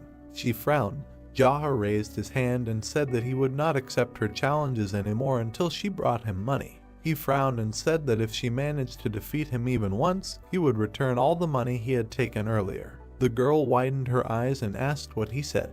Jaha smiled and suggested that they duel for money. He looked at her and thought that the desire for easy money is essentially the root of theft. She simply cannot refuse his offer. The red monkey crossed her arms and asked what the conditions of this duel were. He replied that it was up to her to decide. The girl smiled and thought, why is he so confident? Is he also mentally ill? She raised her finger and said that if he can remove her mask within 450 seconds, then she loses. The girl spread her hands and said that he can resort to any methods and anything that comes to his mind. And as for the place, again, they can meet on the territory of the Black Rabbit Alliance. He replied that this is fair. The girl smiled and thought, is he serious about defeating her in Qigong mastery? He is definitely not alright in the head today. The heavenly generals stood opposite each other. The red monkey waved his hand and told the rabbit to come over. Jaha looked at her. Black energy emanated from him. The girl said that he was very collected, but he clearly did not have enough time. The man looked at her and told her to shut her mouth. How dare she lecture him? He looked away and said that he would teach her a lesson today, so get ready. He said that he had told her without a doubt that after the battle she would leave here safe and sound, but it seemed that someone forgot their place. The girl spread her hands and said that these were her words. The hero rushed forward. He grabbed her mask and pulled it off. The red monkey looked at him and asked what they were doing here. The man turned around. He lunged, and the girl jumped back. She was looking at him. The guy frowned and said that the red monkey's Qigong skills were good. The commander replied that even the leader of the alliance with his skills would have a hard time catching her. The hero pushed off and ran forward. The girl closed her eyes and thought about what she could buy with her winnings. Jaha approached her. She jumped back. The red monkey frowned and thought about what was going on. Suddenly he became even faster. Jaha appeared behind her. She jumped back. Smoke was coming out of the man's hand. It filled the entire space. The girl landed on the ground. The hero appeared out of nowhere. He extended his hand. The red monkey jumped. He extended his hand, but he couldn't reach it. The girl turned around. The hero was looking at her. She looked down as he called out the great technique of outstanding absorption. He caught her leg. The girl clenched her fist. The man squeezed her leg. She fell. There was an explosion. The smoke cleared. The red monkey stood on the ground. They looked at each other. The girl jumped back. She swung. She approached the hero. He extended his hand and used the absorption technique. The girl looked at him in shock. Jaha grabbed her mask. He pulled off her mask, and he hit her. The red monkey flew far away and fell. Smoke was coming out of it. Everyone was watching their fight. Jaha smiled and said that he won so easily and without any effort. Everyone was looking at him and congratulating him. He asked them to stop. The man held a mask in his hands and asked what they thought. Was the monkey still unconscious? The oak leaned over. The girl was unconscious. Everyone was looking at her and asked wouldn't it be strange if she was conscious. Jaha frowned and said that she might come to in the middle of the night after they carried her away from here. The guys looked at him and asked again. He said that she would then clean out the elixir storage or steal funds from the Black Rabbit Union Fund and slowly run away with the loot, but it wouldn't work on him. He looked ahead and told them to be careful, especially about her sweet traps. The guys darkened and confirmed. The red monkey disappeared and said that she had learned a lot from him today. The girl stood up. She smiled. The boys looked at her and said that she was very beautiful. They turned away. Gyeok also turned away. They looked at Jaha and said that he had overdone it. The hero exhaled and thought that she was literally a sweet trap. The red monkey bowed her head, being tied up. She sat in the middle of the dark room, thinking about how she couldn't move a finger and that she was tied up with pressure on her kai points. She squinted, looking ahead. The girl remembered fighting with the boy and thought that he was definitely not the brother she knew. She remembered looking into his eyes and thought that his abilities, the way he spoke, and even the aura around him all belonged to me, her brother. Frowning, she decided that she should have realized this sooner. The oak walked inside. He stood in front of her, saying that he had come on the orders of the head of the union, and then asked her to forgive the rudeness shown. The girl looked at him in rage and asked what he was talking about. Suddenly, a terrifyingly dark aura began to emanate from her. The soldiers quickly stepped back and sat down near the chair. They smiled widely and looked at her, imagining the table. The manager thanked them and said that they had done a good job. The man sat at the table and picked up a pen. He looked sternly at the girl. She frowned and asked what he was doing. The man smiled and said that the head asked to draw the face of one of the heavenly generals and in great detail. The girl exclaimed in surprise, not understanding what he meant. The old man added that he was told to sketch. That's why he was drawing, and that their head is much scarier than she thinks, and he is only following orders, so she should not hold a grudge against him. The girl frowned angrily and asked why her face. The manager held out a brush in front of him and said that if he was not mistaken, then she became famous for being a thief. He was estimating the parameters for the sketch. They say that the head said that if she ran away or refused to help the Black Rabbit Union, then the portrait that he was about to draw would be given to the Murama Union. The oak began to quickly lean in different directions. He asked the girl not to move, saying that he wanted to sketch her in as much detail as possible. Red Monkey asked what he was looking at. The man looked at her sternly and asked how else he could draw her, despite these forms, because when you draw mountains, you have to look at the mountains. When you draw rivers, you turn your gaze to them. The girl clenched her teeth angrily. She shouted loudly, ordering him to stop. The man exhaled heavily and said that although she was the same heavenly general as their leader, it was very unpleasant to hear a person who was young enough to be his grandson address him as you, because it was extremely unpleasant. The girl grinned and asked what he would do with her. She frowned in anger when he asked her if he should draw her naked. The manager smiled and said that of course he was joking and that he would try to do everything as quickly as possible, so she should not be angry with him. He began to use the brush, saying that he had no choice, otherwise he would die. The girl thought that something told her that he was not drawing because he had no choice. On paper, they said that, as she could already understand, the head, the manager in this place before, was already dead. The girl frowned tensely. The old man sadly lowered his gaze and said that without giving a worthy rebuff, he flew over the fence and lost his limbs, after which he died. She looked at him in surprise. Sitting opposite her, the man added that he thought that she would also be torn to pieces and she would follow him. With a serious expression on his face, he said that she should show respect to the master because he was so kind to her. The girl lowered her head tensely. The man tried on the parameters again and said that he liked this pose very much, after which he asked her not to move. The old man painted a portrait of the prisoner. He bowed to the master and asked how he liked the result. The young man replied that the sister looked just like in life. The manager bowed even lower, hearing the words that he had passed. The master looked at him and said that if the sister wanted, he should make more sketches and give them to the Murama Union, and also spread rumors so that a group of followers and influential clans would know about it, and the monetary reward would be at his discretion. The old man bowed his head and agreed with his order. He went out the door and bowed to the head once more. The girl frowned and asked who he was. The boy smiled and asked if she had already realized that he was not a rabbit. Looking into his eyes, the girl said that a mask alone could not hide the true essence, after which she asked who he was that he dared to behave like that with the disciples of the great Rakshasa,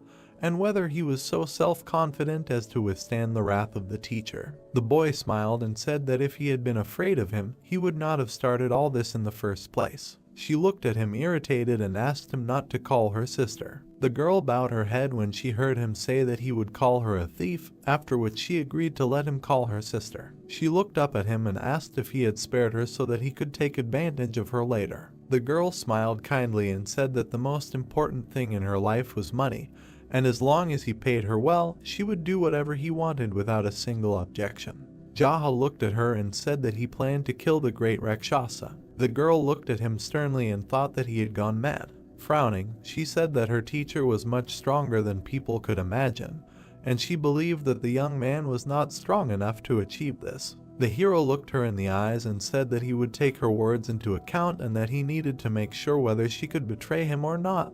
The girl offered to pay her to change sides. The young man looked down and sarcastically said that he already believed her. The girl gritted her teeth and asked what he wanted from her in that case, because in any case he would not believe her. Even if she said that she could really betray, the girl looked him in the eyes. The guy said that the general would soon bring the poison, after which he asked who she thought it was intended for. The girl jerked in fear, hearing the words that I was intended for her. She frowned tensely and thought that this madman was planning to poison her. She looked up at him and asked him not to act in such a way, after which she said that he could give her orders and she would carry them out without question. Frowning, she added that the guy even had her portrait. The gentleman looked down and said that he did not believe her. The general approached him and said that this was the very same purple dawn poison that he had asked for. She looked at it tensely. The swamp-colored ball lay on a white cloth. The general looked at the gentleman. The guy ordered to feed it to her. The soldier approached the prisoner. The girl held her breath and closed her mouth. The general forcefully shoved the ball into her mouth. The prisoner quickly shook her head, thinking that she would never swallow it.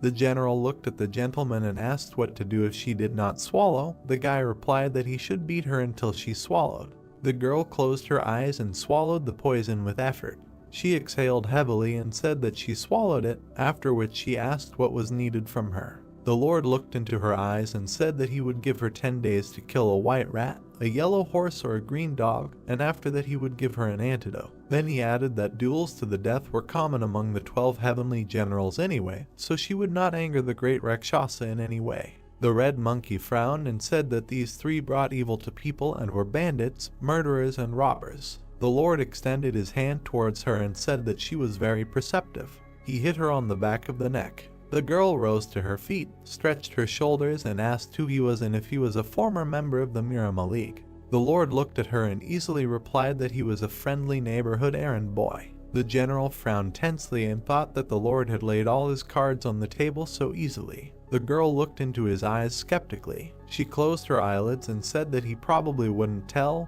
then added that she would return as soon as she killed one of the three, and then they would talk. The general quickly turned to her and thought that she hadn't taken these words seriously. The gentleman called out to the girl as she left. She turned to him. The young man said that even though she had swallowed poison, the choice was hers, because she could tell her teacher everything and get an antidote from him, and then lay all her cards on the table. Red Monkey looked into his eyes and asked what she got out of his victory. The young man put his hands behind his back and said that there wasn't much to gain, because she herself was tired of silently following the teacher's pathetic orders, doing all the dirty work for him, and giving all the money to such a young girl. The interlocutor looked at him silently. She turned away and said that she was leaving. The general approached the gentleman and said that he had prepared the so-called poison, but very carelessly, and then asked if it would do. Gunpyeong looked at the gentleman. The young man asked what the poison was made of. The man replied that he had simply mixed a laxative and stomach stimulant, and then molded it into a ball. He frowned and added that he would not be surprised if a car pinned her down while she was running.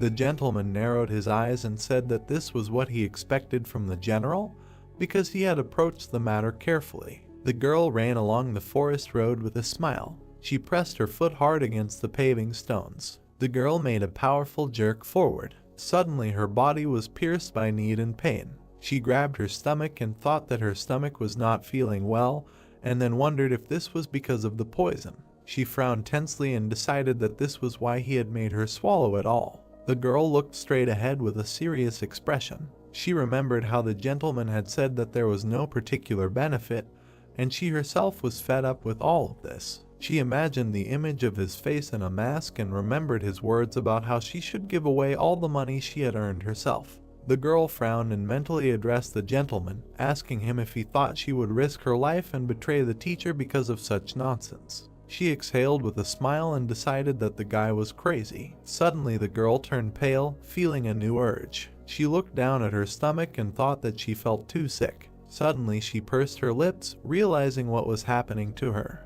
The girl began to sweat, thinking that she was ready for anything, but not this. A sharp pain pierced her body. She bit her lip and decided that it was diarrhea. The girl grabbed her stomach and walked forward along the street, thinking that it would be better if it was an excruciating pain in her stomach, because in this place she definitely could not give in to weakness. She frowned deeply and decided that she would be a good girl for the rest of her days, after which she prayed.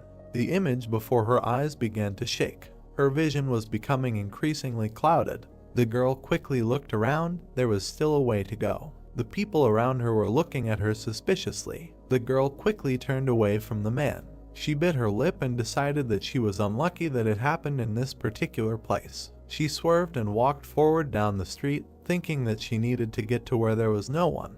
She pushed off the ground. Her body was again gripped by pain. She thought that she needed to concentrate all her internal energy in her sphincter. She came out into a forest clearing. The girl quickly looked around, holding her stomach, and thought that the feeling was similar to her inner demon being released. Suddenly she felt something in the distance. The leaves on one of the trees rustled loudly. The girl turned around and noticed that someone was quickly approaching, at the same speed as her, after which she thought that it was her teacher. A man in a white robe flew over her. He landed softly on the clearing. The girl looked at him in surprise. The man turned to her and asked if she was okay or not, because she looked so pale. The girl stuttered and replied that it was the poison. The red monkey frowned tensely and thought that she shouldn't so recklessly tell just anyone that she was poisoned.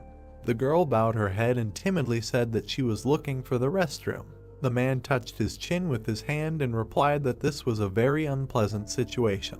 He took a step forward. The man sat down with his back to her and told her to climb on top of him because he was just heading to his favorite shop, and if she didn't want to relieve herself somewhere deep in the forest, he could quickly carry her there. The red monkey looked at him in surprise. Her body was again struck by pain. She asked him in a trembling voice to take care of her. The red monkey climbed onto his back and concentrated. The man smiled slyly. He took her legs and rose from the ground.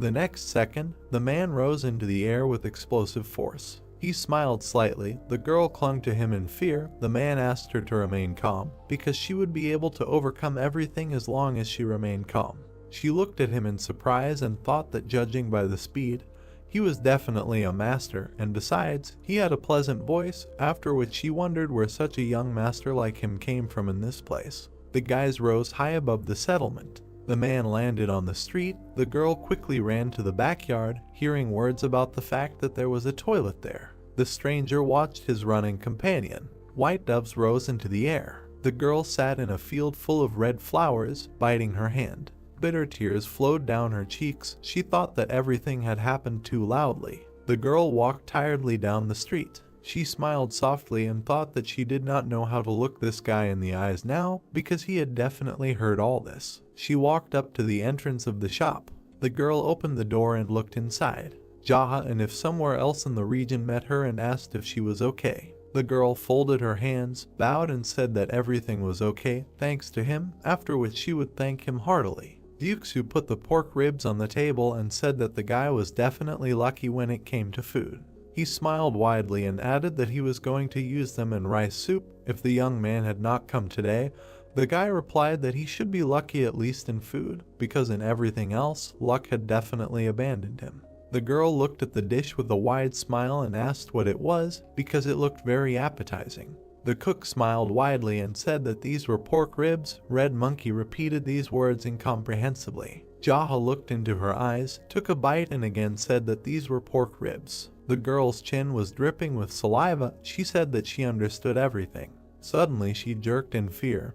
Hearing the chef say that she should not stand there like a pillar and try a piece, the girl replied that everything was fine and that she had some stomach problems. Ryuksu put a small portion on the table and asked her to try his dish. The girl looked at the plate temptingly and thought that it looked delicious, after which she decided to eat a small piece. She scratched the back of her head and said that he shouldn't have done that. The man was annoyed but told her to take the bone with her hands and just eat it.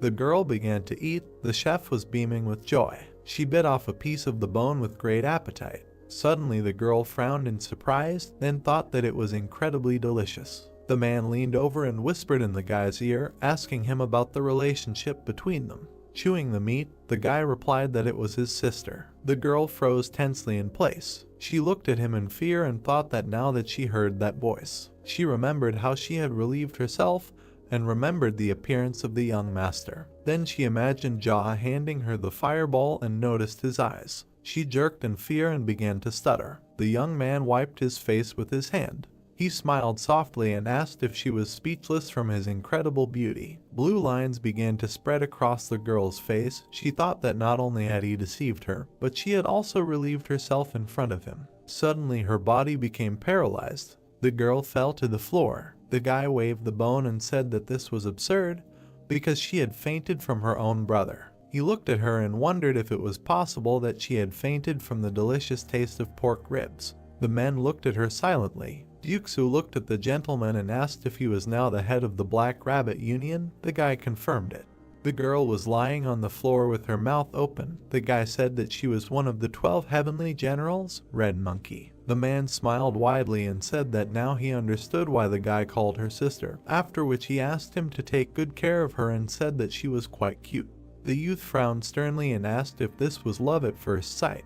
The man looked into his eyes and said that this was nonsense. The guy calmly turned his gaze forward and said that if this was the case, then they would close the topic. Thank you. He looked at the girl lying on the floor and asked if she was going to continue lying there when she only had 10 days left. She suddenly jumped up and screamed in the negative, saying that she would complete her task within the allotted time. She bowed low to the cook and thanked him for the pork ribs. The man smiled widely and asked him to come again. Red Monkey smiled and said that it was time for her to go. She bowed low and quickly ran away. She looked back with narrowed eyes. The guy raised both his hands, indicating that there were 10 days left. Then he pointed his finger at her and ran his hand over her neck, indicating that after that time, she would be finished. The girl frowned in fear. She quickly ran away and thought that he was terrifying her because he was very scary. The cook put his hands on his waist and asked the young man if he was leaving. The guy answered affirmatively and said that he should walk around the area a little.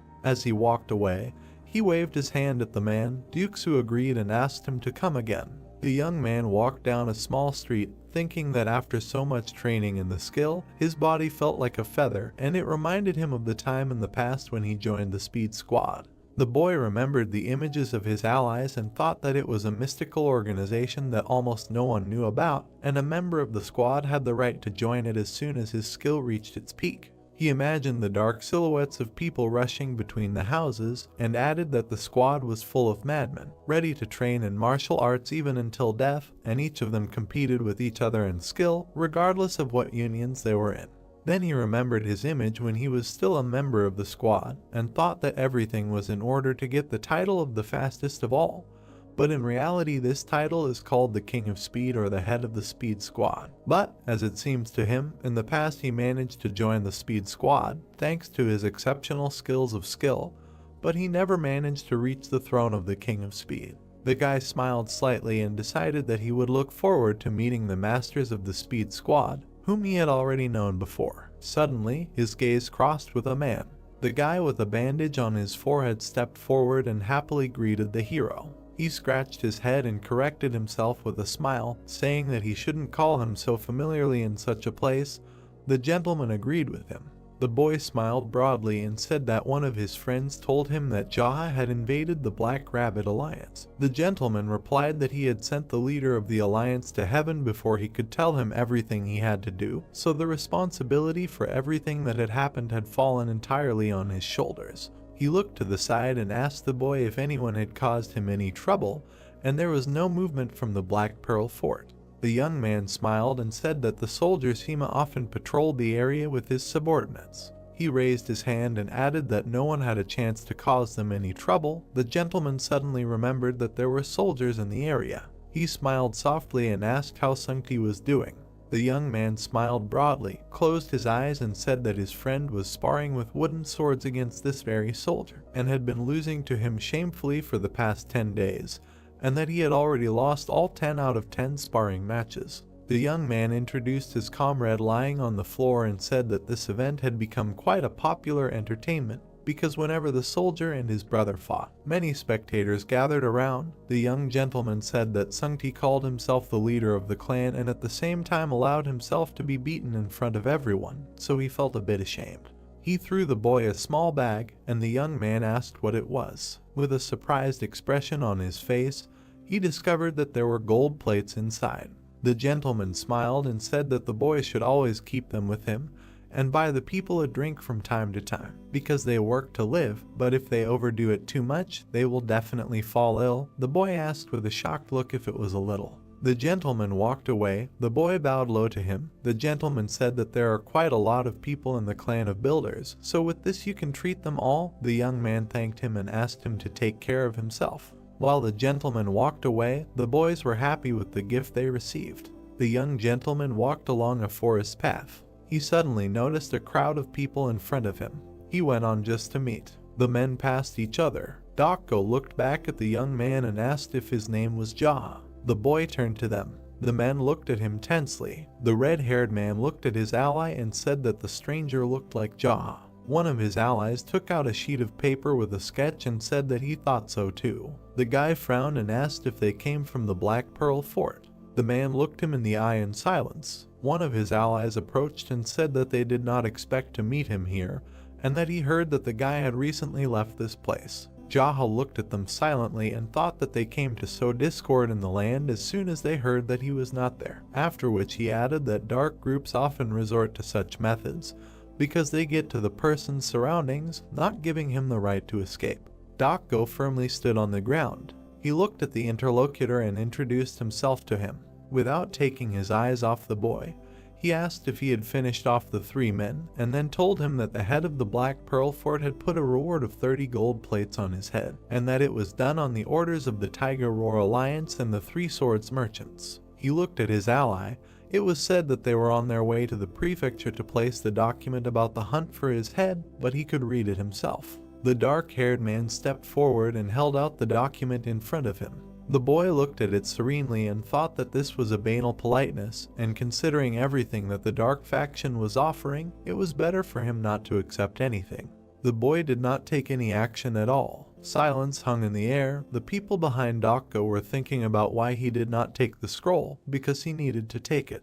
The red-haired man called out to the boy and said that they had been looking for him since rumors of his disappearance from the prefecture surfaced, and if he came to Black Pearl Fort himself, the leader would remove the reward on his head after he paid a decent amount to the Tiger Roar and 3 Swords Merchant Alliance. He frowned deeply and asked what the boy was planning to do. The master looked at him and replied that there were too many of them to just hand him a wanted document. The man replied that they had heard about his skills and so they decided to gather together. The boy exhaled heavily and said that this was an acceptable excuse. The wind blew past the leaves. The hero thought that there were days when he felt strange. There were days when he could feel nothing while beating crowds of people to death. The man with the document sweated in fear. The boy added that there were also days when he tried to avoid senseless killing, and apparently today was one of those days. He looked sternly at his interlocutor and decided that the reason for all this was unknown to him, but he would certainly not be called a mad demon if his actions were not contradictory,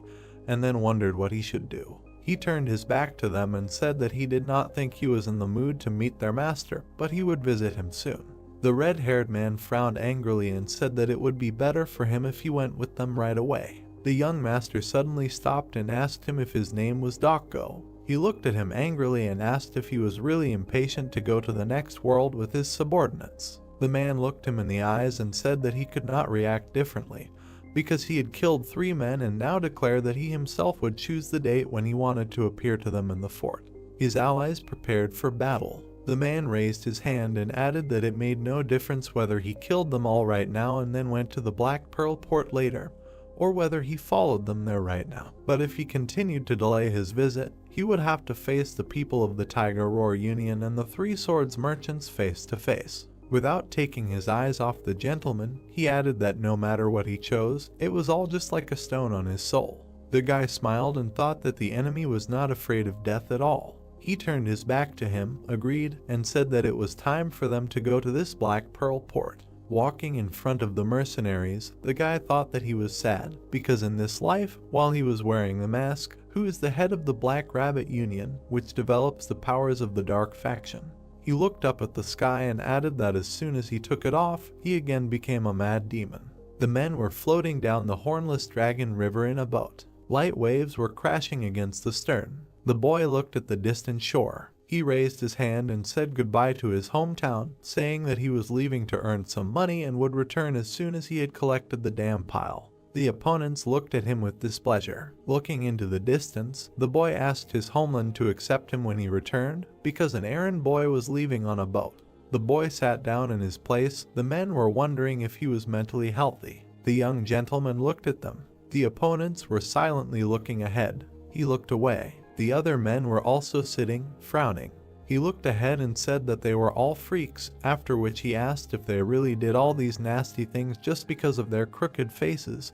The boy noted that he could not understand how this world even works. He touched his chin and looked down. The boy remembered the left hand of the messenger of light, the sex demon, and thought that there was a handsome man he knew, and at the same time he did many nasty perverted things. The young man put his hands on his knees. The men lowered their heads in annoyance. He said that he thought the nasty actions had nothing to do with their faces. He raised an eyebrow and said that he did not understand why they were so ugly, and then asked if he could think that it was because they were literally mired in vile deeds that this affected their faces. Dako frowned and asked what that meant. The gentleman looked him in the eye and gave the example of the slave auction trade, saying that he had heard that the Black Pearl Fort dabbled in such things. The man with the protruding jaw frowned and asked him to close his mouth. The young gentleman looked at him with annoyance and said that he was not finished yet, then insulted the men with a few swear words and asked what was going through his head when he saw slaves at the auction. The man smirked and said that he was thinking that he needed to earn some money so that he could have a slave himself. All the bandits laughed loudly. Dako frowned in anger and ordered them to shut their mouths or he would kill them all. The bandits quickly fell silent, sweating in fear. The man glared at the Lord and thought that his allies did not understand how to act towards someone who was going to fight the head of the fort in front of them. The Lord turned away silently. The man looked at him and asked if he intended to let them live. Jaha did not pay attention to his words. He silently looked into the distance, thinking that the level of his madness began to increase, and that he was not sure if it was because he left his prefecture. His past appearance was reflected in the water. The boy thought that he would not act like the mad demon from the past in this life. Dako glared at him and repeated his question again. The young lord sternly replied that they should fight each other and his mercy would descend on the one who survived. The man scowled angrily and said that this was great news. The bandits looked back at him in surprise when they heard this. The men grabbed their weapons. Dako got rid of each of them in a few seconds. The young gentleman looked into the distance, unperturbed. Wooden fragments floated in the water next to blood stains. The man grabbed his thigh, breathing heavily. The gentleman looked at him and said that, as he had promised, he would let him live. The bandit collapsed on the floor, breathing heavily. The gentleman looked at him and asked how the Black Pearl Fort was doing. The man scowled angrily and said that everything there was simply teeming with idiots. Jaha smiled softly. The sun's rays glinted on the waves of the water. Their boat stopped at the shore. The guide said that this was the military headquarters of the Black Pearl Fort. The young gentleman looked at the wall with a serious expression. The boat approached the pier. The men on the shore ordered them to stop. Dako frowned angrily and told them to go away because according to the order he had brought Jaha. The soldiers parted. The men went forward along the pier. They entered a small settlement. The people watched them with tired eyes. The young gentleman looked at the townspeople and thought that, it turns out, the Fort of Black Pearls has ordinary residents, after which he decided that this is logical, given that some people are kidnapped, turning into slaves. The men approached a tall building. A soldier at the entrance turned to the commander and asked what brought him to this place. The man replied that he brought a prisoner, after which he asked to convey this to the head of the fort. The soldier looked at him in surprise and asked who he was talking about. The man replied that he brought the one who killed the commander. The guy frowned tensely. The doors of the building swung open. Several men were sitting inside. The old men were discussing something heatedly. The young gentleman came inside and said that there were a lot of old men around, then asked why they were doing such things when they were no longer even able to enjoy wealth and glory. Dako frowned and turned to the chief, saying that according to his order, he had brought the prisoner. The men quickly turned to him. The chief looked at the commander with an unperturbed expression. The young gentleman approached the bald man and asked him to move away. The next second, he hit the old man in the face. The man fell to the floor and twisted several times. The people present frowned tensely. The guy threw the table to the center of the room. He sat down right in front of the chief of the fort. One of the people present stood up from his seat and said that the guy did not dare to behave like that. The chief frowned and ordered him to calm down. The man sat back down in his seat. The old men watched the guy angrily. The chief smiled slightly and said that the boy had come a long way, so they would get straight to the point. The man sat opposite him, telling him that the boy had killed 3 of the fort's men. But from what he had heard, it was because his house had caught fire. The Lord said that was probably true. The man frowned slightly and said that since their men had taken action first, he could leave once they had chopped off 3 of his fingers. The young lord refused and said that they could not casually chop up his body, which had been given to him by his parents. The fort chief, with an unperturbed expression, said that they would part ways on one finger and a flock of gold plates, since the boy would pay for the damage he had caused to what was under the supervision of the Black Fort. He placed his hand on his knee and said that was all. The men bowed to him, thanking him for his hard work. The young master chuckled and thought that they couldn't decide everything unilaterally, and then called them crazy. He broke the silence and said that he refused to do it because he didn't have much money, but even if he did, he wouldn't give it to them. The men looked at him angrily. The leader frowned and said that the Black Pearl Fort was taking its money anyway, and in that case, his family would have to pay for his actions. The young master replied with a calm expression that he didn't have a family,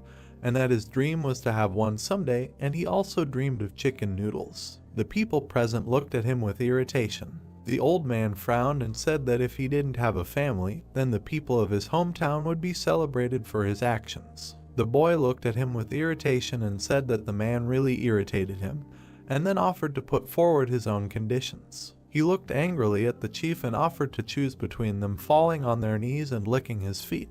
Looking sternly at his interlocutor, he said that otherwise everyone in this room would die. The old men frowned angrily, looking at him. Dakko looked at him in surprise. The chief of the fort looked angrily into his eyes. The man frowned tensely, looking at his back, and thought that he had completely lost his mind. He did not take his eyes off the guy. I continue to think that he provoked not only the chief of the fort, but also all the elders. One of those present looked angrily at him and called him an impudent bastard.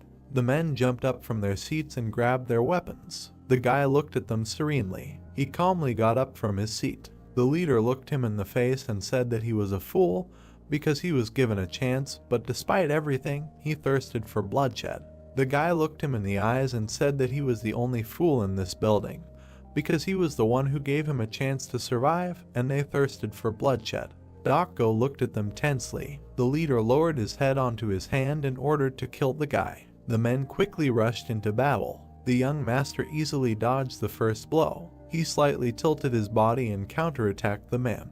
The bald old man flew back a few meters. His sword flew into the air. The dark-haired man directed an attack at the guy. The young man parried his blow, blocking his hand. It pierced the old man's body. The next second, the young man dodged a spear strike. He lunged and threw his opponent back. One of the elders threw his shells at the guy. The hero waved his arms, lowering his head. With one movement of his hand, he parried the flying sticks. Metal shells stuck in the floor. The two men rushed into battle. The blade, spinning in the air, began to fall to the ground. The young man quickly grabbed it. With one movement of his hand, he cut the bodies of the attackers. Scarlet blood gushed onto the floor. The men fell lifelessly to the ground. Jaha looked at them angrily. He looked up at the surviving opponents. The leader sternly watched what was happening.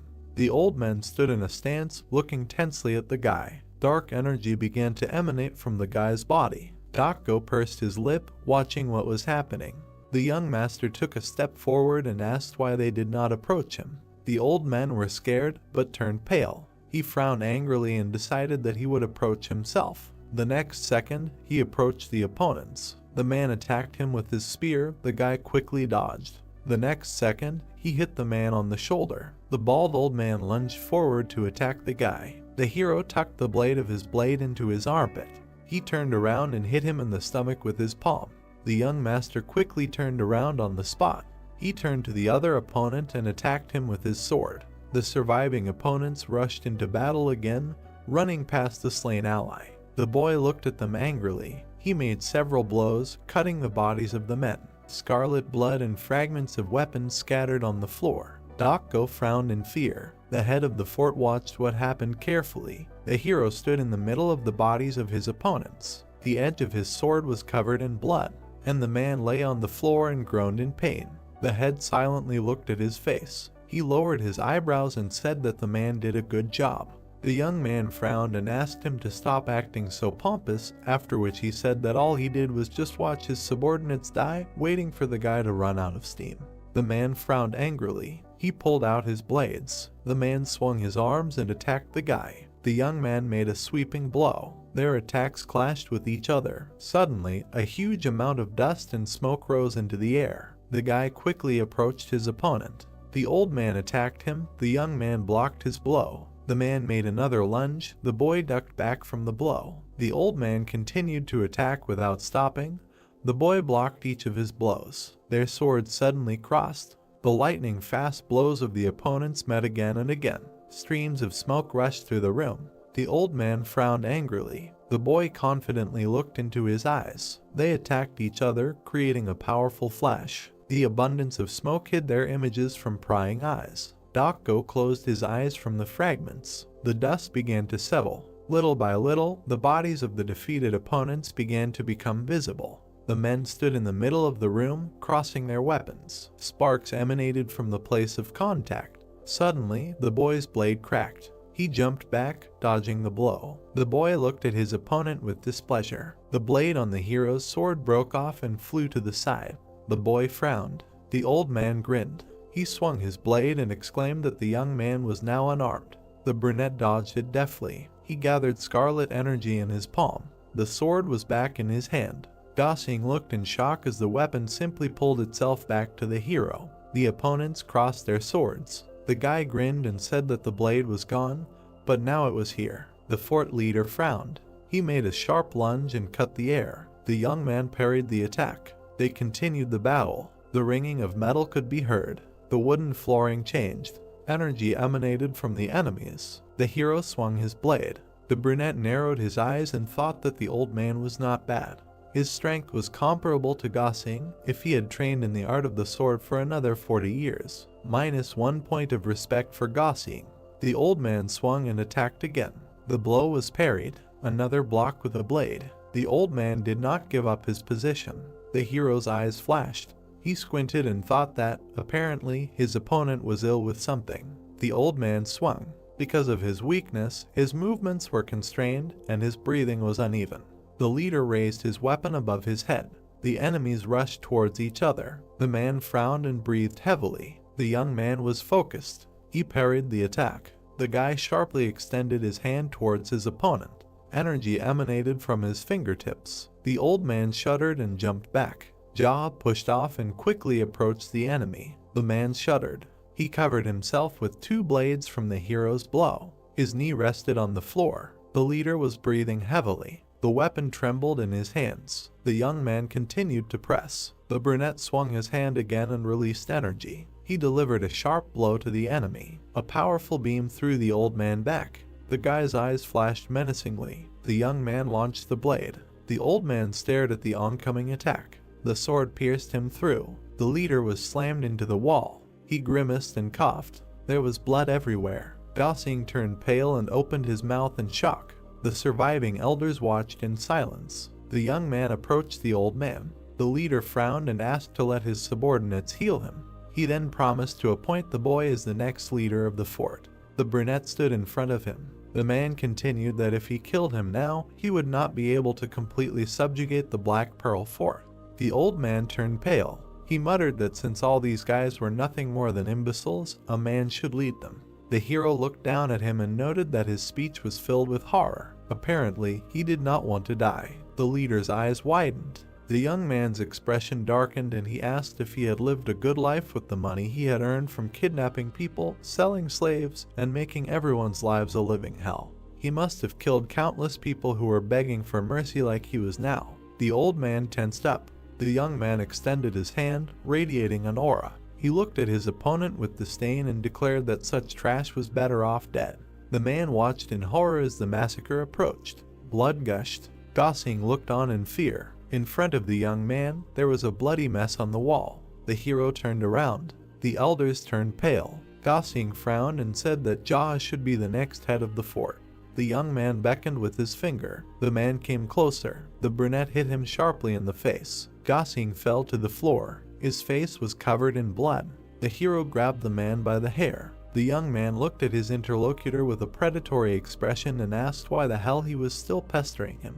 Did he really want to go after the fort leader? The man clenched his teeth in anger. They looked at each other. Gosling looked at the young man angrily and exclaimed, "What else should he do when he killed the leader?" The guy looked at him carefully. He narrowed his eyes and remembered the old man's words. Jaha let go of the man, who collapsed on the floor. The hero ordered them to return to the hall as soon as they gathered everyone under their command, and also healed all the old people who were lucky enough to survive. The young man turned around and headed for the exit. He thought that if all the Jianghu people were gathered here, like in the Black Rabbit Alliance, it would easily absorb their organization. But since they were too mixed in with the crowd, it was hard to tell who was Jianghu and who was not. The hero crossed his legs and sat down. The boy exhaled and thought that he would have to pay for beating someone to death. Jaha sat at the head of the chair. Men sat on either side of him. The boy said that he would be brief. All his clothes were covered in blood. He said that he thought the best solution would be to appoint a fort leader and thus take all of Black Pearl under his control. Those present looked at him silently. The hero looked at Gosing and said that he would appoint him the next fort leader. The brunette turned to the man and said that his first task as leader would be to mobilize all those who could help in destroying the fortress walls. Gosing looked intently at the new master. He frowned and asked why. The boy scratched his chin in displeasure and asked if he really needed to have everything explained to him. Everyone present answered in the affirmative. The brunette leaned on his hand and exhaled. He explained that while they may believe that the walls protect them, they are absolutely useless against the Jianghu martial artists. The fact that the leader of the Black Pearl Fort, the strongest among you all, could not stand up for his life proves all of this. The people present continued to look at him silently. The young man propped up his cheek and continued that due to their isolation, they could not even negotiate with anyone outside the walls. Don't they think that they need to understand all of this for anything to begin to change? The men of the Leo looked on emotionlessly. The hero assumed that they did not buy what he was saying at all. Jaha sighed heavily and muttered that he was tired. He closed his eyes and waved his hand. The boy suggested that they start by tearing down the fortress and also advised going out more often. The world is much more spacious than the Black Pearl Fort. The subordinates looked at the master and agreed. The brunette held his head. He warned that if on his next visit he saw any slave trade, gambling, racketeering, or anything that would piss him off. The new leader shuddered. The hero smiled grimly and clenched his fist. He continued that he would kill Gossen, and then all the captains whose faces he had managed to memorize here. Everyone looked at him in fear. The guy glared and asked him not to forget to convey his respects to the head of the Black Pearl Fort in the afterlife. The subordinates fell silent in fear. One man raised his hand and asked for more details on what needed to be done. The brunette looked at him irritably and hissed that he had already written down a ton of things on what to do and what he was listening to him with. The guy angrily clenched his teeth and said, "Is it really impossible to turn on your brain and think over the details yourself instead of asking again?" The man turned away and sweated. The hero continued to grumble that if he couldn't even do that, then he should go clean up the bodies and dismantle the fortress with the rest of the mercenaries. There was no point in sitting around on his ass, calling himself a captain and asking about what needed to be done. The subordinate awkwardly looked away. The brunette continued to complain that it was because of such morons who became captains that their organization had sunk to this point. Jaha grinned and raised a finger to point at Gosing. He informed them that from now on, they would ask permission for everything from the bastard sitting over there before doing anything. The men nervously cringed and agreed. The hero looked at those present and ordered them to get rid of this name and report to him as soon as they themselves chose a new name. He asked not to use the word black because they could come up with something that would clearly show that they were from the dark faction. Someone raised their hand. The man with round eyes suggested using the word white. The young man turned to him irritably and asked if he really thought that they were from the white faction. The interlocutor calmly looked at the gentleman and answered negatively. The hero looked at him displeasedly and wondered what he had forgotten here, if even renaming his forces caused so many problems. The brunette looked at the interlocutor with hatred and demanded no more questions until the meeting was over. He gloomily lowered his head. The young man put his hand to his forehead in displeasure and ordered them to reduce the number of their rules to 3. One of the captains looked at the owner and clarified that he wanted to reduce more than 100 rules to 3. The guy exhaled and was surprised by their number. He repeated that they should start with 3. If they really needed to add more, they should discuss the pros and cons among themselves before adding anything. The hero extended his hand and added that the taxes should be eliminated and all captured people should be released, and all documents related to the bounty hunt should be burned. Also, the captains were not allowed to take money from the fort leader's vault. The men looked at him, puzzled. The boy ordered that they use it to help the people in dire straits and build proper houses here. He gave the task of involving people from outside and building a couple of buildings. The young man looked at the audience and clarified if everything was clear. The captains watched silently. The boy frowned and asked what kind of atmosphere was in the air. One of the men raised his hand and noted that Captain Gossing had already said much of this. He looked at the other men, who confirmed his words. The brunette turned. Gossing frowned and looked at him. They stared at each other silently. The guy narrowed his eyes and told him to try. The man agreed. The young man asked him to get him a change of clothes because his current ones were too soaked with blood. Night. The man stopped in front of the gate. The guard turned in that direction and asked who was coming. The hero came closer to them and answered that he was their leader. The men shuddered. One of them sweated and looked at the young man. The guards bowed sharply. The guy passed by. He looked around and muttered that it was too quiet. Are these bastards really shirking their training, even though he only left it for a moment? An old man ran up to him and greeted him. The guy narrowed his eyes and asked why no one was training. The interlocutor answered that it was not like that, it was just that the golden boar was here. The brunette frowned and clarified that one of the 12 heavenly generals was here now. The old man sweated and answered in the affirmative. The guy walked down the corridor. According to the collection of conquests, no one knows whether this man became the golden boar because of his gluttony or whether his gluttony is related to becoming the golden boar. His martial arts level is somewhere between 7 and 8 Ragna, and it is known that he became the strongest disciple of the great Rakshasa due to his physical strength and body condition. Presumably, he is the young leader of a rich group of merchants who brings huge amounts of money to the great Rakshasa. The young man entered the hall. A fat man was sitting at the table and eating. There were many dishes in front of him. It was Gold Boar. He noticed the hero standing in front of him.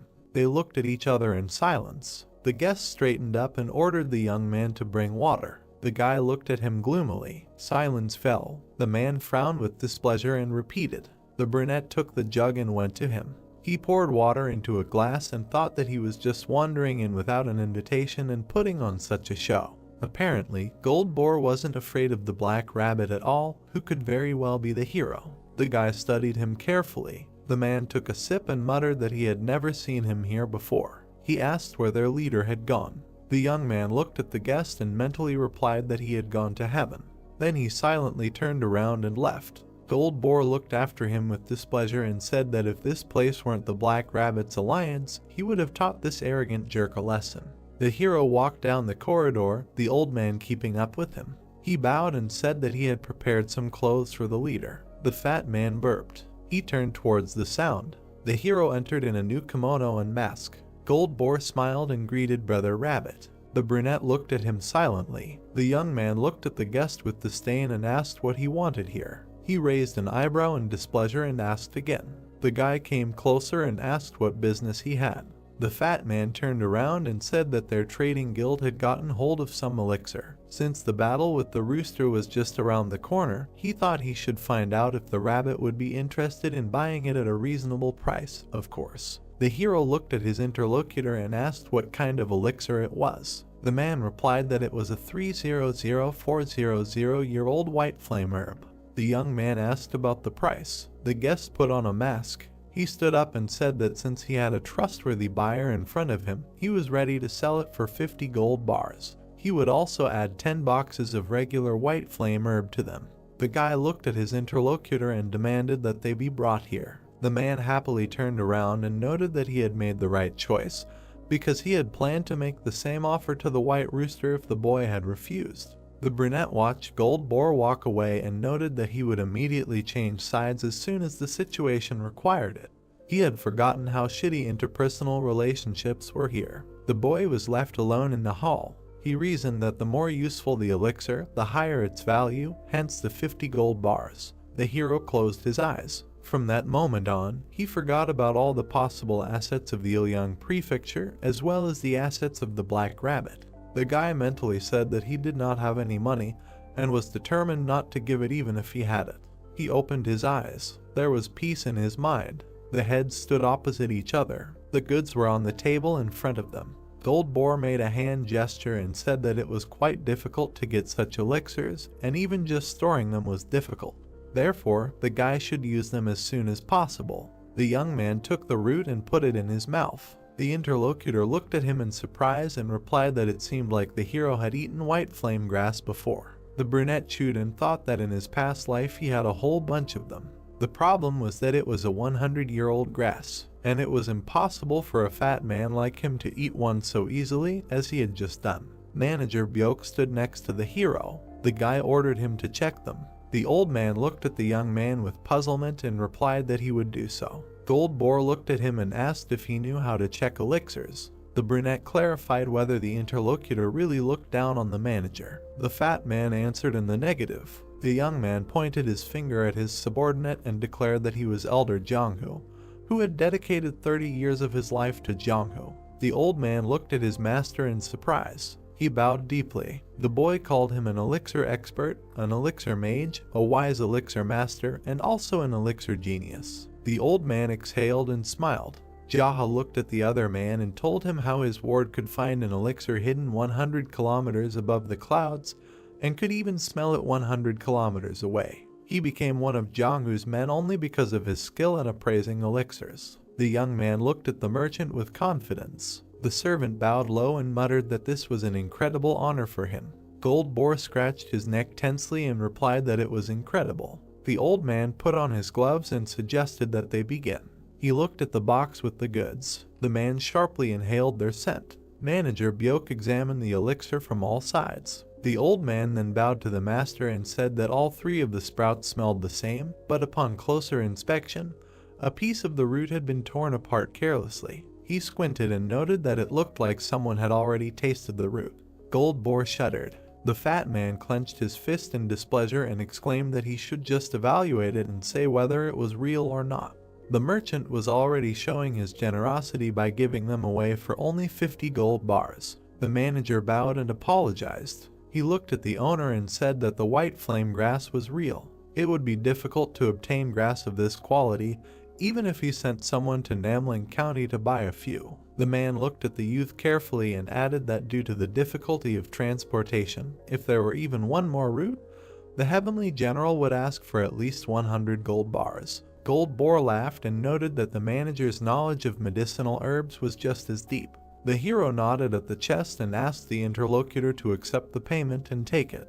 The fat man opened the box and checked the gold bars. He replied that it was correct. The general nodded to the servant and ordered them to load it into the carriage. Gold Boar turned to the hero, who was quickly absorbing the herb. The brunette muttered that it was definitely a genuine white flame herb. The man looked at him in confusion and said that no matter how much he was in a hurry, he needed to sit in a quiet room first and prepare all the preparations for cultivation and the like. The youth chewed carefully. Because of the sky pearl, he did not need to cultivate immediately after absorbing the elixirs. It absorbed all the energy from the elixirs, and the hero could take it from the pearl at any time convenient for him to cultivate. The youth narrowed his eyes. Perhaps he was the only person in Jonghu who could accumulate internal Kai. The fat man walked over to the manager and ordered the security to be raised even higher than usual, since the rabbit would have to cultivate all day. The old man nodded and said he would keep that in mind. Gold Boar turned around and told the hero that they would see each other again. The guest headed for the exit. Manager Byok turned to the master and asked if it was okay that he would not be cultivating right away. The brunette took off his mask and said that everything was fine. He asked where the other leaders were. The old man said that they were stationed at various points along the road near Gold Boar. The warriors were hiding behind trees and bushes. The boy grinned and headed for the exit. The servant hurried after him. Jaha said that they needed to go and get their money back. The old man asked if that would cause them trouble, especially without a plan. The young man turned to his interlocutor and said that he was not a person who planned anything. The young man frowned and said that it was more important to have the courage to steal the money, the desire to decorate them, and it doesn't matter what the reason is, fear, aggression, or assertive spirit. The old man looked at the owner with admiration. He bowed and said that he would remember it well. The boy went to meet Gold Boar. There was a moon in the sky. Manager Byok stood and looked at the gate. Earlier, he asked the gentleman why he suddenly decided to attack Gold Boar. The young man looked at him and said that there were many reasons for that. They looked at each other. The hero said that he took his money and also spoke to him condescendingly, ordering him to bring him water and also did not pay for the food. The old man looked at the gentleman and agreed. He added that on top of everything else, this heavenly general does nothing but eat high-quality dishes. The brunette touched his chin and frowned. The hero said that the guest was rude to his brother in art. In any case, it turns out that there are many reasons for his death.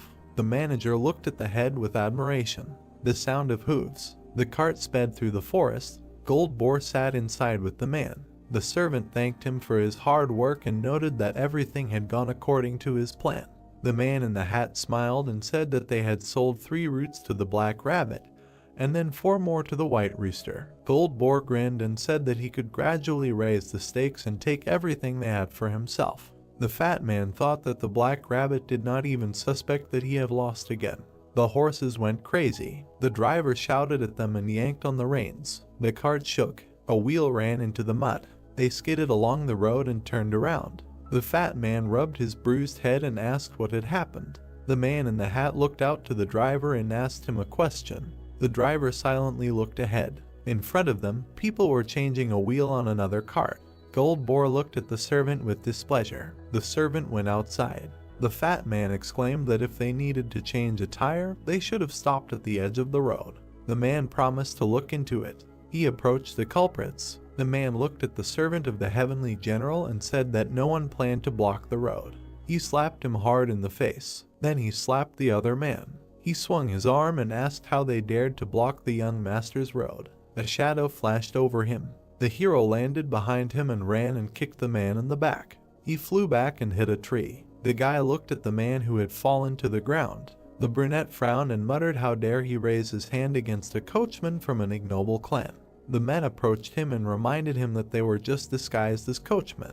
The fat man went outside and asked if the guy was really a servant. He put on a mask and asked what all this meant. The brunette looked at him and replied that servants do whatever they want, so he should ignore him. Gold Boar got angry and grumbled he would not turn a blind eye to all this just because the boy was Rabbit's servant. The hero watched silently. The fat man narrowed his eyes and wondered what kind of mood this servant was in. They looked at each other. The heavenly general lowered his head and said that this was their task. The man assumed a fighting stance and said that they must have already known that he was a disciple of the great Rakshasa, as well as a representative of the Golden Mountain Merchant Guild. The fat man added that if they were all Black Rabbit's subordinates, then the entire alliance would not be able to hide from his master's wrath. He looked forward with hatred and said that if someone paid them to do all this, their merchant guild would find out.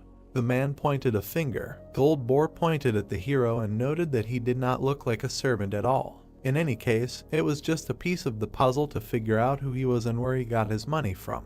The young man walked towards his opponent and said that he didn't care what he was going to do. The fat man frowned. He put out his hands and rushed at the boy, emitting yellow energy. The brunette put his hands forward. Their palms froze a short distance away. The road beneath them cracked. Energy emanated in all directions. They looked at each other. Light continued to emanate from their palms. Both felt the pressure. Gold Boar grinned and was surprised that the hero decided to challenge him, the one who ate countless elixirs from the wealth of the Merchant Guild, to a duel of internal Kai. The boy knitted his brows and remained silent. The fat man stood and smiled. He declared that if this was a battle of internal Kai, even if he stood against any of the disciples of the great Rakshasa, he could not lose. The man shuddered in surprise. Jaha emitted scarlet energy. Ghostly hands reached out to his opponent. The brunette looked closely and thought that this must be the ability of the Sky Pearl. Golden light, the enemy's energy, penetrated his body. The youth narrowed his eyes and straightened his arms. Gold Boar was nervous. His Kai was leaving his body. He exerted more strength and shouted for him to move away from him. Waves of light and air emanated from them. The boar's mask split. The man sweated. He realized that his opponent was not pushing away. The brunette looked closely at the enemy and thought that it was absorbing the enemy's Kai much more mercilessly than the youth could have expected. The fat man closed his eyes and tensed up. The hero was focused. If the guy suddenly stopped this, he could receive many internal injuries from Gold Boar's palm art.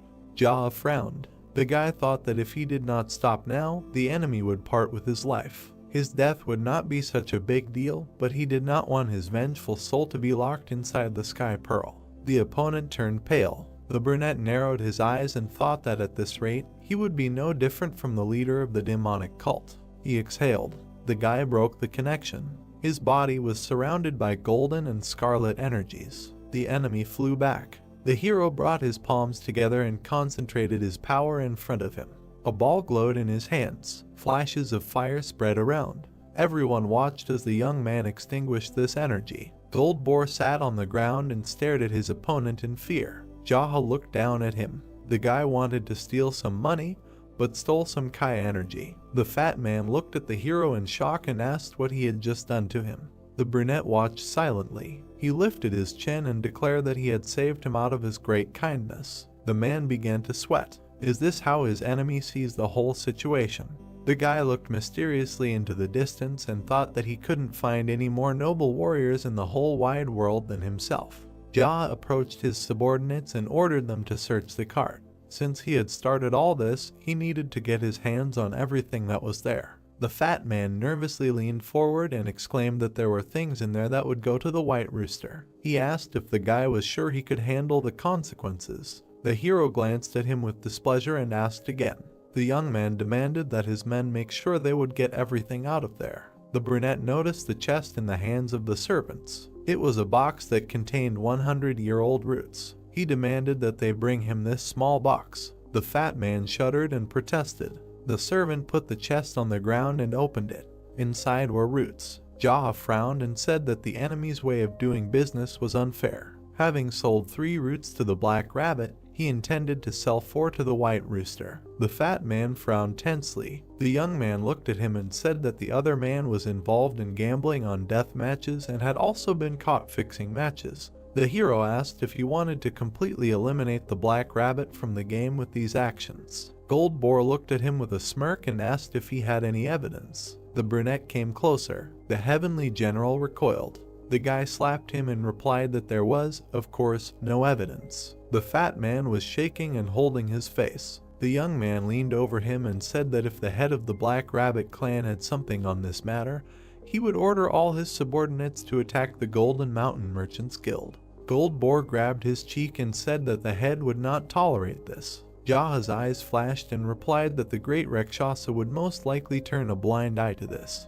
The servant next to him raised his hand to give a reason. The hero pointed his finger at him and gave his word. The guy smiled and explained that if they gave him half of the wealth of the Golden Mountain Merchants Guild, he would turn a blind eye to it.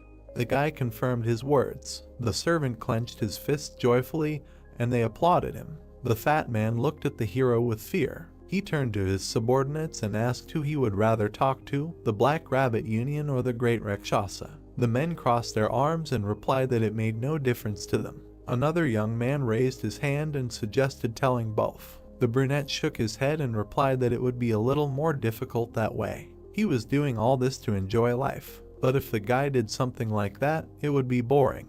The subordinates looked at the master approvingly. Jaha looked at the enemy and asked what he had to choose, who to tell. The man looked away. He was sweating heavily. The brunette shook his hands and hurried him. The fat man looked at his interlocutor, dumbfounded. Gold Boar frowned and muttered that if he had anything against him, the general would be dead by now. The man asked what the boy wanted. A voice was heard, announcing the girl's return. The servants turned around. Red Monkey was walking towards them. The fat man turned around in shock and asked why she was here. The girl looked at him and asked if he had been caught too. She was holding a mask in her hands. She handed it to the hero and said that her ambush had failed.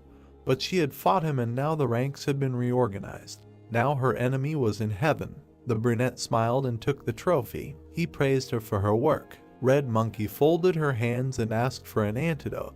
The fat man looked at them in surprise and did not understand why she was calling the boy brother. The hero looked at his interlocutor. She complained that she could not fight normally because she constantly needed to go to the toilet because the diarrhea did not go away. Gold Boar stared at her, dumbfounded, surprised that the girl could talk about diarrhea so easily in front of everyone.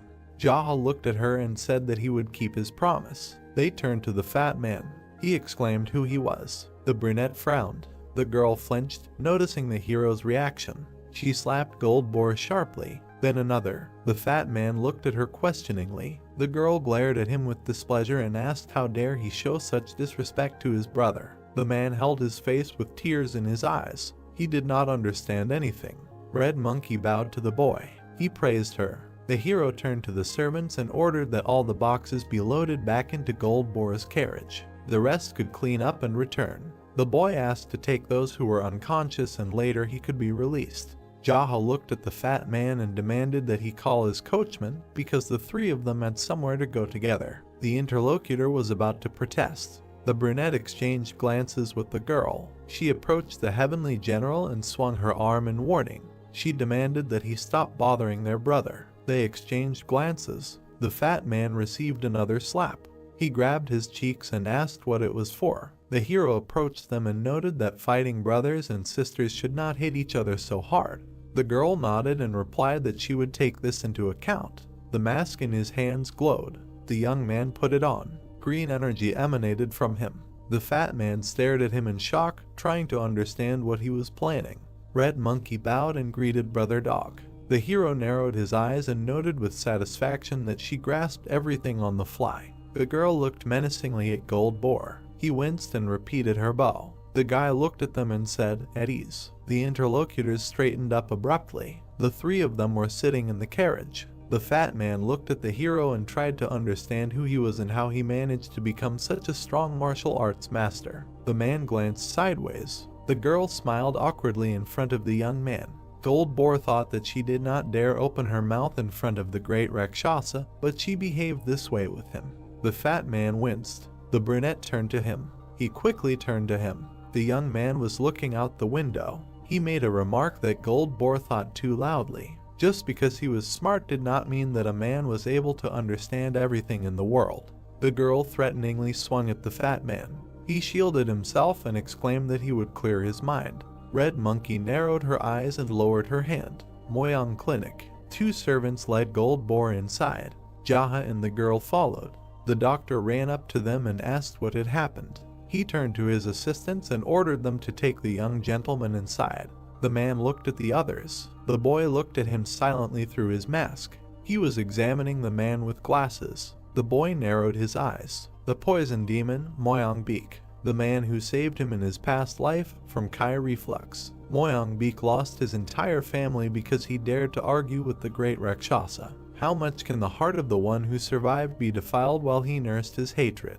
The man who clearly demonstrated this on himself, the poison demon. He became stronger due to his deep knowledge of the body and medicine, and when this was not enough, he began to study poisons. He even tested them on his own body. In a constant cycle of self-poisoning and healing, the doctor became an entirely different person. Ultimately, he became the one who finished off the great Rakshasa. The poisonous demon did not leave aside even the disciples of Rakshasa. But even among the followers of the 12 heavenly generals, there were those who renounced their past and chose the path of a calm and quiet life, but he found and killed them. The hero met him after he killed the great Rakshasa. The doctor hated not only the members of the Jianghu, but also hated people as such. Because of this, he swore that he would never save anyone's life again.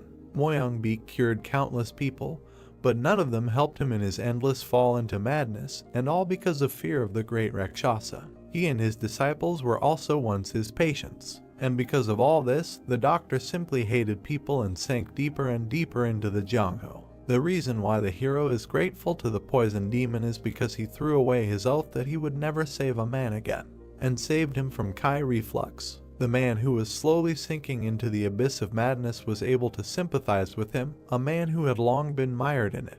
It can be said that only two crazy people can experience such sympathy. The hero always wondered if there was a time when the doctor was a normal person. The boy turned to the girl and spoke to her. She bowed. The young man sent her to heal her wounds too. Red Monkey quickly ran after the medics. Dr. Beak approached the brunette and said that he had never met him before. He asked if he felt unwell. The boy took off his mask. The man smiled. The hero looked at him. They were both silent. The doctor tilted his head questioningly. Jaha smiled and thought that of course he would not recognize him, because they had never met before in this life. The young man grinned and introduced himself as the leader of a small group of clans called the Ignoble. The doctor looked at him with a puzzled expression and asked if he was one of the 12 heavenly generals. The boy squeezed his mask and replied that the ignoble clan was currently at war with the great Rakshasa. The true owner of this mask had been killed by Red Monkey. Beak stood in front of him and asked if the other man was feeling unwell. The brunette smiled and said that he had only come to pay. He was simply curious about the doctor's incredible skills.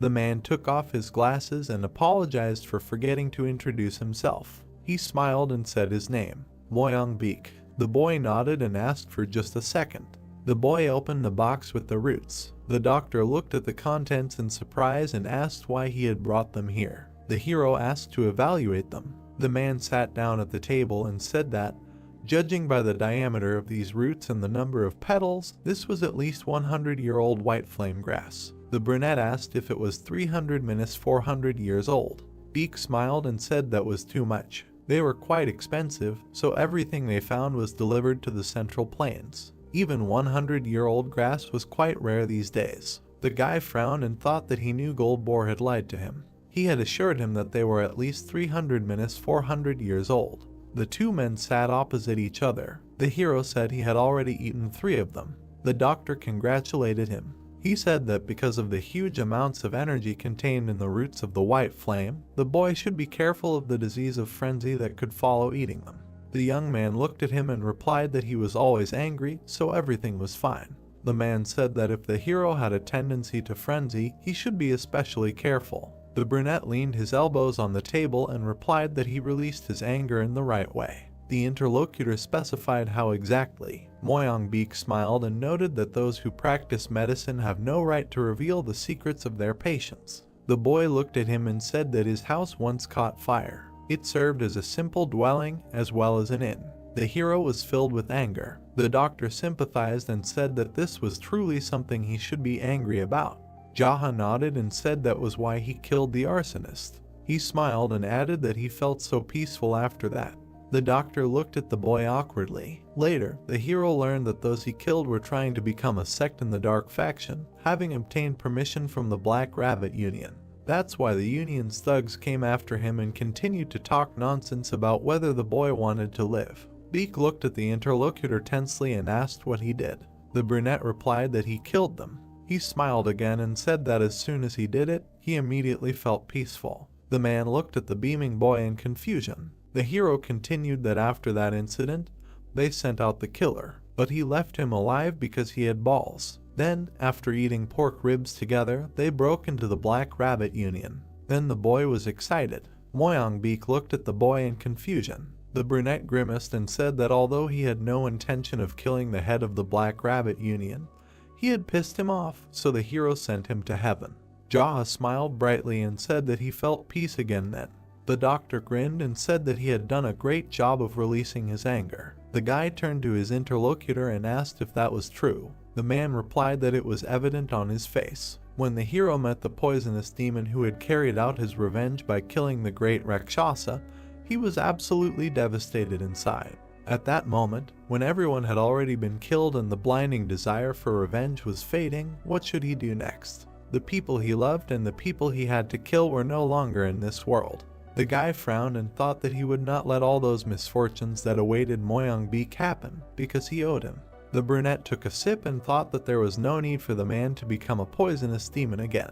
He put the cup down and looked ahead resolutely. One madman of him would be enough. The guy turned to the voices in the next room. The girl was thanking someone. Jaha smiled and noted that her deepest gratitude was showing itself, because now she had hoped that her shit would erupt along with the rest of the diarrhea. The doctor returned to the room. He smiled and said that none of them had received serious injuries, so there was no need to worry. The brunette nodded. The man came closer and added that, although their injuries were mild, their mental state was very unstable. He thoughtfully touched his chin and explained that Red Monkey, apparently, had not slept for days. And she also kept asking about what the main character was doing. In addition, the girl was suffering from diarrhea. The brunette was sitting opposite him. The doctor said that Red Monkey begged him on her knees to stop her diarrhea. The two men looked at each other in silence. Beak chuckled. The hero looked at him and said that he had fed her laxatives and made her think they were poison. The young man said that he had fed her a ton of laxatives and nothing had stopped them. The boy had ordered her to deal with one of the three most vicious heavenly generals, the green dog, the yellow horse, or the white rat. The young man clenched his fist. He frowned and said that he would have had no choice but to kill Red Monkey if she had continued to resist him, just as the leader of the Black Rabbit Alliance had done. Therefore, only the laxative he had fed her was keeping her alive. Deke looked at him in surprise and asked again.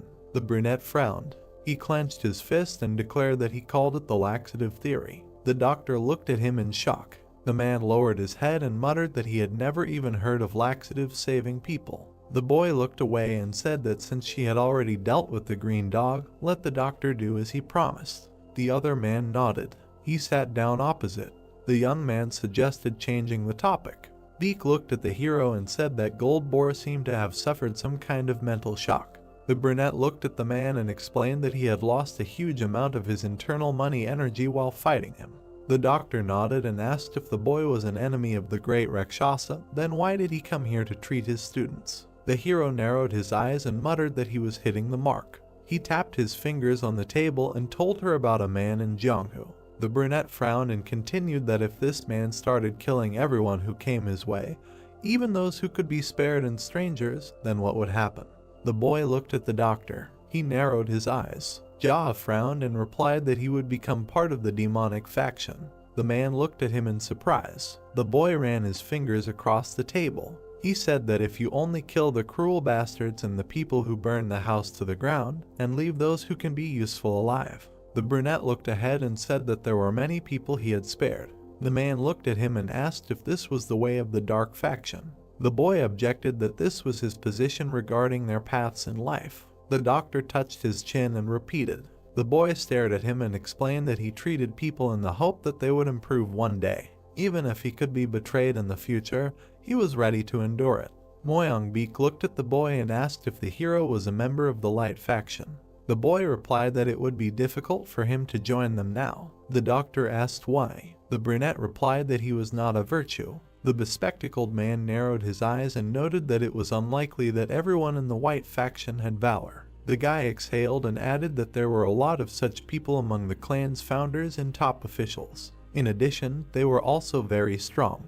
Jaha looked closely at his interlocutor and explained that people who lacked valor were part of the Light faction because they were their students and the students of their students. This is the power of heritage. If you look at it this way, the hero is not like that. His house served as an inn and became ashes, and he was an errand boy. They looked at each other. Jaha said that because he lacked heritage, he needed time and strength to become part of the Light faction. The doctor thought about it. The brunette looked at him with a smile and thought that the poisonous demon was a normal person. The man shuddered. The young man opened the chest with gold. The doctor asked what it was. The hero answered that it was payment for treatment. The brunette smiled and thought that giving such a huge amount to the one who saved his life was not a pity at all. Moyongbik bowed and muttered that this was too much. The boy objected and asked to prepare a quiet place for him to sleep while he waited for their treatment to be finished. The man took 3 ingots and smiled. He noted that even this was excessive. The boy frowned and insisted that the doctor take all of them. He refused with a smile. The brunette frowned and thought that the man was stubborn even before becoming a poisonous demon. Jaha pointed to the box of roots and suggested that he take that at least. The man replied that in order to completely absorb the white flame herb, he would need at least 10 days to cultivate all the energy. He smiled and explained that patients came every day and he could not leave them. The boy puffed out his cheeks. The doctor bowed and thanked him for thinking so highly of his backwoods clinic. He suggested that the boy take the roots himself to cultivate. The boy frowned. The doctor smiled and beamed. Jaha sighed and thought that he had lost the argument of words again. That was the kind of person he was. Night, Moyongbik looked at the sky. The girl bowed and said that the hero had started cultivating in his room. The man asked her to be especially careful with him. He turned away and muttered that the boy had some special kind of anger disorder. He thought he saw the hero's face on the clouds. The doctor left. The discussion of diarrhea was still in his head. Petals fell on the water. Jaha was meditating. A voice behind the screen asked if he was awake. The man opened his eyes. He opened the screen. Moyong was holding a tray and telling him to drink some herbal tea. The brunette took the mug. Looking at his reflection, he thought it was dark medicine for a poisonous demon. The doctor smiled and said that it should be drunk in one gulp. The protagonist looked at him and agreed.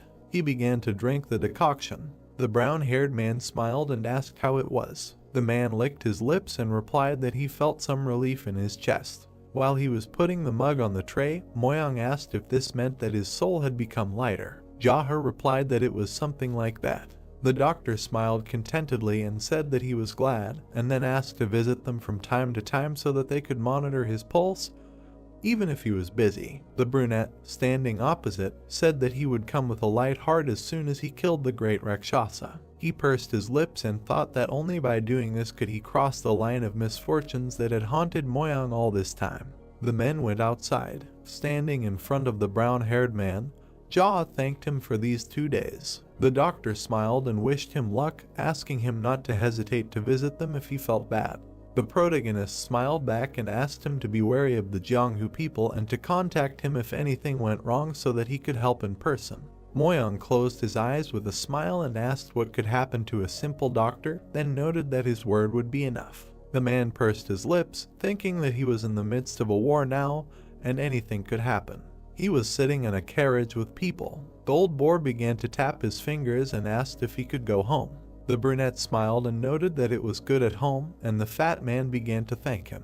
He asked what he was thanking him for if he did not let him go anywhere. The man grimaced in displeasure. Red Monkey began to laugh and asked if she would receive an antidote.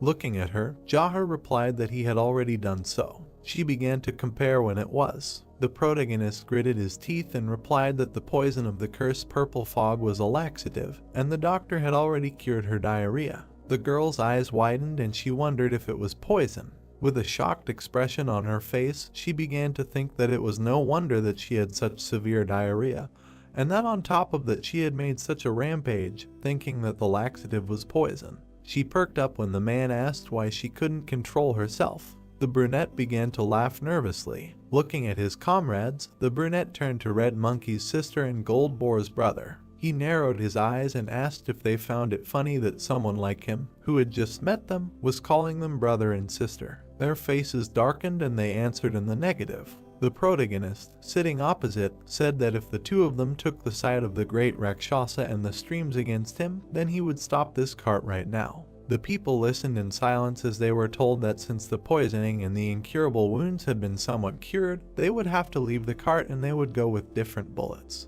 Jaha looked at them and said that they were not his slaves or the slaves of the great Rakshasa, so they were free to do whatever they wanted. Red Monkey asked with a surprised face if it was true that they would not get away with it. Gold Boar waved his hand and said that his entire house could be slaughtered if he betrayed the great Rakshasa. He asked if he could reveal his full strength to him, as well as the size of his army. The man grinned and said that he believed that he was not a merchant from nowhere. He asked if he wanted to make a detailed analysis and comparison of their forces. The fat man apologized with a sad look, noting that it was not only his life that was at stake. The brunette looked at him and asked that if they were on the side of the great Rakshasa and he lost, would their lives have any meaning? The interlocutors froze. Continuing to look at them, the protagonist said that he would continue to order them to believe and bring him money, bring women, and they would have no choice but to be his slaves until they died. Leaning against the wall of the cart, he said that comparing their military power was not the most important thing. Jaha narrowed his eyes and asked that even if he was weak, do they want to live as slaves or not? Gold Boar lowered his eyes. The man turned to him and noted that he was born into a rich family and received everything he wanted, and he should have at least some pride in the clan, but just look at him now. He asked if he thought that this money belonged to him. The merchant perked up. The brunette asked, "Isn't his house now the warehouse of the great Rakshasa?" He bowed and asked him to answer if he disagreed. He asked if he really was rich, then wouldn't the method of spending money be more important than the endless, pointless collection of money? The fat man looked away and apologized, then asked him to buy him some more food. The protagonist frowned. Red Monkey perked up when he addressed her. She exclaimed that she was also a little hungry. Gold Boar clenched his fist and explained that he was asking her if she would side with Rakshasa. The girl smiled and said that no matter what happened, she would side with her brother. The man asked her why, with a gloomy expression. She replied that he had taken her to the toilet and to the doctor and then fed her pork ribs. The merchant listened with an indignant face to her words about how she had been a little sad that he had fed her some poison, but it had turned out to be only a laxative. The brunette looked at the floor and asked what would happen if the great Rakshasa fed her poison. She asked if she would definitely die, because it would not be a joke and he would not take her to the toilet and she would have to hide in the bushes. Red Monkey smiled and said that she was afraid to even think about it, so she would be on her brother's side. Jaha narrowed his eyes, thinking that he was again reproaching the girl's heart with a laxative. While the sun was shining in the sky, he offered to have lunch. They entered the courtyard. There was a wrestling training session. The warriors saluted. As the man walked forward, they greeted the leader. Gold Boar nervously spread his arms and then asked if he really was the Black Rabbit all this time. Remembering the two masks, he asked if it turned out that the servant in the rabbit's palace was Brother Dog. Sweat was pouring down his gloomy face, and the merchant asked if it was true that he was the servant.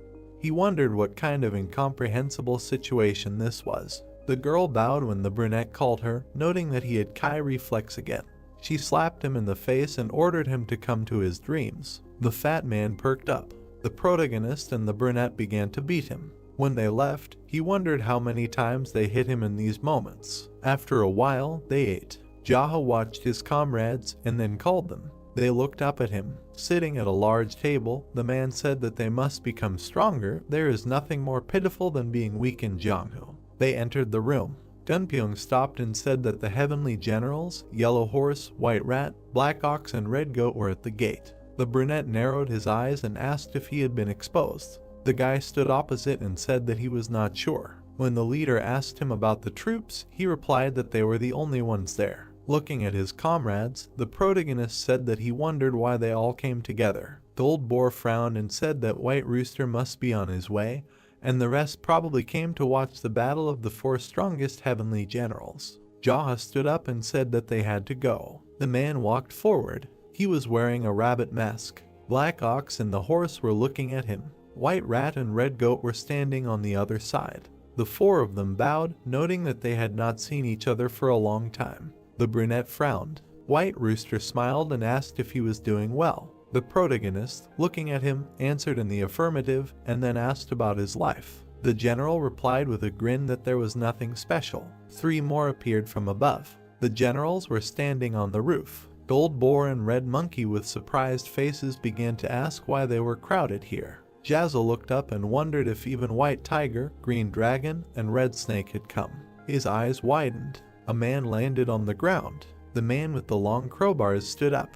The brunette recognized him as the great Rakshasa. The man and the girl's expression darkened, wondering why he was here. The people present folded their hands. The generals bowed and greeted the master. Jazza also folded his hands. Lowering them, he wondered why he came here. Rakshasa narrowed his eyes and said that he came here because he was bored and then told them to fight.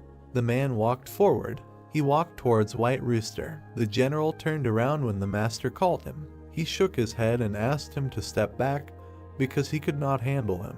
White Rooster was very surprised. He nodded his head, accepting the order. Rakshasa touched his chin and said that the strength ranking was wrong, and then told White Tiger, Green Dragon, and Red Snake to attack together. Gold Boar and Red Monkey were startled. The three of them were jumping off the roof. The master said with a dissatisfied face that today, 3 of the 4 strongest heavenly generals would be fighting shoulder to shoulder against the 5th, who seemed to have made an incredible breakthrough in martial arts. He said that the battle would be a razor to the death, so they all had to kill or be killed, and he forbade all other disciples from interfering in the fight. The protagonist narrowed his eyes and wondered if he had noticed. He raised his hand and spoke. The master asked if he was really going to say something without any conscience. The 5th one with his hand raised said that the humors were a little wrong. Rakshasa lowered his head and asked if he should adore one or crush White Rooster. The man, looking at him, said to do as he wished. He lowered his eyes. Then he began to laugh loudly. Red Goat and White Rat froze in confusion. The brunette smiled and said that in a fight to the death, the master should take part personally and not force his own students to do it. Everyone fell silent. Gold Boar and Red Monkey darkened. Rakshasa grinned and said that he could not imagine that he would become stronger in his beliefs. However, he did not think that one of his students could say something like that. He asked to show his face. The protagonist frowned and exclaimed that he was not his servant. He asked why he was forcing someone to film something when he had just met him. His companions' mouths dropped open in shock. The master closed his eyes and laughed. His gaze darkened as he told all 4 generals to fight. Jaha bared his teeth and asked if he was going to stand aside while his disciples fought. He asked if he was really doing his business that dirty. Rakshasa pursed his lips. The 5th one waved his hand and said that if the 4 heavenly generals attacked at the same time, he would simply run away. He pointed out that his knowledge of Kingdom was much deeper than his fighting skills, and then suggested that they play tag across the globe. Looking at the master, he said that however, if he were to challenge him as a man, he would accept the battle one-on-one. The brunette pointed his finger and said that rumors of him being afraid of a fight would spread far beyond Manhwa Prefecture since he was quite talkative. Rakshasa continued in a darker tone. The protagonist stood and spoke to the 12 heavenly generals. He asked them why they thought their leader was making them fight first. He noted that it was obviously to find out how strong he was as he beat them to death. Jaha grinned and asked how much wealth and prosperity the old man planned to enjoy when he sent his disciples to hell. He pointed to Black Ox and noted that he was obviously young, then asked how old he was. He asked if he thought the old man would be sad if he died. Looking at the generals, the man said that all he would do was give his mask to someone else since they had already replaced more than 1 or 2 generals. He asked if they were really going to die like this, obeying their master. Rakshasa smirked and said that apparently some madman had been hiding under the mask of some disciple all this time. The brunette smiled and agreed. He said that the masks increased their madness, then asked the brothers to remember that. His comrades froze in shock, trying to understand what he was saying. The master said with a smile on his face that he would fight him. He looked at White Tiger. The protagonist pursed his lips, mentally noting that he had signaled his students with his eyes after telling him that. He thought that he knew he would do it before he was surrounded. He reached for his weapon. Jaha began to take out his sword. He struck. White Rooster covered himself with his fan. The 5th jumped. He began to run. The 3 rushed after him. Then the rest of the generals beat him. They complimented the man. Looking at White Tiger, he said that they did not need to worry about anything. Looking ahead, he added that this was all because he would finish off the master, and so they should react accordingly. The generals ran, and the brunette asked them to trust him. Red Snake and Green Dragon perked up. The master with an angry face loudly asked why they were just staring at him. The protagonist's eyes flashed and asked how dare he butt in the middle of brotherly bonds. His feet raced along the ground. Red Goat and Black Ox ran, hearing the order to find him. The generals rushed ahead. People looked at them with fear. Pouring water into a glass, a man asked if there was really a grand battle going on somewhere. The man sat without a mask, muttering that there were a lot of heavenly generals here. Seeing Yellow Horse, the employee greeted him. He grabbed him by the neck and began to ask if he saw someone running in a hurry or suspicious people. The man trembled and replied that he did not see anyone. The general dared the brunette and asked him. A dark aura grabbed his neck. The protagonist pulled him towards himself. Looking with angry eyes, he asked how dare he raise his hand against an errand boy right in front of him. He was squeezing Yellow Horse's neck. Jaha swung his fist. He hit the general. He flew to the side. The employee watched this in fear. The 5th one dared him and told him not to be surprised because this was commonplace for Jianghu. The guy looked down and agreed. The man poured alcohol on his wound. Then he began to pour it into a glass. Holding out the jug, he offered to pour. The frightened guy held out the glass and thanked him. Looking at him, the protagonist said that they thought that the errand boys were weaklings, that's why they yelled at the slightest thing. The employee answered negatively. He asked him to shut up and drink. They both drank. The guy was shaking with horror. Jaha looked at him and told him to go rest, and later he would send his man to pay for the drink. He said that he would finish the rest himself. The guy exclaimed that he understood everything. He ran into the building. On the ground lay a beaten Yellow Horse. Looking up, Black Ox noted that he was dead. Red Goat said that he must be nearby, so they should be more careful. At this time, the 5th was chewing on a stick. Black Ox looked at him. He indignantly asked what he was looking at. Throwing the stick, the man exclaimed that he was looking at him. The stick flew. It pierced the general's forehead. Red Goat's eyes lit up. He turned and screamed at the falling Black Ox. At that moment, the brunette pierced his forehead with the stick as well. He abruptly put the glass on the table. There were 3 corpses lying on the ground. The protagonist narrowed his eyes and thought that he was not at all surprised that they were from low ranks. A man came to the scene and began to ask how he dared. Jaha crossed his arms and asked how he was doing. White Rat jumped up. He stretched his hand out to his opponent. The 5th parried his blow. Blood gushed out from under his mask. When his hand was bound by a dark aura, he asked what was going on. Holding him, the brunette swung. The general fell to the ground. The protagonist was sitting at the table. Looking down, he told him not to cross someone like him in the next life. Jaha reached for his mask. Putting it on himself, he noted that now there were only 4 heavenly generals and the great Rakshasa left. The company looked at the 3 corpses. Red Snake waved his hand and said that he must be planning to lure them out by killing them one by one, and if this continues, they will all die. He asked what they should do. Green Dragon nodded and said that the 4 heavenly generals should unite, and if the 4 of them were together, then he would be unable to oppose them. Red Snake bowed his head and muttered that he never thought that their brothers would just die like that. He looked at his comrade and suggested that they return to their teacher immediately. The general replied that if they just went back like that, the teacher would get even more furious, and not only would they come back empty-handed, but they would also have lost their brothers. The protagonist rubbed White Rat's mask. They all looked at their comrade and said that the decision was his. White Tiger looked at them and suggested that they continue the pursuit, because as Green Dragon said, the 4 of them should unite. He turned to White Rat and asked him to report the death of his brothers to the teacher, and also to say that the 4 of them were going after the head of the intruder. He looked at the general when the latter asked if he was trying to keep his distance from the teacher. White Tiger replied that Rabbit's target was the teacher, and most likely, he would not do all this just to destroy all of them. White Rooster raised his fan and asked if everything he said was true. White Tiger looked at him and answered that he thought so. He added that first of all, he believed that everything he was saying was nothing more than complete nonsense, but sometimes a lie from a crazy person turns out to be the truth. The generals fell silent. One of them asked why he killed their brothers then.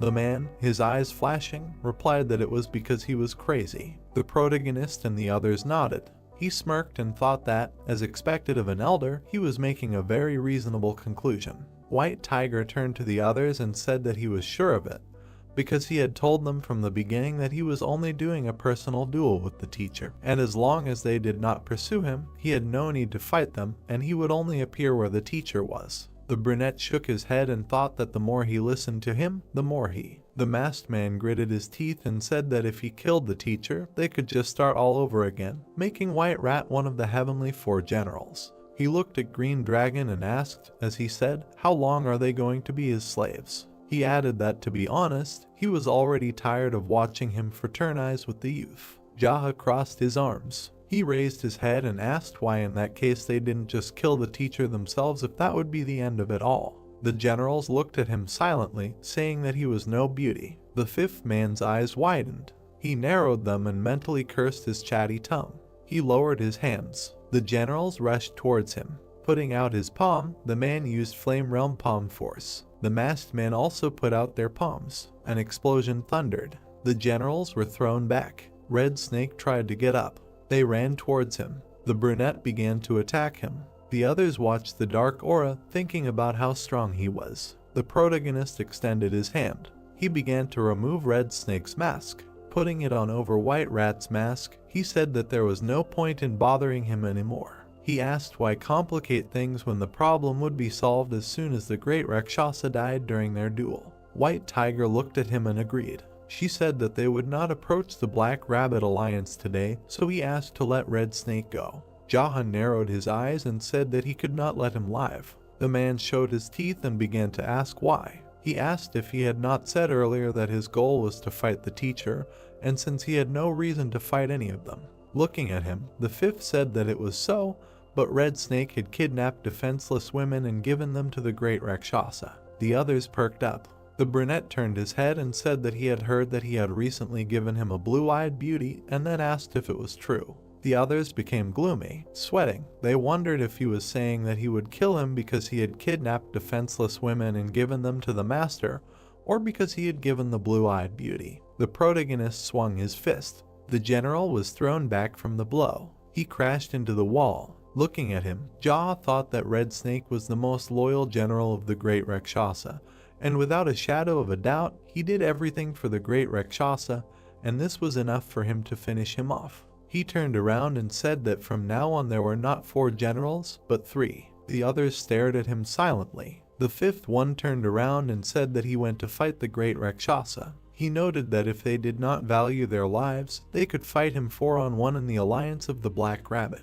The man reached the place. Walking forward, he told the teacher that his student had arrived. Wearing 2 masks on his head, he said that Red Snake and White Rat had arrived. Continuing to walk further, the brunette said that Zaha had knocked out Black Ox and Red Goat in a beautiful knockout and also returned alive. Narrowing his eyes, he asked the teacher where he was. The man in front was sitting surrounded by warriors. Gunpyeong looked at the leader and thought that he knew that he could die so easily. The protagonist smiled and called out for the teacher. The warrior's expressions darkened, trying to understand why he was calling the Great Rakshasa so familiarly. Gunpyeong thought that based on what he said when he returned, it was definitely their leader. The master smiled and greeted him, and then asked what was the last moment of Red Snake's life. Looking at him, Jaha said that he hugged the wall after he hit him, and now he was most likely waiting for his turn in hell. Rakshasa muttered that he was upset because he was his most precious disciple.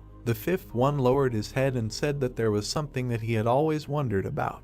He pointed to the mask on his face. Looking askance, he asked why they wore them. The master smiled widely and said that in all this time, none of his countless disciples had ever asked about this. Starting to introduce the different masks, he said that wearing a mask, one can naturally do terrible things, and regardless of whether it is they or the mask doing it, the concept between them is becoming more and more blurred.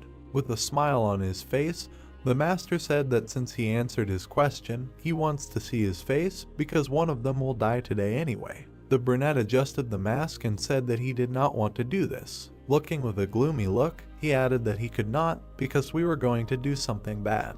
Rakshasa grinned. He got up from his chair and said that he was sorry because someone like him had to become his student. The protagonist looked at him and said that even if he were his student, he would still kill and, like today, asked why they wear masks. Descending the stairs, the master said that this is how a man should live. His sleeves fluttered. Jaha narrowed his eyes, thinking that he was not so popular among the common ladies, despite the fact that he had a beautiful side. Looking at Rakshasa, he wondered why someone like him was mating all along the east and west. His eyes flashed, thinking that he was suddenly filled with rage. Walking up to the general, the master asked him how he wanted to fight and then asked him to choose a martial art.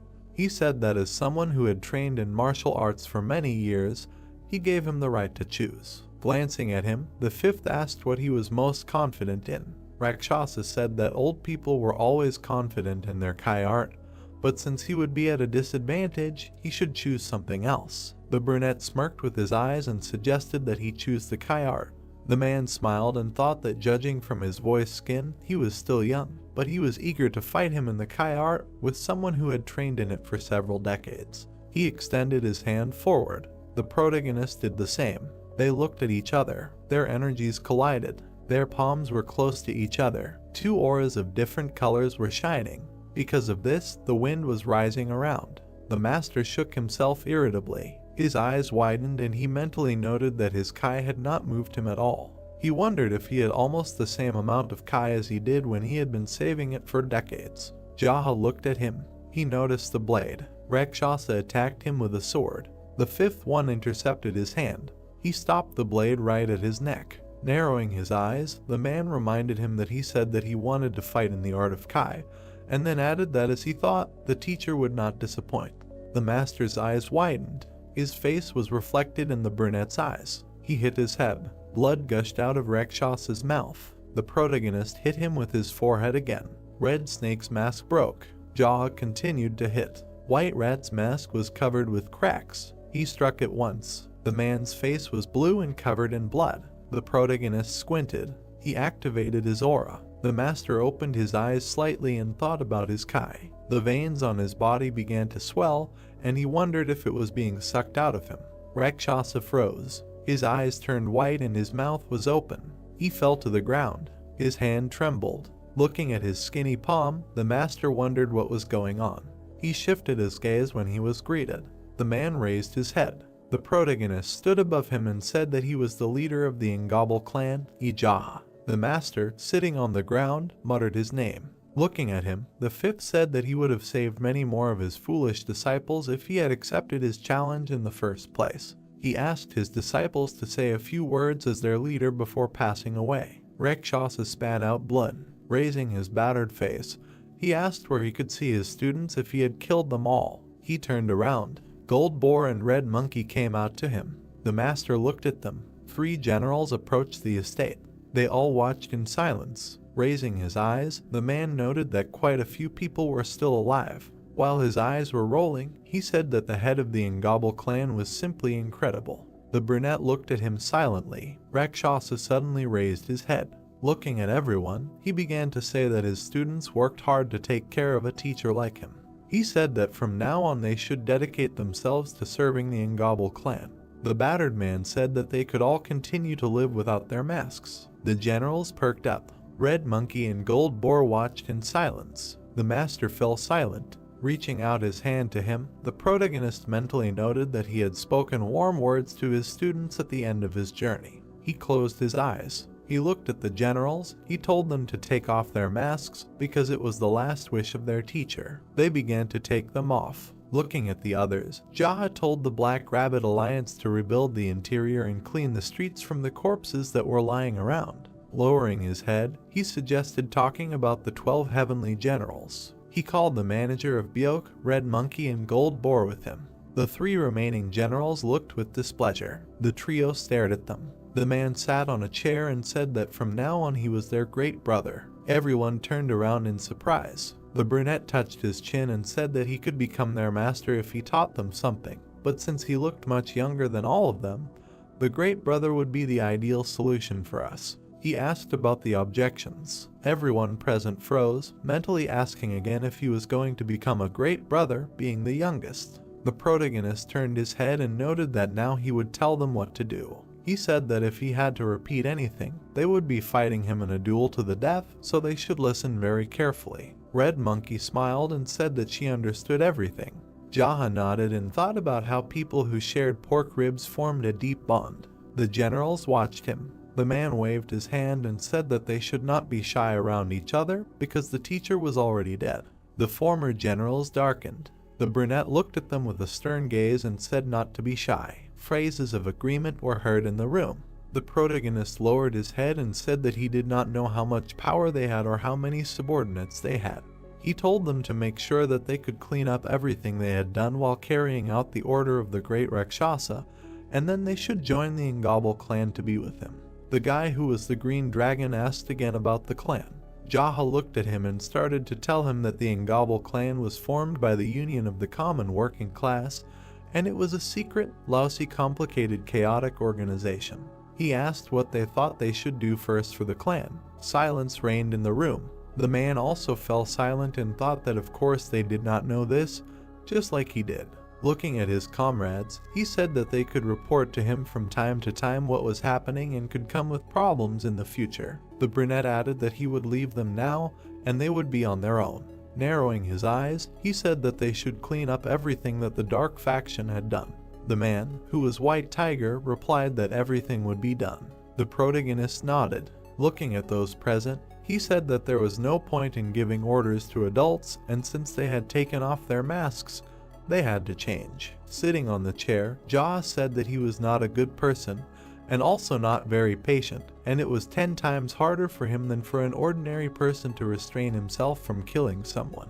The generals darkened when he noted that it was like when he gave them. White Rooster looked up and said that he was worried about something. The man turned around and asked. White Rooster said that the teacher had both enemies and allies. He folded his fan and began to say that he was especially close to the old king of the hornless dragons, who received a lot of money and women from Rakshasa. He added that he would be the most furious when he learned that he had died. Green Dragon looked at the leader when he asked if there was anything else. He said that there was a society of rain clouds. Imagining the battle, he said that they were one of the teacher's most troublesome enemies, and indeed the master's hand was cut off by the leader. The guy with an indifferent face said that unlike the old hornless dragon king, there were many people besides them who held a grudge against Rakshasa, and they could not predict their reaction. The protagonist's eyes flashed and asked if that was true. He sighed loudly and said that it was a relief. Red Monkey turned to him and asked what was the reason for her joy. Yahello looked up and said that he was glad that there were so many people he could kill. The room fell silent. Introducing the women, the brunette asked if Rain Cloud was written in the Rain Cloud Society with the same letters as fornication. White Rooster with a tense face answered in the affirmative. The protagonist looked at him and said that it was a very provocative name. He bowed down and addressed the manager, telling him to send a letter to the Rain Cloud Society in the name of the Black Rabbit Union and write that they should live chastely. The old man smirked and asked if they should send a declaration of war under the guise of a letter with good intentions. The protagonist looked at him and called him resourceful. The manager smiled sheepishly. White Rooster frowned and said that there was no reason to mock the forces of the Rain Cloud Society. He asked if it was really necessary to provoke them first. Looking at him, Yahello called out. With a serious face, he told him to shut up. The man gritted his teeth and agreed. Sitting on the chair, the brunette asked what the problem was with declaring war on the Rain Cloud Society. He said that they were already at odds with them. He thought about it. The protagonist slammed his fist on the armrest. Everyone in the room tensed up. Yahello, with an angry face, started shouting that he could not leave a clan with such an indecent name alone. He told the manager that there was no need to disguise the letter as a sign of goodwill and he should just send them an obvious declaration of war. Everyone in the hall darkened, and Goldboar wondered if he was going to declare war on a clan just because he didn't like their name. Yahello clenched his fist in indignation and shouted that the Rain Cloud Society were also enemies who tore off their teacher's arm. He asked if it wasn't obvious that as his students, they should take revenge. The generals and comrades caught on. Looking at the leader in fear, they wondered if he really wanted to take revenge on someone who tore off Rakshasa's arm if he was the one who killed him. The man glared angrily and asked what the answer was. Everyone began to agree and say that they should do it. The brunette argued with them. Everyone sat tensely. Standing in front of them all, he said that they should be more cheerful. Clouds floated across the blue sky. While the sun's rays illuminated the Union, the man said that he was busy. The protagonist walked out through the arch. The warriors turned to look at him. The warriors bowed to the leader. Dunpyeong turned around. Yahello waved his hand. A petal flew past him. The man turned around. In front of him was a large rose tree. He began to approach it. The brunette began to meditate near it. He sat with beast eyes. Petals fell on his shoulders. Dunpyeong watched him. The sun's rays caressed the Union. Little by little, the sunset began to descend. The protagonist, strewn with petals, was still meditating. The warriors looked at him. He opened his eyes. Yahello began to rise. He reached for the sword. Everyone froze. The man began to wave his hand. He looked at the blade. The brunette looked back. He looked at the falling petals. His eyes widened. The blade began to move. The protagonist spun the sword. He struck. Then the leader swung again. Dunpyeong clenched his teeth, and the others looked on in surprise. The man moved like a falling petal. Energy oozed from his body. Gathering the petals into a pile, he controlled them. The brunette stepped to the side. He turned around. The wind blew to the side. The protagonist raised his sword. He lunged. There was a pink petal on the tip of the sword. Yahello looked at the same one that flew past. The blade passed through it. The petal was cut into two parts. A stream of petals followed the sword. The man struck with the sword. He waved his hand. The wind hit the warriors. They stood with shocked faces, asking what they just saw. Looking at the protagonist, they asked if it was possible that he had just created a new sword technique. Turning to the trunk, the brunette asked what kind of tree it was. He froze, and from behind they answered that it was a blossoming plum tree. Yahello put his hand on the bark. Smiling, he said that in that case, they would call it the blossom plum technique. The warriors stood there with surprised expressions. Red Monkey perked up when she was addressed. The leader narrowed his eyes and noticed that she had sneaked a peek at his own martial art, as expected. The girl frowned and asked if he was implying that she was a thief. The man pursed his lips. The brunette spread her arms out to the sides and asked if the name sounded too weak for a sword technique. The protagonist asked if he should call it the Rakshasa sword technique then. Red Monkey pointed and said that Plum Blossom would be more memorable. Jaw suggested that she go eat. She raised her head to the sky and said that she wanted to enjoy the view a little longer. The girl smiled. Gold Boar was eating a piece of meat. The leader sat next to him and asked if he had become a heavenly general before Red Monkey. The man looked at him and answered in the affirmative. The brunette chewed and asked why he had let her hit him so many times then. Holding the meat in his hands, the fat man replied that he had also thought about it, whether it was normal or not. He frowned and said that it was unacceptable in a famous Orthodox sect. While his eyes were filled with anger, he said that she would be expelled for slapping her elder brother. Gold Boar shook his head, saying that they were not a famous Orthodox sect, they were from a dark faction, and then asked, in a close faction, is it okay for a junior to slap an elder? He said that he thought deeply about it after the first slap.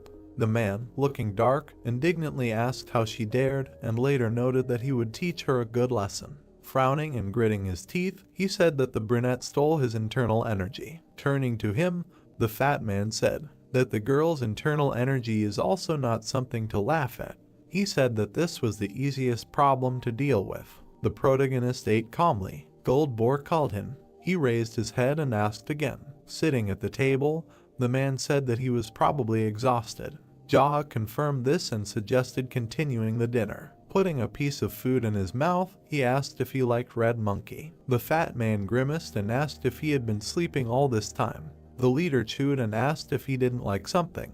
The man's body sighed. He lived to eat. The brunette smiled and said that he filled his mouth well. Gold Boar took a bite and said that since his internal energy was stolen, he needed to eat to replenish it. The protagonist said that his fat man's logic was unbreakable. The man glanced at him and said that then thank God he was fat. Introducing the man with the fan, he said that he was a member of the Golden Mountain Society and had countless riches and was also the youngest of the sons. He said that he had money, he knew martial arts, and then asked to imagine if he were also thin. Sitting at the table, the brunette asked if he was the youngest child and received a positive answer. Holding the chopsticks, he said that he really did look like the younger one, and it was no wonder that it was normal for him to get slapped. Gold Boar's expression darkened questioningly. Turning away, he asked why they were acting like this. From the room, there was a video of the street. There, warriors were practicing with swords. They were practicing near the plum tree. Red Monkey was practicing with them. Watching them, the fat man said that they were all crazy, swinging their swords at the falling leaves. The brunette propped his face on his fist and said that they were doing everything right. The man looked at him and said that the Black Rabbit Alliance was more like the Smart Rabbit Alliance. The protagonist looked ahead and said that they were doing everything very well. He was watching carefully. Watching the warriors, he mentally noted that they were inspired by his training. Looking at Gunpyeong, Jaw thought that they were trying their best to get on the path of martial arts that they themselves were doing. The tree was swaying in the wind. The leader smiled and said that they smelled the scent of plum blossoms in the falling leaves. He tapped his finger on the table. Gold Boar noticed it. Red Monkey and Gunpyeong were trading. The plum petals continued to fall. The man watched with a smile. Then night fell. In the morning, the courtyard was strewn with petals. Everyone gathered in the hall. The manager frowned and said that in the surrounding area, they had received reports of the silver ghost Yu Sashing.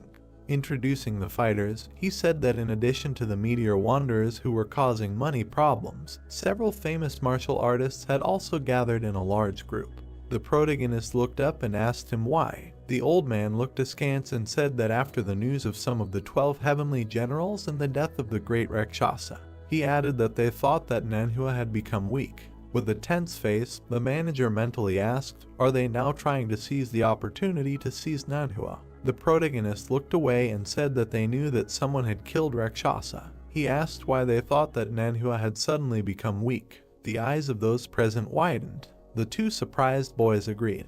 The old man closed his eyes and said that greed would cloud common sense from time to time. Jawher remained silent. The man frowned and said that he could assume that the old hornless dragon king had joined forces with Professor Su. Standing in front of the leader, He said that since there were quite a few of them, he would inform the 12 heavenly generals, and if the old hornless dragon king tried to tear Manhwa apart, the generals would be in danger. The brunette leaned back and said that he could handle it, but the morale of the subordinates could fall due to the difference in numbers because there should be at least an equal number of them. Looking at his comrades, he said that one of them would go to Ilyang Prefecture and talk to Sima Bai and Cha Sung-ti, who would need to be told to gather the people who were bored and send them here. The protagonist looked away and said that someone else would need to go to the Black Pearl Fort. Gunpyeong gritted his teeth and asked again. Looking at him, the leader said that he needed to tell a man named Dok Sing to bring about 700 elite soldiers. The guy asked if they would really come. The man narrowed his eyes and asked to tell him that the leader of the ignoble clan was calling him. He sat on a chair and said that this should more or less equalize their numbers, and thus the subordinates would not lose heart and a frontal battle would begin.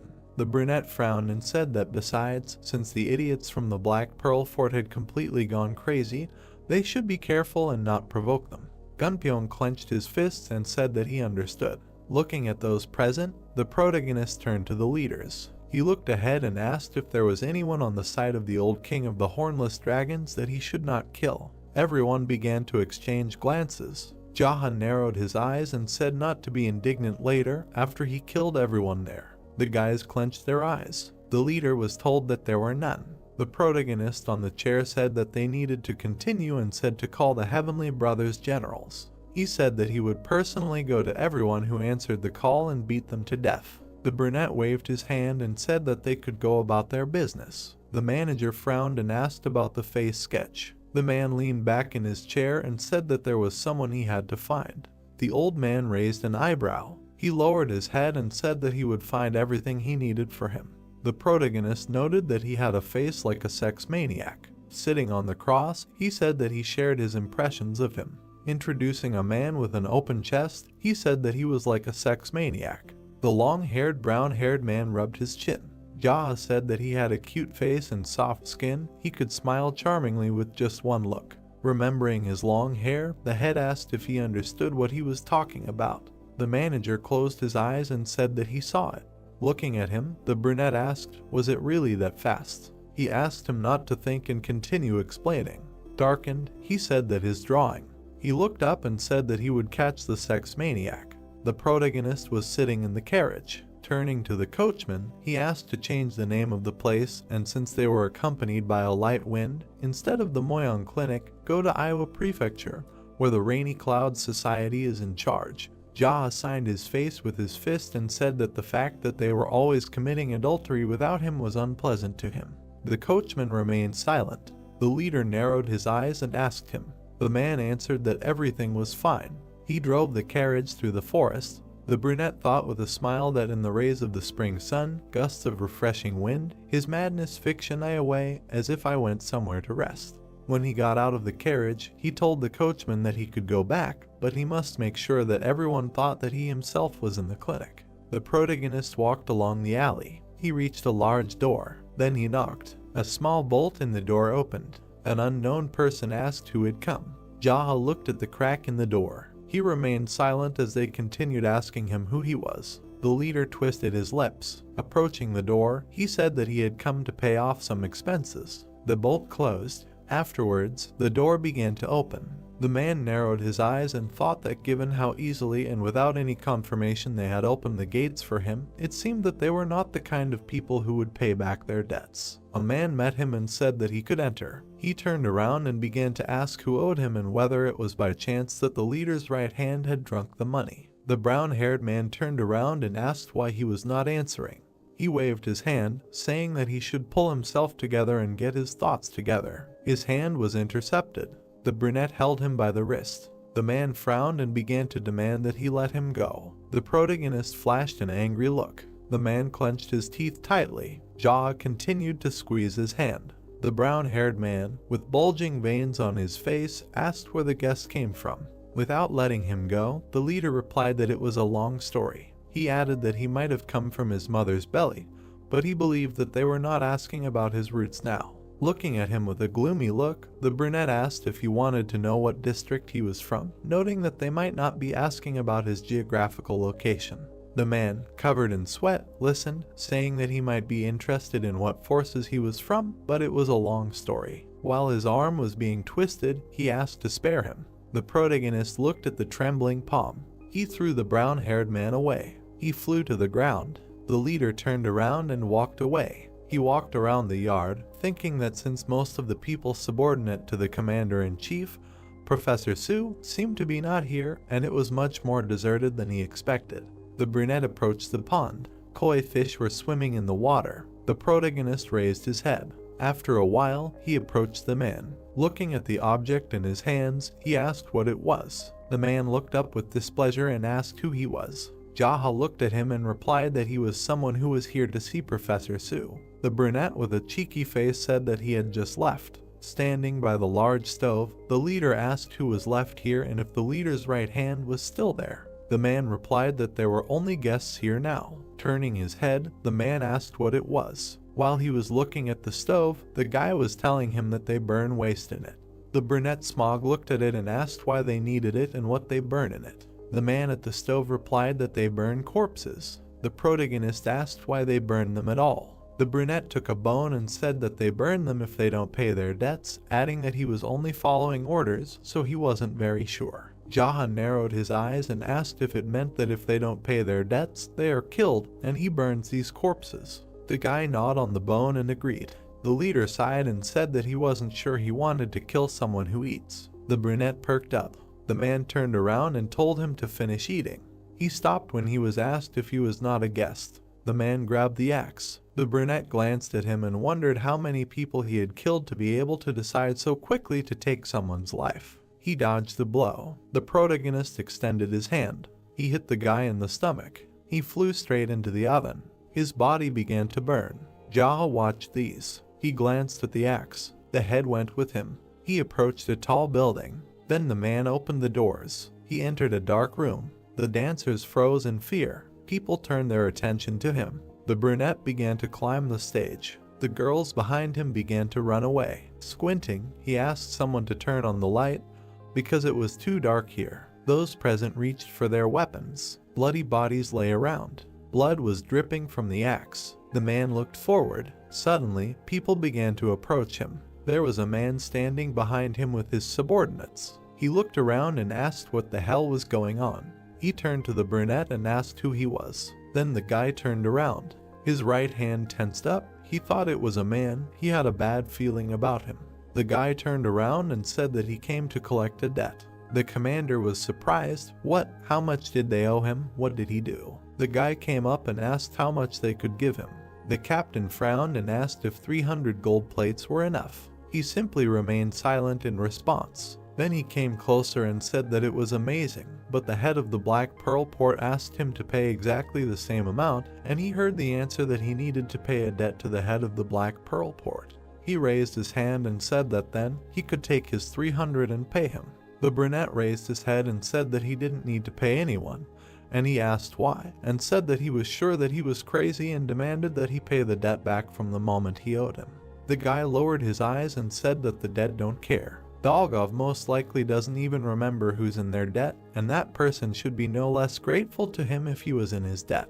The commander tensed up. Did he really want to say that he killed the head of the Black Pearl Port? Then it dawned on him. There were corpses of people lying around. The men tensed up, didn't know what to do. The brunette turned around and said that he shouldn't even think about running away.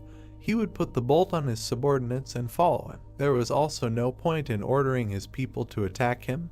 The bolt would continue to lie on them, and they would only kill him. The head's right hand lowered his head and asked what they wanted from him then, to bring him money. The young man came closer and said that they should forget about it. It was useless, their forces were just regrouping while he went for the money, so they just needed to stand here. Why don't they take some time to confess? He ran up and asked again with shouts.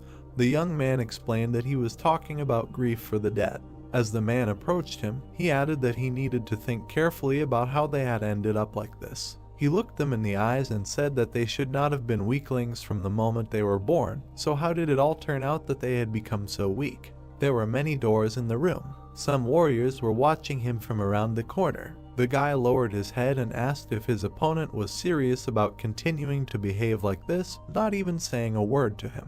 The man was thinking, completely out of his mind. The sick bastard grabbed him. He looked at the dead men again and thought that he had been confused and had not noticed earlier, but all these people had died from one blow of an axe. Then he frowned and ordered his subordinates to all go outside.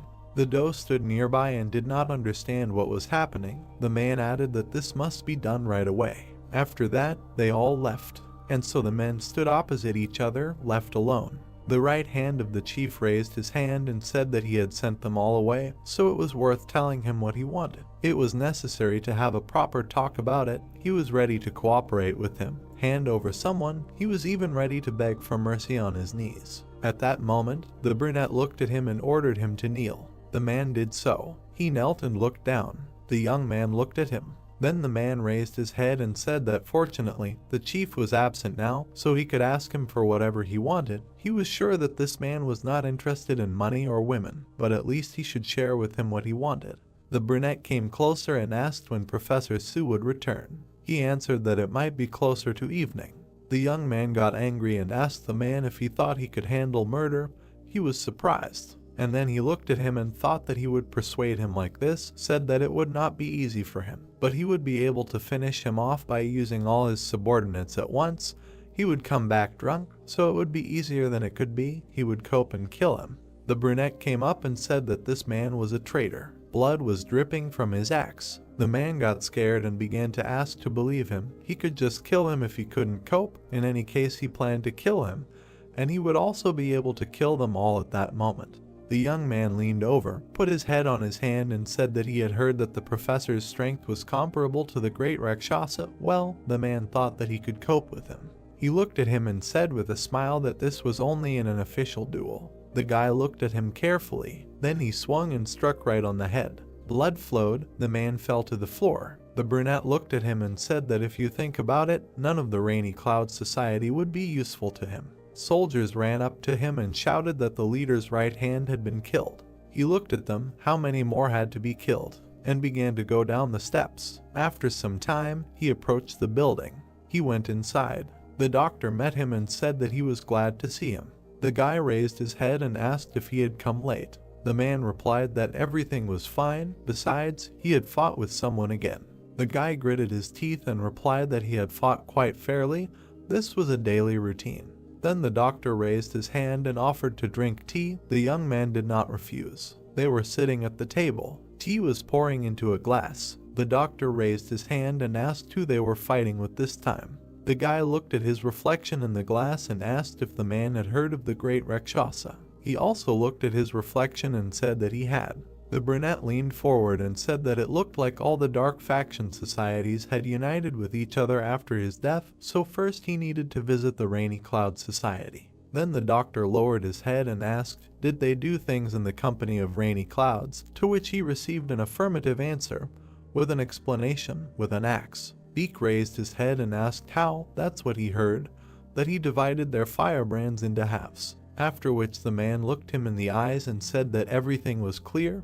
Murder is murder, no matter with an axe, a sword or a fist. Then asked if the young man killed someone who could not have been killed. The guy looked at him and answered that no. Then the doctor laughed and said that it was good. A strange silhouette appeared behind the young man. The man said that it looked like his inner demon was standing right at his gate. The brunette smiled and said that this is exactly why he came to visit him. From time to time, willy-nilly, he becomes his patient. The young man put the mug back. He looked up and thought that if he joined forces with the professor, he felt that he could really become an unstoppable crazy demon, so he restrained himself and returned to hang the doctor. The man was just drinking tea at that moment. The guy raised his mug. There was a demon behind him. He thought that he wanted to become a reasonable mad demon who strives to correct his mistakes, and not a mad demon driven by the thirst for slaughter. He lowered his head and thought that his goal was to become a slightly better mad demon. Deep night, the guy entered the building. He passed by his subordinates and thought that he felt much better, and after talking to the doctor, then he smiled and thought that communicating with someone to whom you can open your heart gives a feeling of peace. He went inside. It was light. Others met him. For some reason they were surprised. The companions were glad to see him, and in his place sat Sundagati. The man looked at him attentively. Then he stood up, greeted, bowed. Everyone else did the same, greeted the master, the great brother. He sat down in his place and looked around at his and ordered everyone to sit down. Then he asked his assistant if everyone had introduced themselves to each other. He answered that they had. The leader looked at him and asked why the man had suddenly sat down in his chair. He smiled and said that after all, he was the general of the Hao clan. The guy turned away and said that that was also true. The blonde looked at him and said that it was so, he was a general. The leader lowered his head and did not want to answer that yes, a general. The girl looked at him, turned and said that this man claims to be his right hand, is it true? The master asked again. Then he looked at him. The assistant's face twisted at that moment. She mentally prayed for them to say that it was so. And the chief turned away and thought that it was obvious that he had raised the cunning fox with his own hands. After which he replied that no, the words spoken had broken the man. The master put his hands on his knees and said that this man was only a clan general. They had no such thing as a right hand. However, the position of the general was very important one way or another, so he should be treated as expected. Then she added that they themselves saw that the man would immediately jump back from one or two of their blows, so it was worth protecting their fragile boy. Everyone began to laugh. The generals lowered their heads and decided to leave. The master called out to him. The man turned around. And then he turned to him and said that if there were objections, it was worth becoming stronger. The blonde looked at him and said that he himself would not mind. Everyone here met a strong teacher, became even stronger due to eating elixirs and studying the strongest martial arts. Then he lowered his head and added that he had no master, not even elixirs. He raised his sword only to survive. He frowned and said that therefore, he believed that he would have a chance if they fought without using internal energy. The brown-haired man got angry and suggested fighting without it, right now. Then the general looked at him and asked if he really thought that now was the time. He didn't know how to read the atmosphere at all. They would do it next time. He looked at him angrily and said nothing. The girl started laughing. In general, everyone around started laughing. The blonde was offended. The master exhaled and said that of course he would do it next time. It would be better that way. The general bowed and said that he would do as he was ordered. Yahello looked at the others and said that now, since everyone was gathered, they needed to discuss something, how best to crush them, so that rumors would spread more effectively, follow them or take defensive positions. There was no need to be shy. Everyone could express their thoughts. The general came up and asked who they would fight against. The master replied that the enemy would be the old hornless dragon king, Professor Su, and a couple of small groups of dark factions. The blonde realized his weight and said that he believed they should have more than 400 or 500 soldiers. Everyone looked at him, wondering how he even knew this. The master raised his head and asked if he really thought so. The man looked at him and said that he thought that playing defensively would be the best option. Then he lowered his head and when asked why, he replied that because they lacked people. Besides, it would be a more fun choice. The leader asked if that was all. The man replied that it was. He lowered his head and said that then they should take a siege, defensive position. He raised his hand and added that he thought this option was the most fun at the moment. If anyone else had a better option, he could listen to them. Everyone looked at him and thought that the decision was seriously made because it was more fun. The brunette hit his knee with his hand and said that great, he would take it as the absence of other opinions, so they chose siege defense. He raised his head and added that they were evacuating the servants and those who did not study martial arts to the prefecture, since they could be captured during the battle and killed. Then he lowered his eyes and asked who wanted to escort the people to the prefecture. The enemies could move after them even tonight, so they needed to leave them immediately. Everyone looked at him and remained silent. Then the brunette looked. No one, in that case, could the general do this. He does not think that he will be of much use to stay here. The man turned and said that he was Sungti from the Hoa clan. He would stay here as a representative of the Yiling prefecture. The master scratched his head and said that apparently everyone wanted to stay here. Then he would decide who would go. Turned to the manager. He would go. He nodded and said that he understood everything.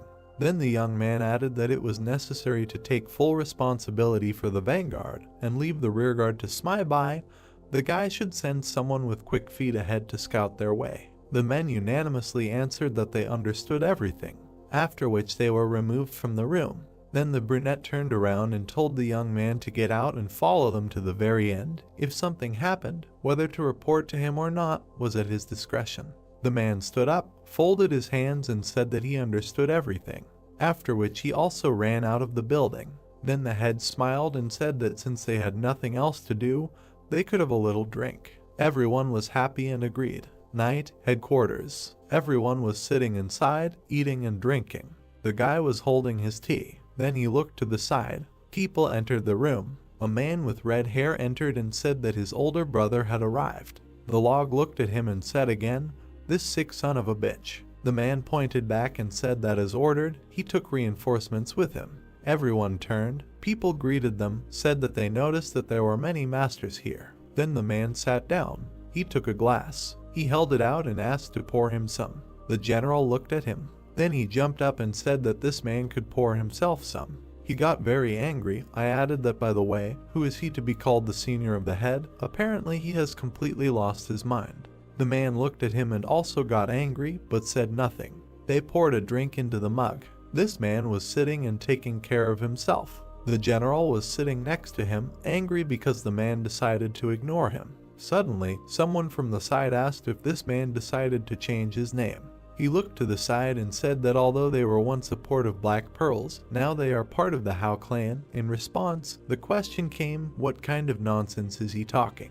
Then the man stood up and said that they were a bunch of idiots and therefore couldn't choose a name for themselves. He should have expected this from people like them, so they just decided to remain the Hao clan. He frowned and added that the number of rules they were making had already exceeded 10, and that the head would be a heavy burden. The blonde was very surprised. He sat, looked at the man and thought, a port of black pearls, and also a head, are they someone there, this bastard? The blonde looked at him, then suddenly turned away and was surprised. The leader turned to the man and asked how many of them he had brought with him, and in response he heard that they had asked for at least 100, right? He smiled and said that he had decided to only want the elite and had brought 30. They would work for 100 soldiers, so there was no need to worry. The master looked at him and said that this was a great job. The man suddenly put down the glass and said that this alcohol was kind of weak. Could you really get drunk with it? They were funny guys though. Everyone looked at him silently. Then the guy rolled his eyes. He turned to the leader and asked what the plan was. In response to the fact that there was none, he asked how come they just need to kill them and that's it. The brunette replied that yes, they need to kill them all. The man just looked at him. Then he stood up and said that great, they need to wake him up when the enemies appear, and for now he will go sleep. And he laid down on the floor right next to the place of his head. He fell asleep. Everyone around was in shock. The brunette turned and asked if the moon was bright today. Gunpyeong looked at him and said that yes, perfect conditions for a battle. Then the master asked if there was anyone on the old Dragon King's side who practiced poisonous arts. The guy replied that from what he knew, no. The master raised his hand and asked among everyone, the strongest are the old king and the professor, right? Shat frowned and said that most likely so. Then the brunette looked at him and asked if their strength was comparable to the great Rakshasa. Then the guy raised his head and said that everyone has their own strength and weakness, but they are not testers who will just give in to the great Rakshasa. The leader thought about it, said that he would personally deal with the two of them, so the rest should also fight the enemies. According to their strength, everything will turn into a massacre, so if they meet an enemy much stronger than them, they should retreat. Everyone looked at him and said that they would do as ordered. A soldier ran into the room and shouted that the enemies were at the gate. Everyone turned around and was surprised. Horror was red in their eyes. The brunette turned around, ready for battle. Then he stood up and said that he needed to bring his mask. The brown-haired man came up and handed over the mask. The leader took it and put it on himself. They set out. The time had come. They went out into the street and followed them to the very gates. Then they approached the gates and opened them. There were people standing in front of them. The old man raised his head and said, well, the 4 junior heavenly rulers couldn't do anything to him, even when the great Rakshasa was with them, so he still couldn't understand why they suddenly decided that they could resist him now. The man smiled and said that if he killed the one who killed the right hand of the head of society, so be it. He would be generous and take them under his wing. The head looked at him and asked what kind of amazing prankster he was. The other one came closer and said that they hadn't seen Professor Su for a long time, the man to the white tiger, which was true. Then the white tiger looked at him and asked why he suddenly submitted to the old Dragon King. The teacher would be ashamed of him if he found out about this in heaven. After all, he was one of the few whom the teacher recognized. The man smiled and said that it was a provocation. Where was their little red monkey?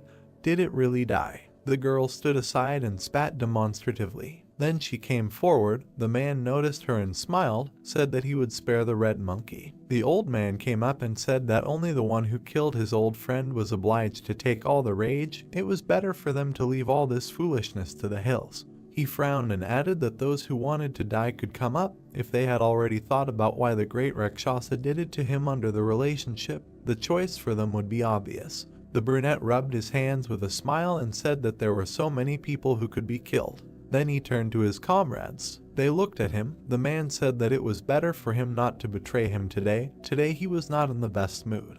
The moon was shining brightly. His madness turns into frenzy when he fights according to the colors of such a beautiful moon. He raised his head and added that he could completely lose his mind, so he shouldn't give in to the words of this weirdo.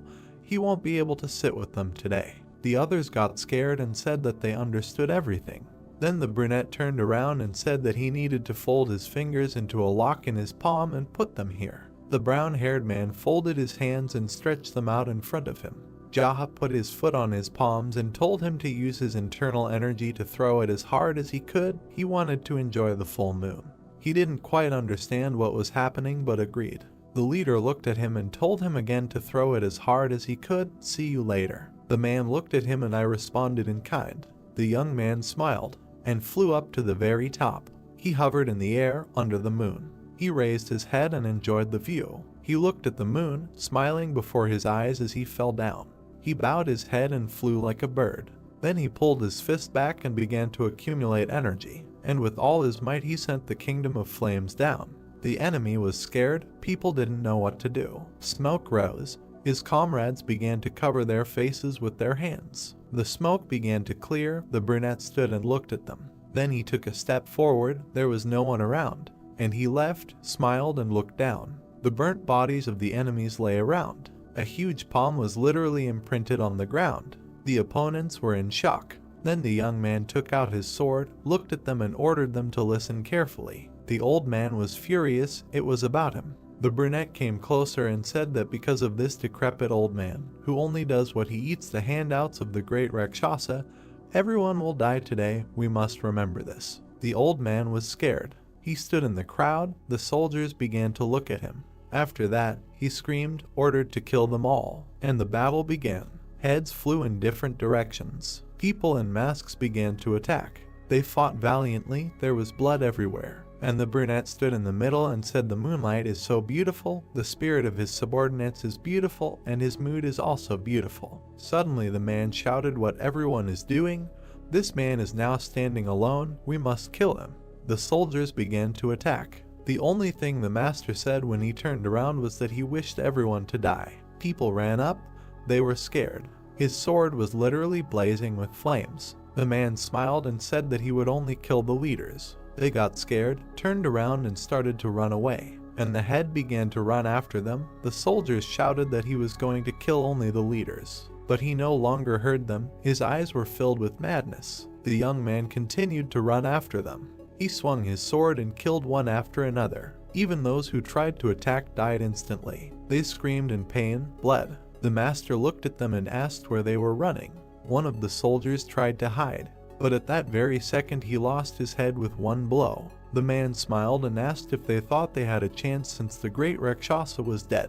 He grabbed one of them by the neck, pulled him close, and asked why, in their opinion, he suddenly died. Fucking bastards, why should they tell him? He squeezed so hard that the man started foaming at the mouth, and they watched the commander and told him that this man was absolutely crazy. The brunette threw the warrior aside. Everyone around was in shock. They started throwing their balls and weapons on the ground. Then they tried to run away, but from the other side, the commander met them and killed them. The leader screamed what was happening. Everyone who dared to run would die by his hand. The soldiers fell lifeless to the ground. Jaw stood in place, looking up. Then he grinned. His sword was covered in blood and flames. The leader raised his hand and ordered to kill him immediately. The young man looked at them. Those who ran towards him suddenly began to be covered in some stripes. They stopped, as if their minds were clouded. They began to look at this man with horror. Then they looked at their hands, and their bodies began to cut Atso on their own. There was fear in their eyes. The man stood in the middle, everything was shrouded in some kind of magic, a kingdom of flames, an excellent trajectory of the sword, after which a huge column of blood rose to the sky. And now the leader was left alone in a pool of blood. The subordinates turned and looked at him in surprise. They were all terrified, as were the opponents, who were in shock. The brunette stood under the bloody moon and smiled. One of the leaders frowned and asked who this man was. He bowed his head and asked where the man named Yusashing was. Everyone around stood and looked at him. Then the young man bowed his head and said that he assumed that this man was the one who set all this up. But no one said anything. The general stood in the crowd and shouted that it was him. The soldiers started to turn around. Then the man raised his hand and pointed at someone. A man with black hair stood on the pole. This man was the silver ghost Yusashing. He looked at him angrily. The brunette turned around and asked why the general thought it was him. The man frowned and replied that in all this chaos, this man had done nothing, just like him. The master lowered his head and said that his comrade was an excellent detective. Then he looked at him and said that even shit can be useful, good job. The blonde smiled and thanked him. After that, the chief turned his head and looked at that man. In the crowd stood a man. He smiled maliciously and said nothing. The oak came up and said that they received a report about the silver ghost. The brunette looked at him and asked who is he. The old man raised his head and said that he looked like an arbitration expert. But if you look at the root, he was just a gambler looking for big disputes that could bring him big profits. You can call him an expert in providing problems. He came closer and added that he did not have any faction behind him, but he often interfered in disputes between dark factions for the sake of big profit. What? And he has the skills for this. The brunette thought, for the first time he heard about him. Why was he so worried about him, even more than the professor and the old king of hornless dragons? The man turned to him and said that he was not a black dwarf. The headlook did not understand what was happening. He turned and said that it was true, it could not be that some black dwarf was so strong. The brunette lowered his head. He turned around and said to the professor and the old king, are they serious? They will continue to fight so ineptly, taking his money? They just looked away and were silent. Then the man came up and said that just recently they both bragged that having received money from him, they increased their forces several times and captured Manhwa. The leader continued to watch this, just look at him. The brunette raised his hand, said that now that everyone understood the situation they were in, why don't they continue the battle until the winner is determined? He smiled and said about cockroaches and dark factions. The master came up and said that they should continue the battle until the winner is determined. He gritted his teeth and asked how dare he order him. He raised his bloody hand. He looked forward and said that he was proposing a truce. The king and the professor were very surprised. His comrades turned around and also did not understand what was happening. The brown-haired man looked at the leader in shock, and the red-haired man was also very angry. Yahello looked forward and said that now everyone understands that Yusashing is behind all this. The man stood there, not understanding what was happening. The brunette stepped forward and asked if they were refusing to reconcile. He was sure that they would suffer the greatest losses from continuing the battle. The king looked at him and asked why. The professor came up and said that he had never been defeated in his life. Then the master looked up and said that he gave them his word that half of them would die at his hands if they continued the battle. Of course, it was obvious that his subordinates would also die. The men looked at each other. Everything was as he had said. At this rate, they would have to suffer immeasurable sacrifices just to get rid of him. The leader came closer and said that they should think for themselves, who has nothing to lose from losing in all this. He frowned. Of course, Yusashing, the bastard who had arranged everything from the shadows. The man looked at him and was angry. Then the master pointed at him and said that he must have given them a huge mountain of money to attack Manhwa, but then demanded that they return everything. He did not bring his troops, did not participate in the battle. He stood in the middle and said that the one he needed was not the professor or the old king, if they just did nothing, then. He smiled and said that he would first kill Yusashing.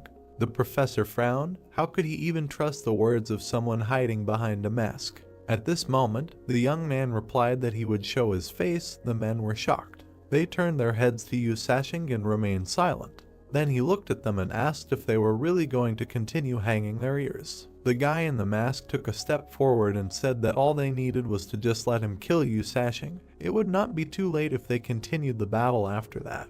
The professor and the king stood and thought that this man was absolutely right. There was no point in suffering losses in the battle with this madman. They looked at him and thought that they had no idea what the brunette was really up to, and even if he won, he would be exhausted after the battle with him. They would lose absolutely nothing from this. Then the leader began to take off his mask, hiding under it. The moon was high and shining brightly. Jaha took off his mask and looked at them. The men were very surprised. The brunette looked at him and wondered who he was. The old man came closer and said that he would like to continue the counter deal. They do not accept reconciliation. Yu Sashing looked at him and smiled, but then he was surprised that the old man offered to fight an immortal fight between the two of them, and if someone dies, then he will lead his lawsuit. Then he closed his eyes and added that only after they take on their shoulders the sin of murder, only then will true reconciliation be accepted. Asked what the professor thinks about this. He turned and smiled and said that the old man was absolutely right. The young man exhaled, thinking that they would use their powers to subjugate the entire city if Yu Sashing won, and would bring in troops if he won. He came closer and said that it was worth doing. He was always happy to have a one-on-one fight. Then his subordinate came up to him and turned to him. He whispered in his ear that the people were planning to analyze his abilities by watching the fight. The brunette smiled and said that he knew it. The comrade was very surprised. He folded his arms and asked him to be careful. The old man frowned and ordered to weave nets around so that no one could escape. The men stood opposite each other. Yu Sashing smiled and asked if everyone had gone crazy. The king turned to him and asked again. He just needed to win. If he was really that strong, then he needed to prove it with deeds and not words. The man frowned and said that that was the whole essence of the trash from the dark faction. At that moment, the master approached him. They were approaching each other. Then the man took out his sword and rushed straight forward. The duel began. The opponents looked into each other's eyes. Their blows bounced to the side, raising dust. Yu Sashing was angry and struck again and again, but the master stopped his blows. Then the brunette got angry and swung with all his might. He screamed, threw several swords forward. With incredible speed he struck. Jaha parried it. Another blow, again missed, after which he tried to plunge the sword into his chest. But the young man was able to dodge again. He looked at him and thought that this was not some kind of sword technique that he learned on the street. It was obvious that he had been training only this one technique for at least 10 years. Yu Sashing was determined. Jaha looked at him and came to the conclusion that this man was from the light faction. The brunette smiled and swung. He struck again, but it was all in vain. The master dodged the blows very skillfully. After that, the man asked where his confidence had gone, and the young man jumped. He looked at him and said nothing. Yu Sashing struck again, screamed, and once again the leader parried him. The brunette continued to fight and thought that he could not understand what kind of martial art this guy was using. He decided not to keep him in suspense, and I will shout, what style does this man use? He looked at him and thought that it was not surprising that he could not recognize his martial art, since it was not like any other. He imagined himself on a mountain of corpses. His entire path from the bottom to the top is the root of his martial arts. He frowned and thought that of course, someone who relies only on our templates will not understand him. The battle continued. The man frowned, did not understand what was happening. He continued to talk, but he understood that the young man was parrying them all. Then the master laughed and said that this was very slow. He needed to attack faster. The man got angry and struck. He sent a few balls forward again, but this time he still couldn't do anything. Jaha smiled, looked at him with wild eyes and asked him to go faster. He screamed, and he struck again, even harder. Everything around was shrouded in smoke. The brunette turned around. His opponent stood in front of him, unharmed. Then he looked at him from under his brows and said that this was the third time they used the same technique differently than before. Then he jumped back. He raised his hand and sent a magical blow forward. With the help of black magic, he grabbed the brunette by the neck. Then he approached, looked straight at him, and he stuck his hand right into his neck. Yu Sashing began to soak in fire, and now they stood opposite each other. The professor and the king watched from the side. The subordinates also watched the battle. The brunette lowered his head and thought that the blood in him seemed to have frozen. His body did not obey at all. Jaha turned, raised his head and told everyone to listen carefully. From now on this man is his prisoner, his slave, his servant, the prisoner of his subordinates. Everyone was shocked, Torture, the young man added that to torture him or kill him, now only he can fulfill his fate.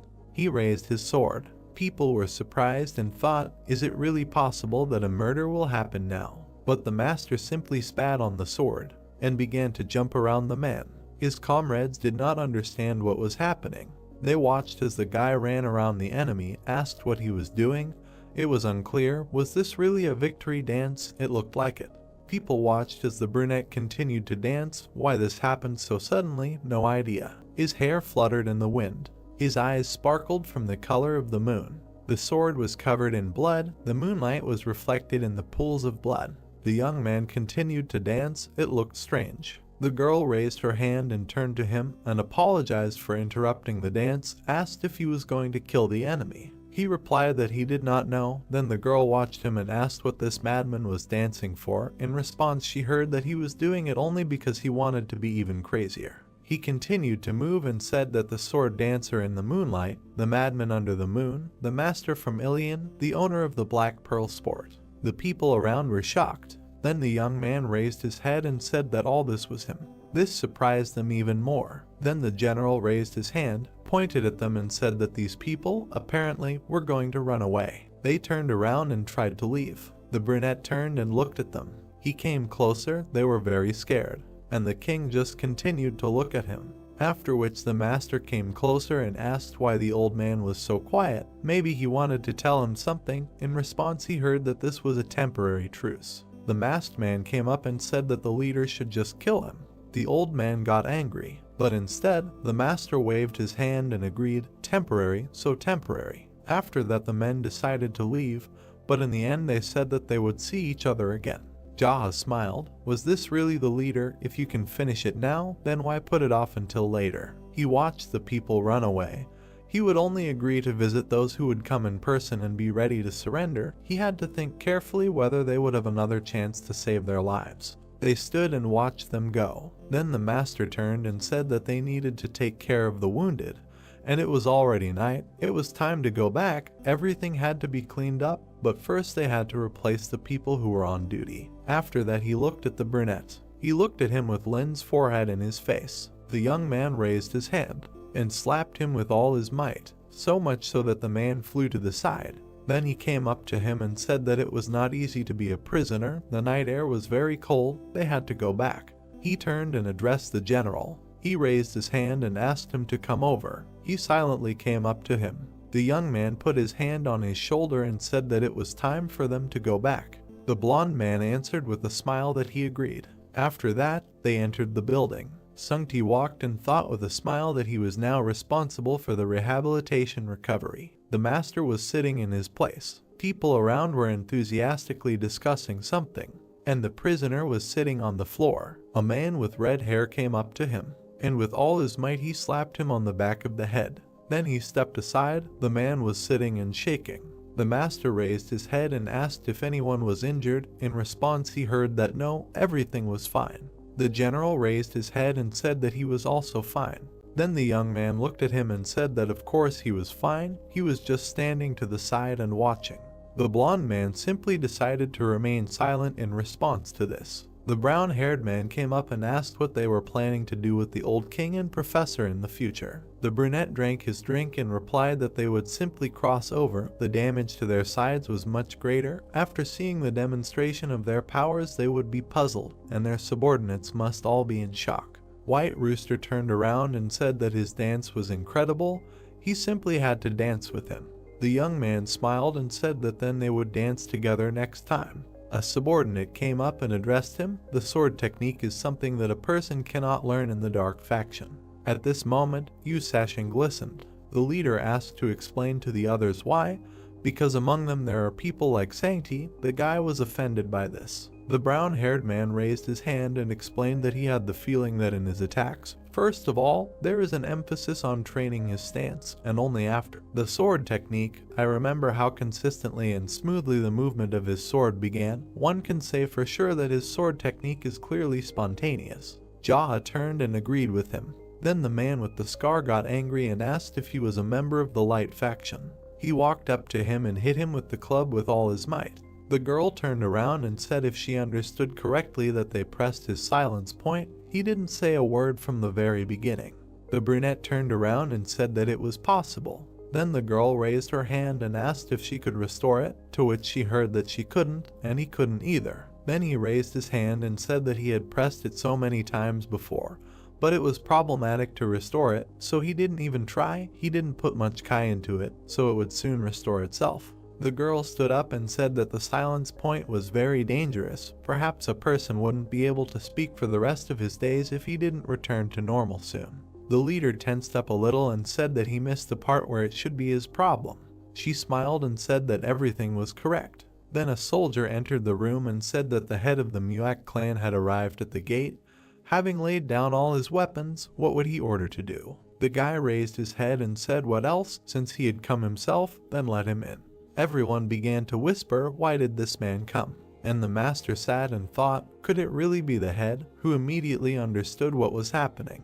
The door opened. A man entered, followed by his subordinates with some kind of chest. They put it at the feet of the master. After that, the man folded his hands and introduced himself, the head of the Muak clan, Yang Yijong. The guy looked at him and greeted him. The man gritted his teeth and said that they came here today to tell him that they would never again consider him their enemy.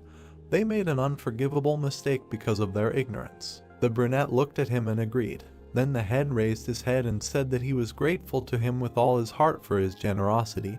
He would never dare to listen to the orders of the dragons and the professor again, so he asked him not to worry about it. He opened the chest and asked to accept this token of goodwill. There was gold in it.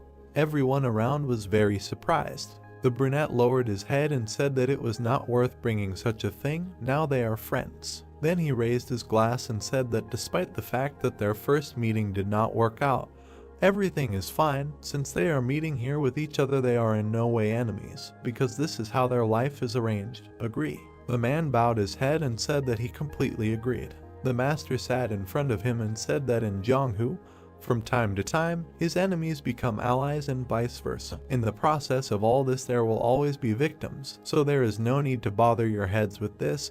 He replied that he would keep it in mind. Then he raised his head and said that it was probably too late, apologized, asked them to leave. The brunette wished them a good journey. It was not worth dragging all this in the middle of the night, thanked them for fussing. After which the chief said goodbye to him, turned around and left. And at the last moment the young man turned to him. The man tensed up. He smiled and suggested having lunch together sometime, after which the chief turned around and agreed with a smile, said see you later. There was a minute's pause in the room. The man with the scar came up and asked what kind of nonsense. These people were so eager to program their site the other day, and here they are licking their heels. The brunette giggled to the side, hiding behind a fan. The master lowered his head and said that it was funny to hear it from his lips. Everyone around laughed. The prisoner said nothing. After that, the man with the scar looked at him, came up and hit him again, raised his hand and asked why he was laughing. Did she really press some point on his face? Someone came in there again. The man said that Madame Celsium had come there in connection with it. Jaha looked at him and asked why he was asking such a thing, making them freeze outside. Of course he should let her in. The woman entered the room. The leader turned to her and asked if she really was Madame Xiaoxian. He remembered one of the battles, said that he had seen how good her people were at throwing hidden blades from behind their backs. Their skill in throwing weapons openly at such a distance was no joke. The woman bowed, said that she would like to apologize her students and she were thinking about leaving the Dragon Clan and returning to the Valley of Blooming Pomegranate, and also strongly warned her close friends not to cross the dark factions in the future, apologized for all the mistakes made today. The brunette closed his eyes and said that anything could happen in the heat of battle. Then he looked at her and said that they could do this. Now that they got to know each other better, he would say honestly, he was very glad that the entire Valley of Blooming Pomegranate would not be his enemy. The woman bowed her head and said that she understood. Then she looked at him and took out something. She showed him a glowing blade. As a reinforcement to her words, she wants to give him a moon dagger, which she treasured so much in her youth. The master looked at it and said that it was not worth it. Then he took the dagger to show his sincerity. He will find a good use for it. Anyway, he wanted to buy 1 or 2 daggers so that they would always be with him for self-defense. Madame smiled and replied that despite its small size, it would easily cut almost any long sword like tofu, and it would also be perfect for killing. They looked at each other. The young man added that they really appreciate the quality of the goods. He would be glad to use it. In response, he heard another apology, after which the woman left. Jaha turned to the brown-haired man and told him to go to the weapon and look at the faces of those standing at the gate, wait a little, then send them home. He was too lazy to deal with all of them. The young man stood up and agreed. He closed the door and the brunette stood up. He walked forward. He approached his prisoner. He looked at him and drank the drink. He just looked and said nothing. The prisoner also looked at him and was silent. After that, the brunette frowned, and he hit the man with all his might. He flew to the side and fell to the floor. The blonde came up and grabbed him by the collar. Then the master came closer and asked him if he should just kill him or torture him a little, and then finish him off. The man looked at him and was also silent. Then he took the dagger and said that it was definitely not the same as before. They were his enemies. He was used to beating them to death, breaking their skulls, killing by chopping with an axe. What had changed? Everyone around watched this in shock. Then the young man continued to shake the sting and asked what the hell happened to him. So this is what people feel when they realize all the shock from how much they have changed. Or is this what people call the vicissitudes of life? Or are both options true? He fell silent and put the blade to his chin. Then he looked at the prisoner and said, "To kill or not to kill, that is the question." He stood over the prisoner and asked, "To kill or not to kill, that is the question." He looked down. What kind of look was that? Does he see idiots in him? Does he think he is ignorant? The man looked at him and got angry. Then the brunette came closer and said that he could not speak since his point of silence had not yet been restored. He grabbed him by the chest. He lifted him up and threw him aside. After that, he plunged the dagger straight into the table. The master came closer and said that when he was young, there lived in the village one brother. He believed he had met such a brother that there is in every yard, happy, cheerful, who spied even on those like him, and on top of everything solid, was courageous. He listened to him attentively. He sat him down in front of the chief again. After that, the young man looked at the reflection of the dagger. Battles to the death in the village took place in one way. They tried to solve everything with words, sticking blades into such a table, and if they could not come to an agreement, both took their knives and tried to kill each other. Then he looked at him and said that although he called it a battle to the death, people did not always die in it, but at least 1 or 2 fingers definitely flew off the phalanges. He lowered his head and thought.